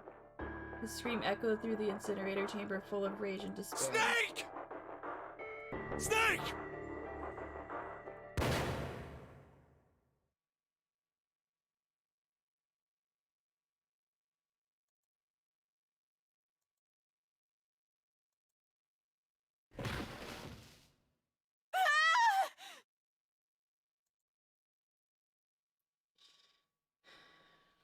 Another scream filled the room. It was Lotus. She ran across the room towards Junpei, her eyes wide with terror. Lotus! Hurry! This way! Snake's ill-fated attack had loosened Ace's grip on her, and she'd made a run for it. She reached Seven and Junpei and ducked behind them. Incineration will begin in 5 minutes. This is the worst timeline! Give me the woman. He raised the gun. I need her. Without her bracelet, I will be unable to open this door. Quickly now! I don't have time for your shenanigans. In the center of the room, Snake's body lay eerily still. He looked like a human larva, prone and vulnerable on the floor. I see. Then it would seem I have no choice. The rest of you must die as well. I mean, we're gonna die anyway. Fortunately, I have 5 bullets left. One for Junpei, another for Lotus, and the last 3 for that lump of idiotic man you call Seven. I will take Lotus's body with me and leave this room. Incineration will begin in 4 minutes. Well, it looks as though our time together is at an end. I rather enjoyed playing with you. Damn it! Junpei couldn't see Ace's finger tighten. Junpei could see Ace's finger tighten. He could see it begin to squeeze down on the trigger. His body tensed, preparing for the catastrophic impact of the hot lead against human flesh. Goodbye. Then it happened. Kill you! Snake stood up. What? No, that's impossible. For the first time, Ace's composure broke. With obvious effort, Snake lunged forward one step closer to Ace, then another. He looked for all the world like a zombie. I'll kill you. I'll kill you. His voice was the mournful wailing of the undead. Stay away from me! Get back! Stop! If you come any closer, I'll... Get away from me! Little by little, Ace was retreating. Snake didn't stop. He continued his stiff, inexorable approach, his eyes twin pools of pure fury. Listen to me! I said, don't come any closer! Shit! You bastard!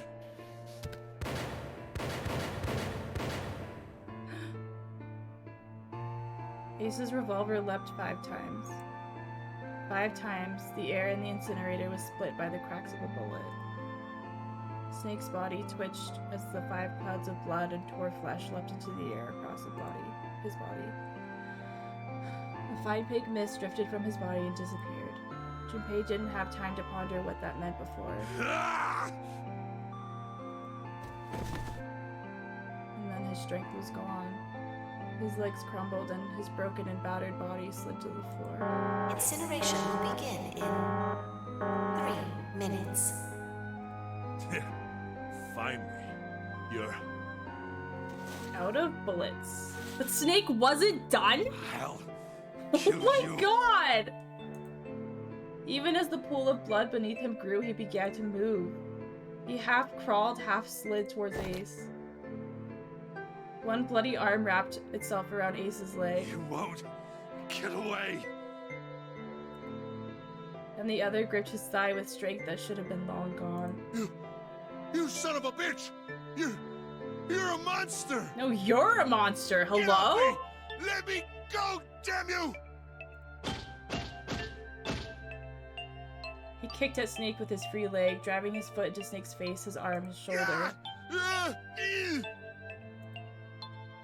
It made no difference. Snake refused to release him. Once a snake had ensnared its prey, rarely does it release it. This is it, Ace. How? We're Literally going to how? Burn to death. Together. What?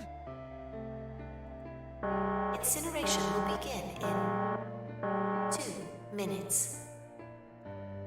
Yeah, damn it! Damn you! Get off! Let me go, you monster! The fact that he's saying that is so disturbing.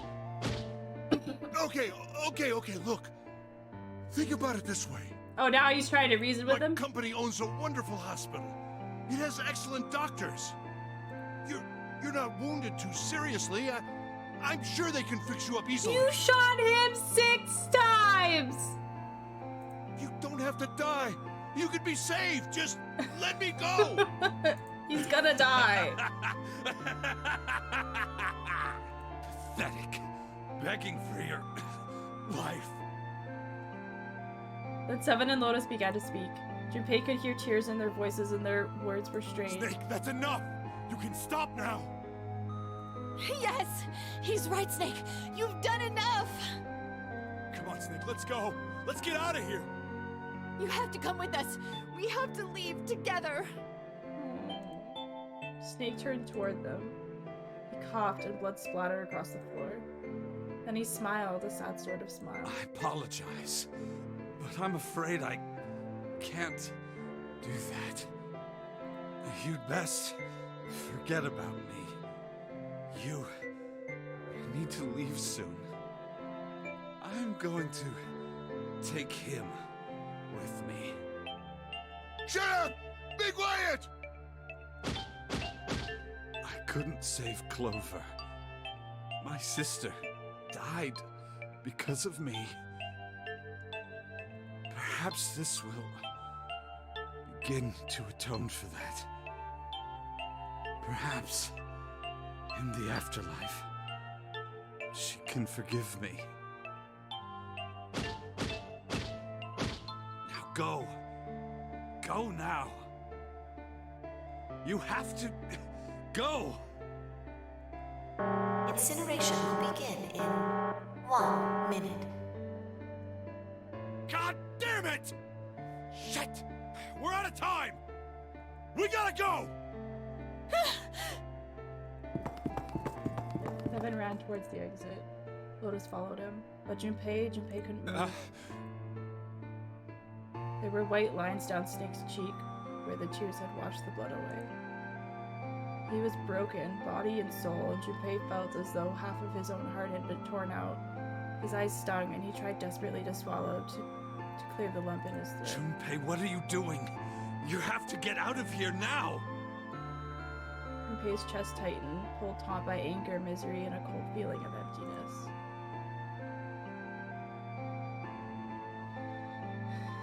Pure emotion surged through his heart alongside the torrent of blood.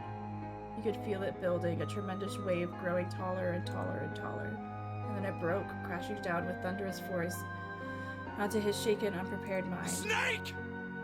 Snake! Junpei's rational mind was gone. He was driven by instinct now, and he launched himself across the floor at Snake and Ace. Or he tried to. Wait! Don't be an idiot, Junpei!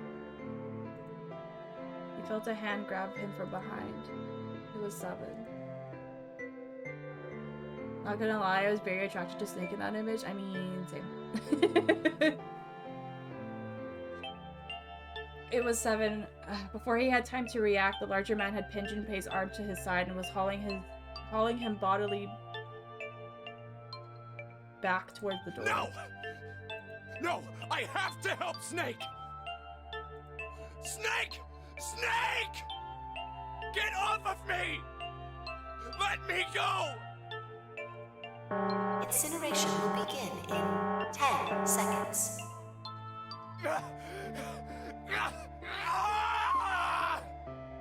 7, 6. Damn it, I don't get a choice, kid! Don't blame me for this, alright?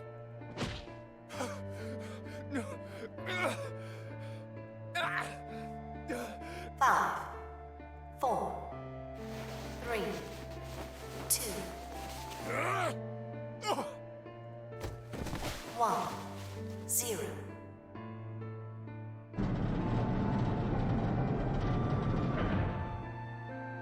Gates 2 and 3 are locked down.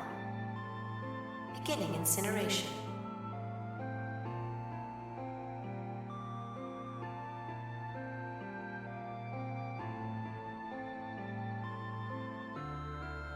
Junpei felt Seven's fist bury itself deep in his stomach, and then his legs turned to mush. Seven scooped him up in the same motion and leapt through the door. It slammed shut behind them. Junpei struggled to shaky feet. He glanced over to see Lotus, a short distance away. Junpei ran to the door. He's...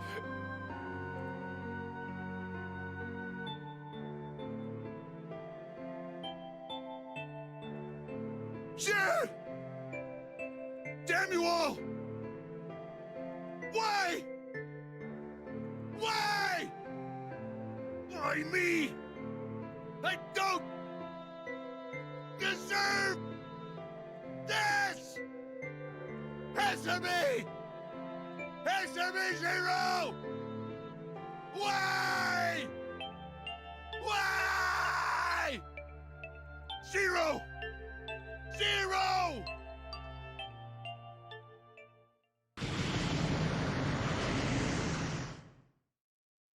Zero!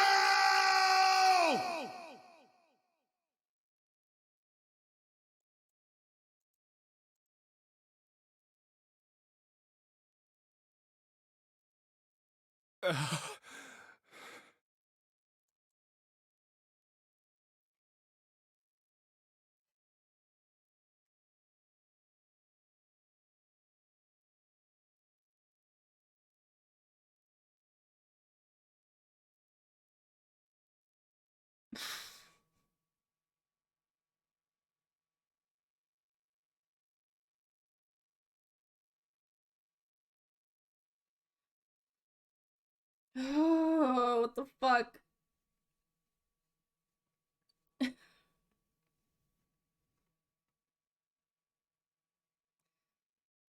Snake should not have been in there. Ugh.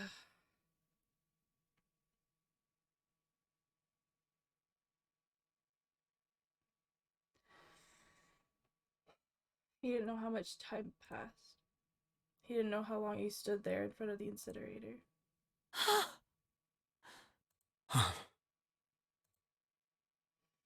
He looked to the side. Lotus's face was ashen. And if not for the hand she'd put against the wall, Junpei didn't think she could have stood. Seven looked old and tired and used. His eyes stared at the floor, seeing nothing. Junpei said nothing. He simply began to walk towards the open door and the hallway they'd come down earlier. Hey, wait! Junpei! Junpei, where are you going? He blinked when their voices broke the silence. He stopped. You stay here. I'll go get Santa and June. You're gonna bring them here? How? Don't worry about that.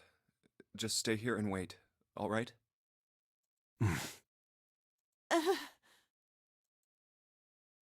He began to walk again. He looked over his shoulder and watched Seven and Lotus grow smaller and smaller. They stared back, not moving. He wasn't sure if they could. He turned around again. He knew where he was going. I saw an elevator on the way here. If I can get it to work, then maybe... Thank you for the hug, Mimi. That was a horrible way to go. Like, your sister's murderer explaining how he killed her, and then him shooting you 6 times.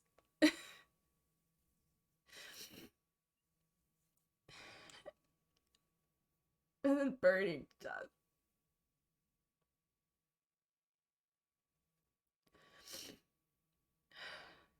Jesus Christ.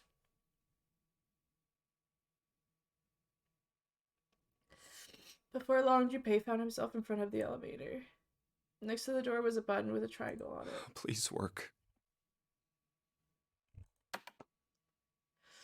He pushed it and the door opened.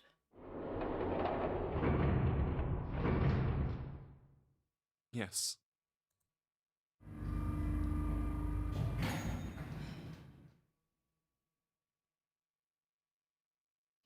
Junpei was in the large hospital room. June! Santa! He kept calling and walked to the center of the room.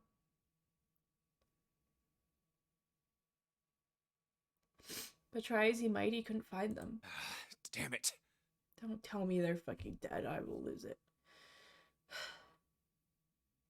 It was Snake getting up each time for me. I know.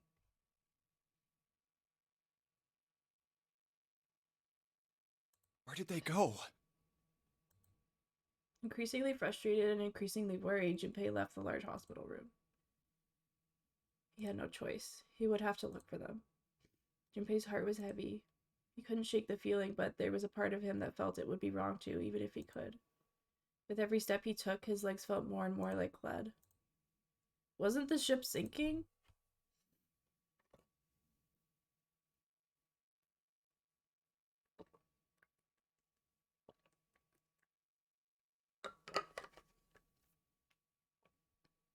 The fuck?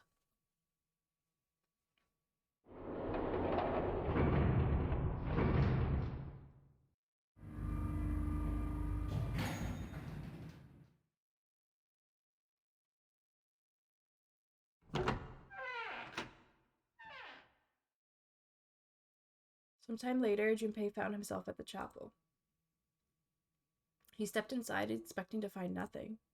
But there, on the red carpet in the center of the room,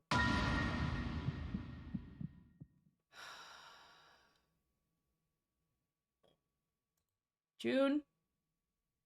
No, codenames didn't matter any longer. She was Canny. Connie! Kane. Oh, like a Kane. June cried her name and ran. Oh my god.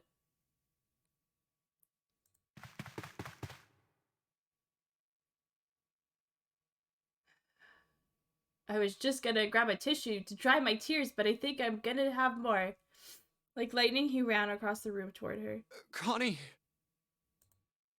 He stumbled to a stop.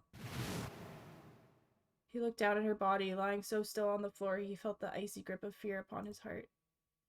She was so still, so very still. No. It can't be. It's impossible.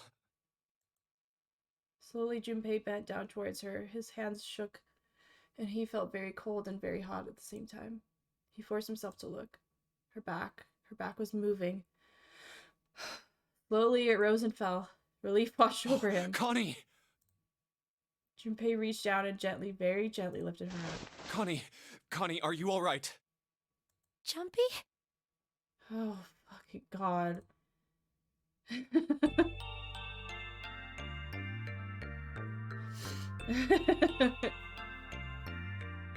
Watch her die in his arms now. I can't. Her face was pale and her lips were dry and cracked. Her eyes were blank and cloudy. They stared straight at Junpei but saw nothing. Trembling, Junpei wrapped his arms around her back. She was cold. Very cold. Junpei tried to convince himself that it was only his imagination, but she felt as though she were fading away. He could feel his heart pounding frantically in his chest. Oh man. Connie. What the hell happened to you? You feel... Jumpy, I'm sorry. Her voice was very faint. I might not make it. No. No way. No way I am going to let you die. I am going to save you. I promise. Thank you, Jumpy. Thank you so much for everything. I was really happy I was joking, game! I was joking, game! I was joking! to see you again, Jumpy. Really happy. Oh, don't give me that I was crap. You're gonna see me again lots more times. You just gotta hang on, all right, Connie? Jumpy, did you know?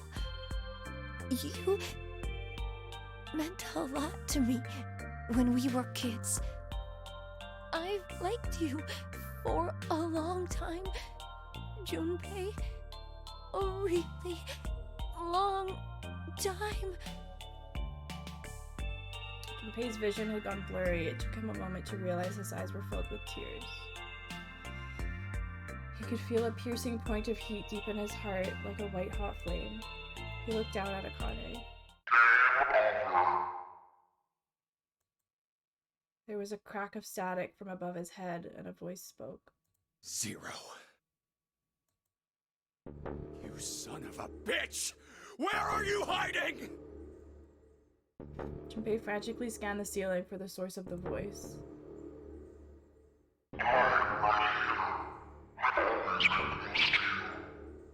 It's Santa.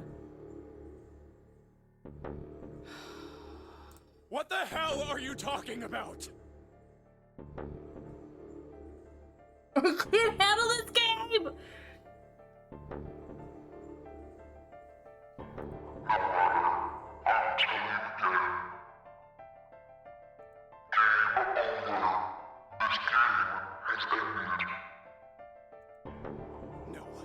No, it hasn't.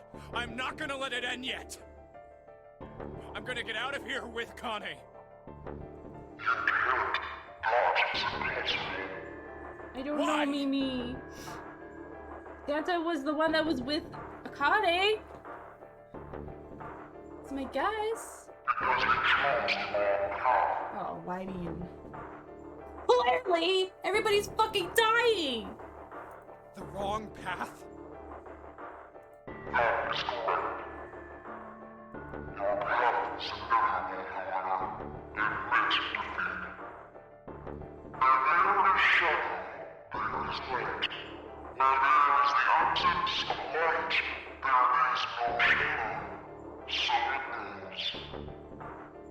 What are you talking about?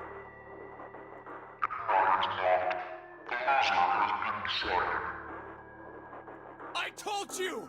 I am not gonna lose!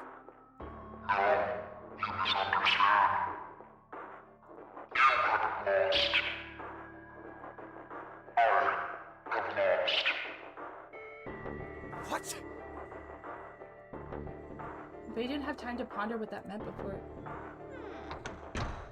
He heard the door slam shut behind him. Okay, I'm not like a audio effects pro or anything, but that sounded like someone very quietly shutting a door, not slamming it. Okay, just saying. He spun around.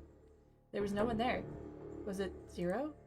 Connie, wait here. I'll be right back, I promise. She managed a single nod. Junpei laid her back down gently and left for the door. He yanked it open and shot outside. No one. The hall was empty. There was nothing moving anywhere. Damn it. Where are you? It doesn't matter. I need to get Connie out first. He didn't want to leave Kane alone any longer than he had to, so Junpei turned around and headed back to the chapel. And she's gone. What the fuck? Connie! She wasn't there. She wasn't anywhere. She'd been lying there on the floor just moments before, and now she was gone. Oh God. No. No. Where is she? Connie. Connie! Connie! Connie! His cry split the heavens themselves. He screamed until his voice gave out. Then he screamed some more. But there was nothing. No answer. His voice faded away, and all that remained was cold, unfeeling silence. That was when he noticed it.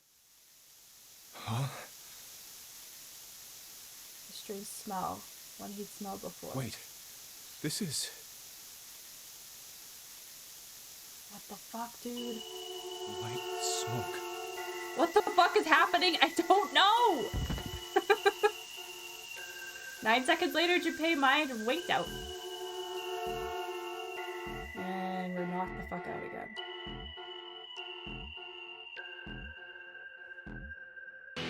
What?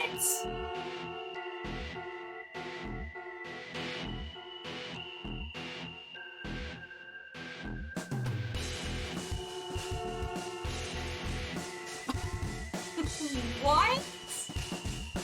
The fuck? What? What? Where did you go? Are you choking for fun?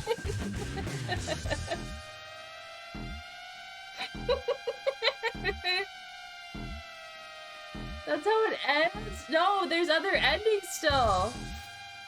There's still more to see. I don't know what the real ending is. I don't know if that's like the real ending, but... Fuck, dude.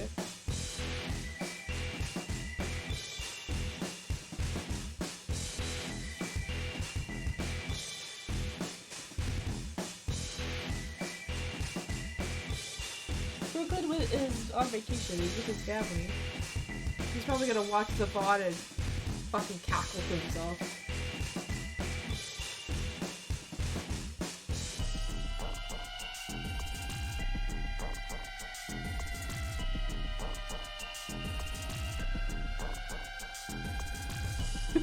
What the fuck is that, dude? I want a refund.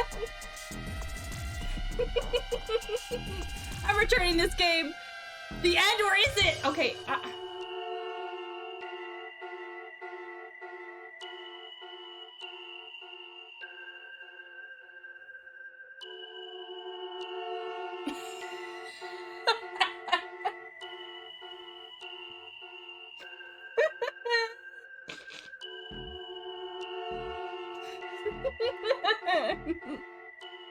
No, I hope it isn't.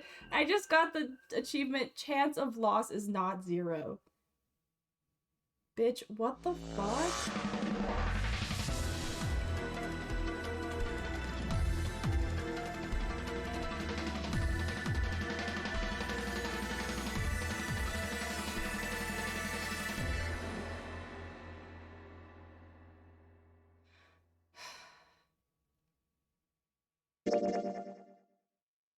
A sixth sense of what's coming.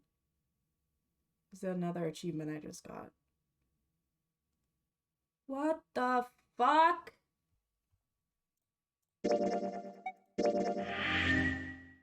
We got the ending with this with the secret paper. That's how we found out that Ace did all that shit.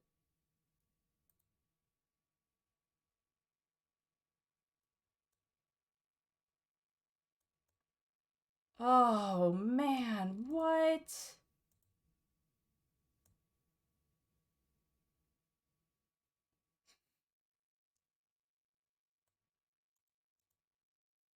Leave no one behind.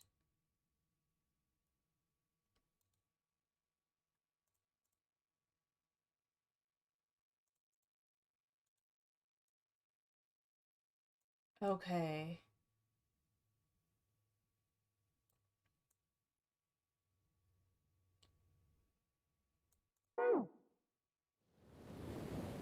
Dude. What? I don't understand. Hi, Lawful. Fuck that. I'm upset. We are upset and confused. I don't get it. I don't get it. I don't get it. It's actually very simple. You see people leave.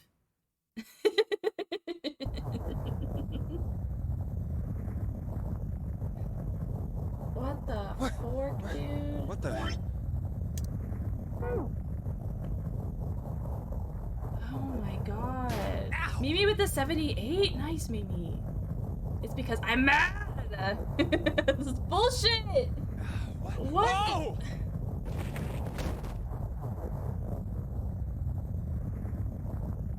Waffles 31. Ow, you already know what it is. Damn it. Oh my god. What the hell?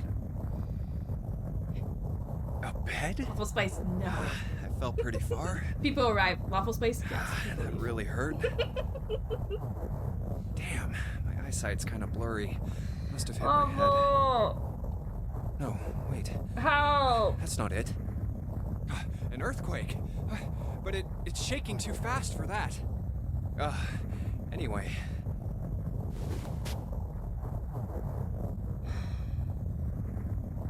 Where am I? Wait, it stopped? What's that sound?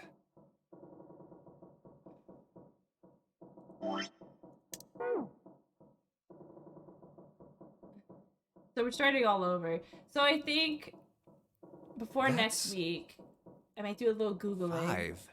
And just make sure I know how to get to the paths we haven't seen yet. Open. And just get to that point. Is this before keeping the next the door stream. shut? And go from there, I guess. I don't know. There's like a whole other Open the pathway door. that we didn't do. Huh? What the hell is this? And A now that watch. we know, It doesn't look like one. 5. That's the same as the door. now that we know the code What? How do for I take this the off? coffin, Maybe we pushing can something go to our on this first will ending work? as well and open the coffin. Is Snake gonna be in the Nothing. coffin in that ending as well? Guess I'll have to force it off. He must be, right? No good. This stupid thing won't come off. I'm so confused. What the hell is the deal with this thing? Where am I? And why I'm just the waiting hell for the am I room to here? start so I can look at Why? the flowchart again. What the hell happened to me? Hiya. My head. The fourth one. This is... Hold on. Am I on a ship? I can't see anything. If only it wasn't so dark outside. Huh? What the... Oh, you gotta be kidding me. What the hell is going on here?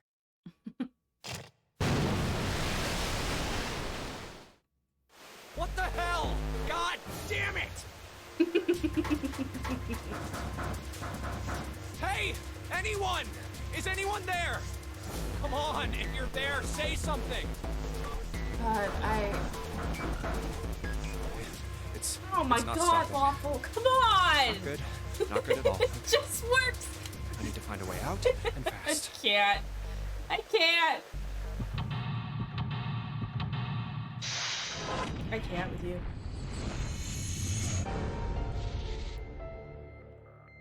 I hate that it rewards you. I hate it. I hate it. I hate it. Okay, so...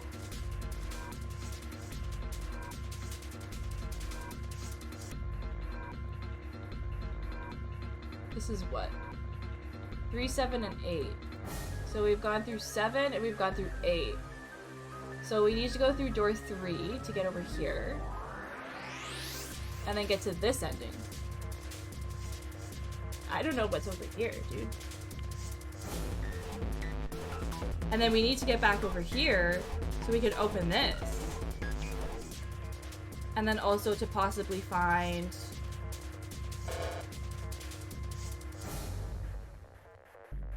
3 left behind.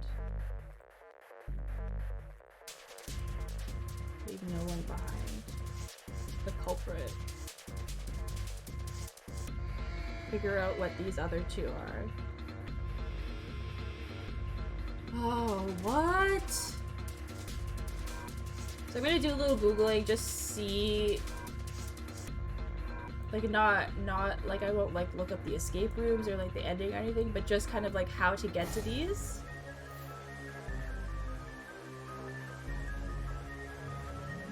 And I guess we'll do that next week. So I'll go through all this crap and just get to here, and then we can start here. It's already 11. Yeah, we still have 1, 2, 3, 4 endings to find.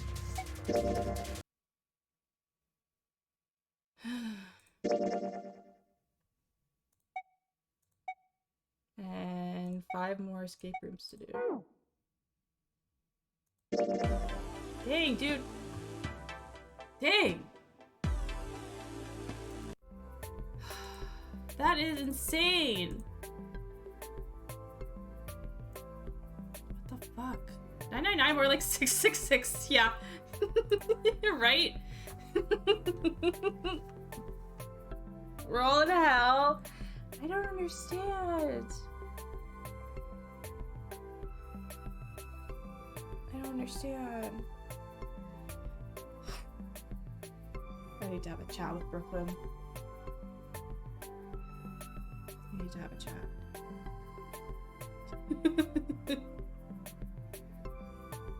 That was really stressful and really intense,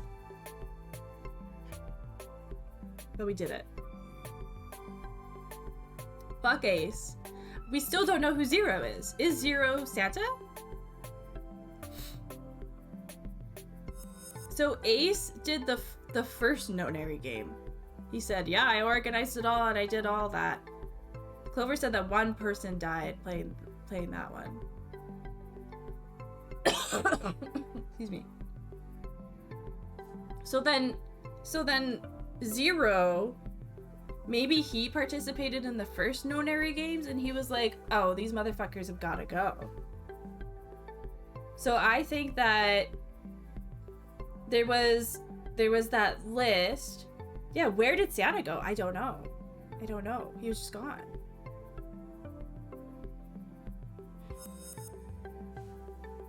So I think that list that we found that had the 4 people listed, so like the CEO, so like Ace, and then there was like our research and development person, one other person, and then someone with a lot of stocks, all in that company. I think those 4 people are the people Zero targeting. I think those 4 people are in this group of people. Like maybe Lotus is like the research and development person because she's like crazy at like all that hacking and shit. Like maybe they just don't remember. Like I don't know. Like, and then I think what did they call it? Man X or whatever. He might have been like the sponsor guy, and Zero put him in Snake's clothes, knowing Ace would kill him. So that was like another one down. And maybe the 9th man was one of them as well. Like I don't know. There's so many questions. There's so many questions. There's still so many things that aren't answered.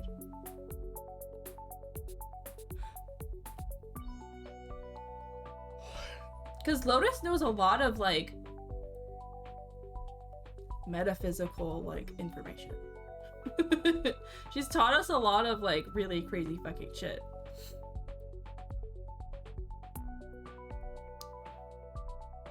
I just don't know.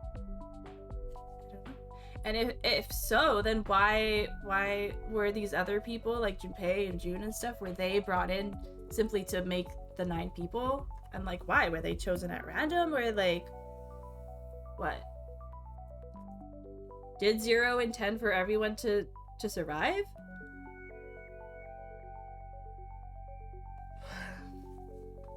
Or was he planning on them betraying each other?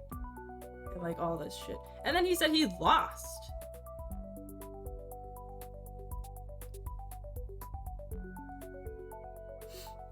I'm so confused.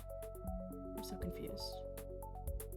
Yeah, I wonder if one of the past have all of them surviving. I don't know. I don't know. Guess we'll find out. Guess we'll find out. Rebrand launch. Tay, what is Tay doing?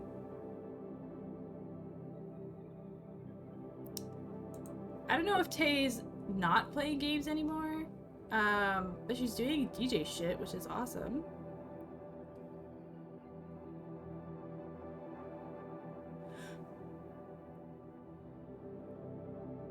But it's Tay XO now instead of Ultra Tay.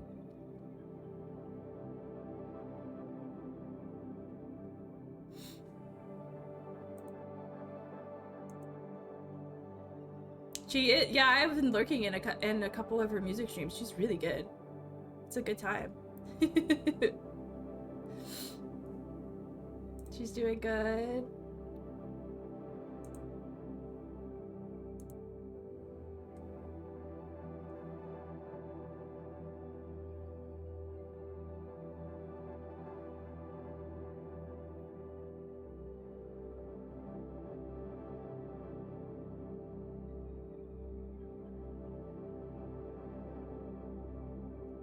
Fun. It's a fun time.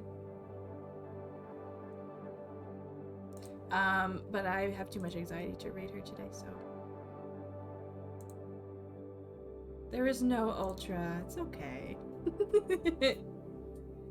It's okay. She's still Ultra in our hearts, right?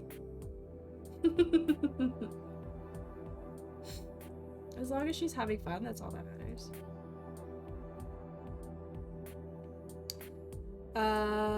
Yeah, okay, fuck the raid.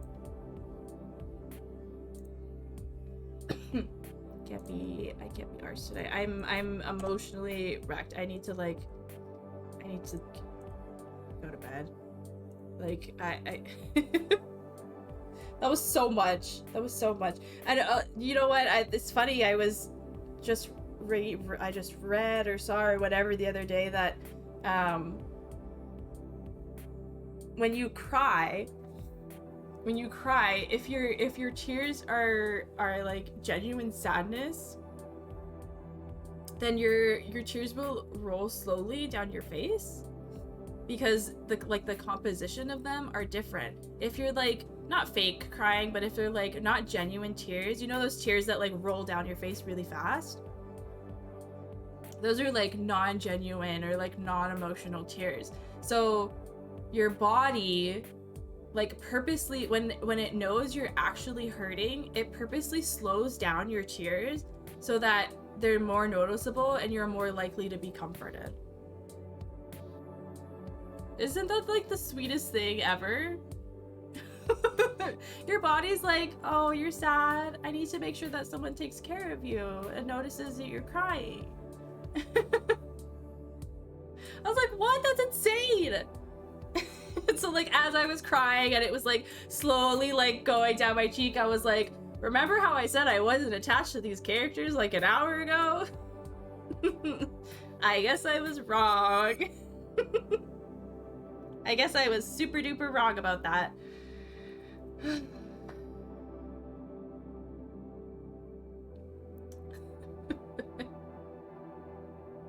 Because I was feeling it.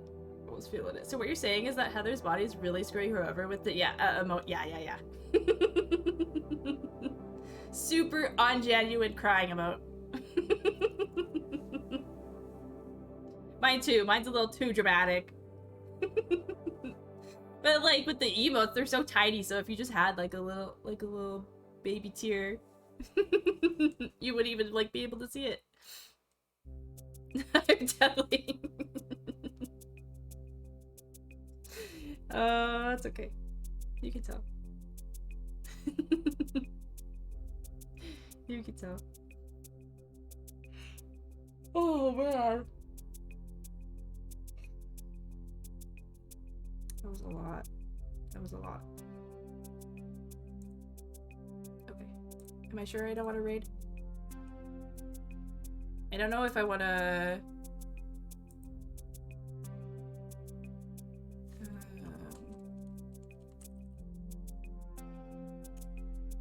look up this game. 15 viewers. Oh, this person's right at the end of the thing we just did.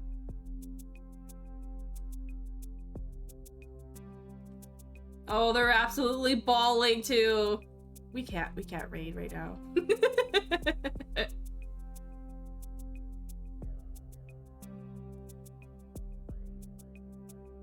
Aww.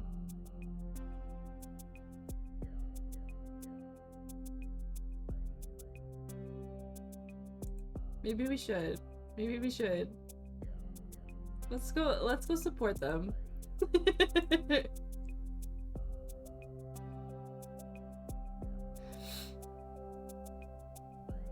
Miss Autobot City.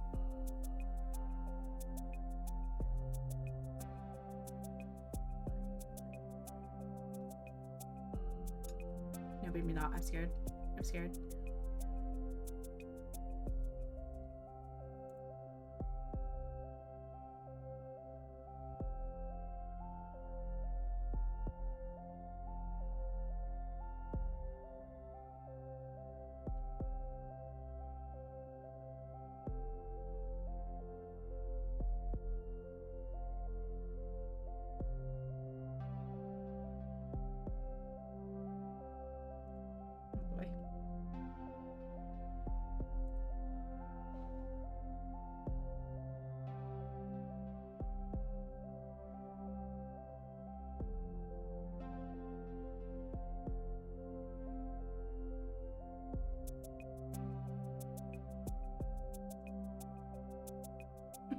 Telly?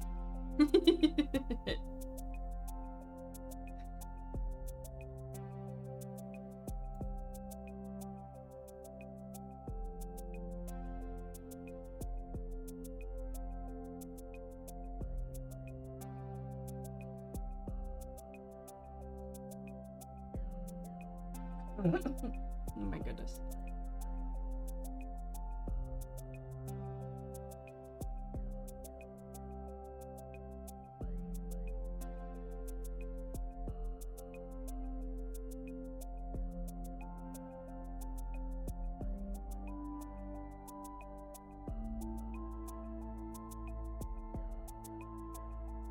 Okay.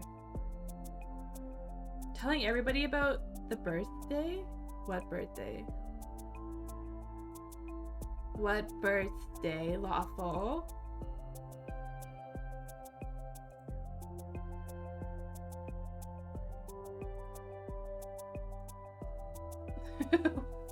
Oh, Mimi's birthday. Oh, goody.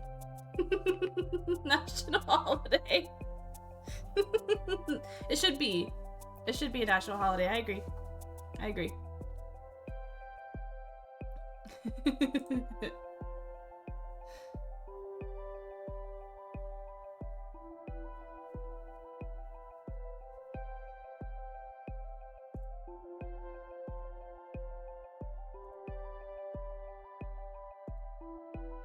Excuse me, have you heard the good news?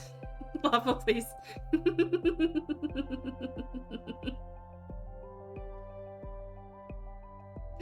Please, no. No, no.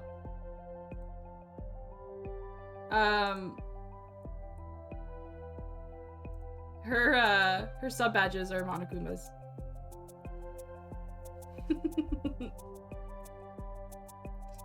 Oh man. Okay, maybe we'll raid if I feel comfortable. I don't know yet. Can I talk to you for a few minutes about our Lord and Savior, Sincerely Mimi? Please, please tell me more. Please tell me more. I have all the time in the world to hear about Sincerely Mimi. Tell me all about it. I have not a few minutes, but a few hours. Tell me everything.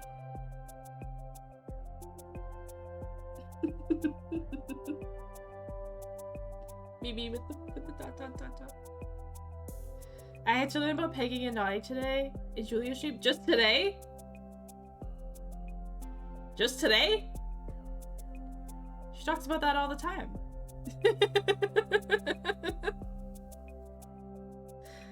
That was just today, Mimi? I'm so sorry. That is a hard thing to swallow for the first time. It is a lot. It is a lot.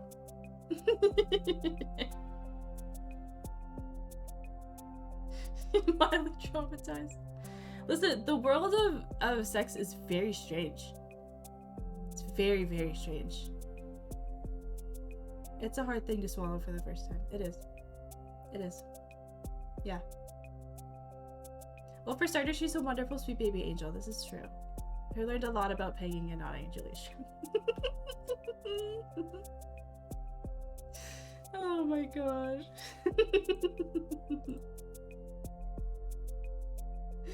Oh my god.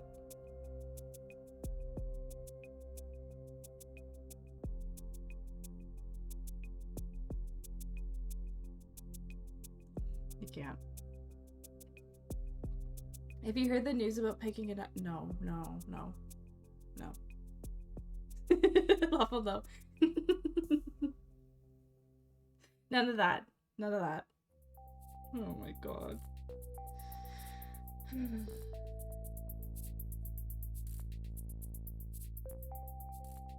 Okay, if I raid this person, will you two come with me and post the raid message? If you don't, I'll be really sad. You don't have to hang out, but please paste the raid message. Will you come with me?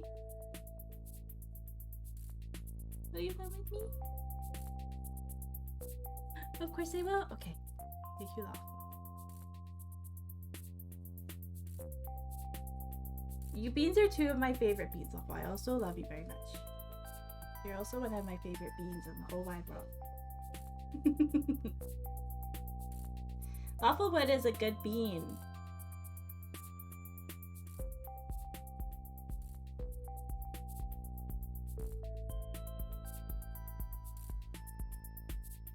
Okay. Weekend plans.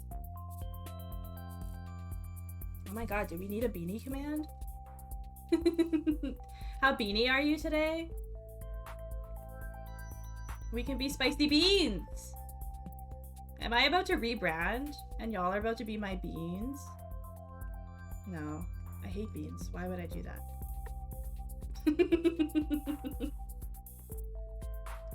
Wow, Lawfulwood is 2% good bean! Lawful.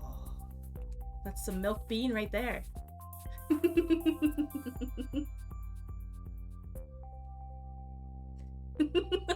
Some milk bean. I can't. I can't. Wow, this game goes by really fast when you just have the dialogue. She's not reading like the flavor text or whatever. Literally fucking milk bean piece of shit peasant. Oh my god, Lawful. Oh my god. I cannot believe Lawfulbot would do me like that. Lawfulbot's a savage. Lawfulbot's an absolute savage. You should have expected it.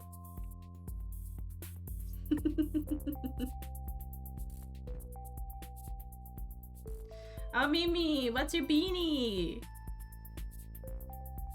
I need to know my good bean percentage. Okay, I'll make one for next stream. I'll make one for tomorrow night. How about that? I'll make one for tomorrow night. So that's what I was gonna say. So streams this weekend. Wow, Sincerely Mimi is 101% good bean. Wow. That's pretty amazing.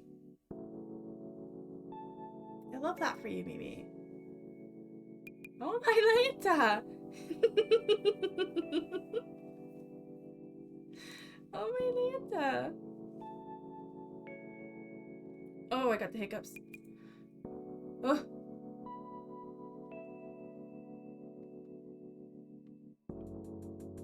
I'm sleepy. Okay, I keep getting distracted. So because I get so depressed on the weekends, I was like, I'm just gonna stream the weekends. So because tomorrow is officially October, I'm gonna start Alien Isolation, which is ironic because Heather's gonna try and finish Alien Isolation, so we're both gonna be streaming Alien Isolation Saturday nights. Which sucks because I want to be at her streams. What the fuck? But that's okay. So that'll be tomorrow night. It'll be a cam stream. And then Sunday nights, I'm gonna start doing like super chill, no cam Final Fantasy streams. So we'll be doing that on Sunday. I'm excited to see you this weekend. It's been a while since I've seen you on the weekend. So I'm excited. And yeah. We're gonna get scared tomorrow. I feel like I'm very desensitized to the alien, like, itself. Like, I'm not scared of, like, the way it looks, but I know, like, once I'm in that atmosphere, I'm gonna, like, shit myself, so I'm excited for that. We're so blessed to be in the presence of the one true Dalmatian being. I love that. I love that. 101%. I love it. I love it. It's perfect.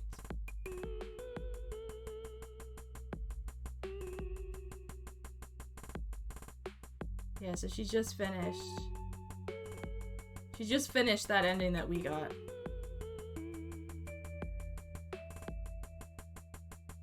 That's crazy.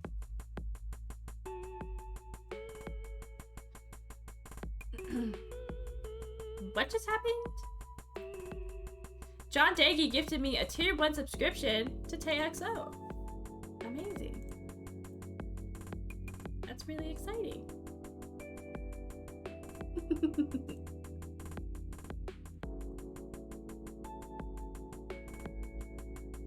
Oh, they've got some different endings too that we don't have. Okay, okay.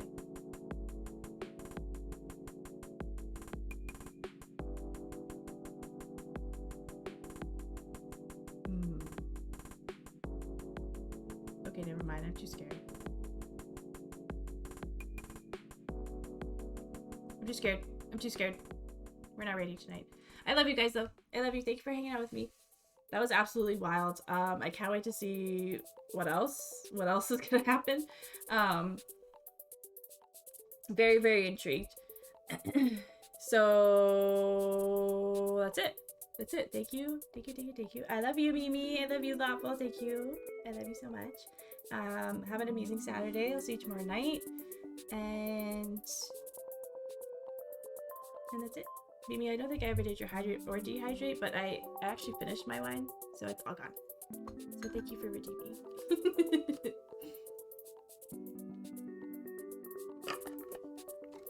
But I'm gonna go crawl into bed and relax. I love you all so much. Take care, stay safe, be kind, have a lovely Saturday. I'll see you tomorrow night. Good night, everybody.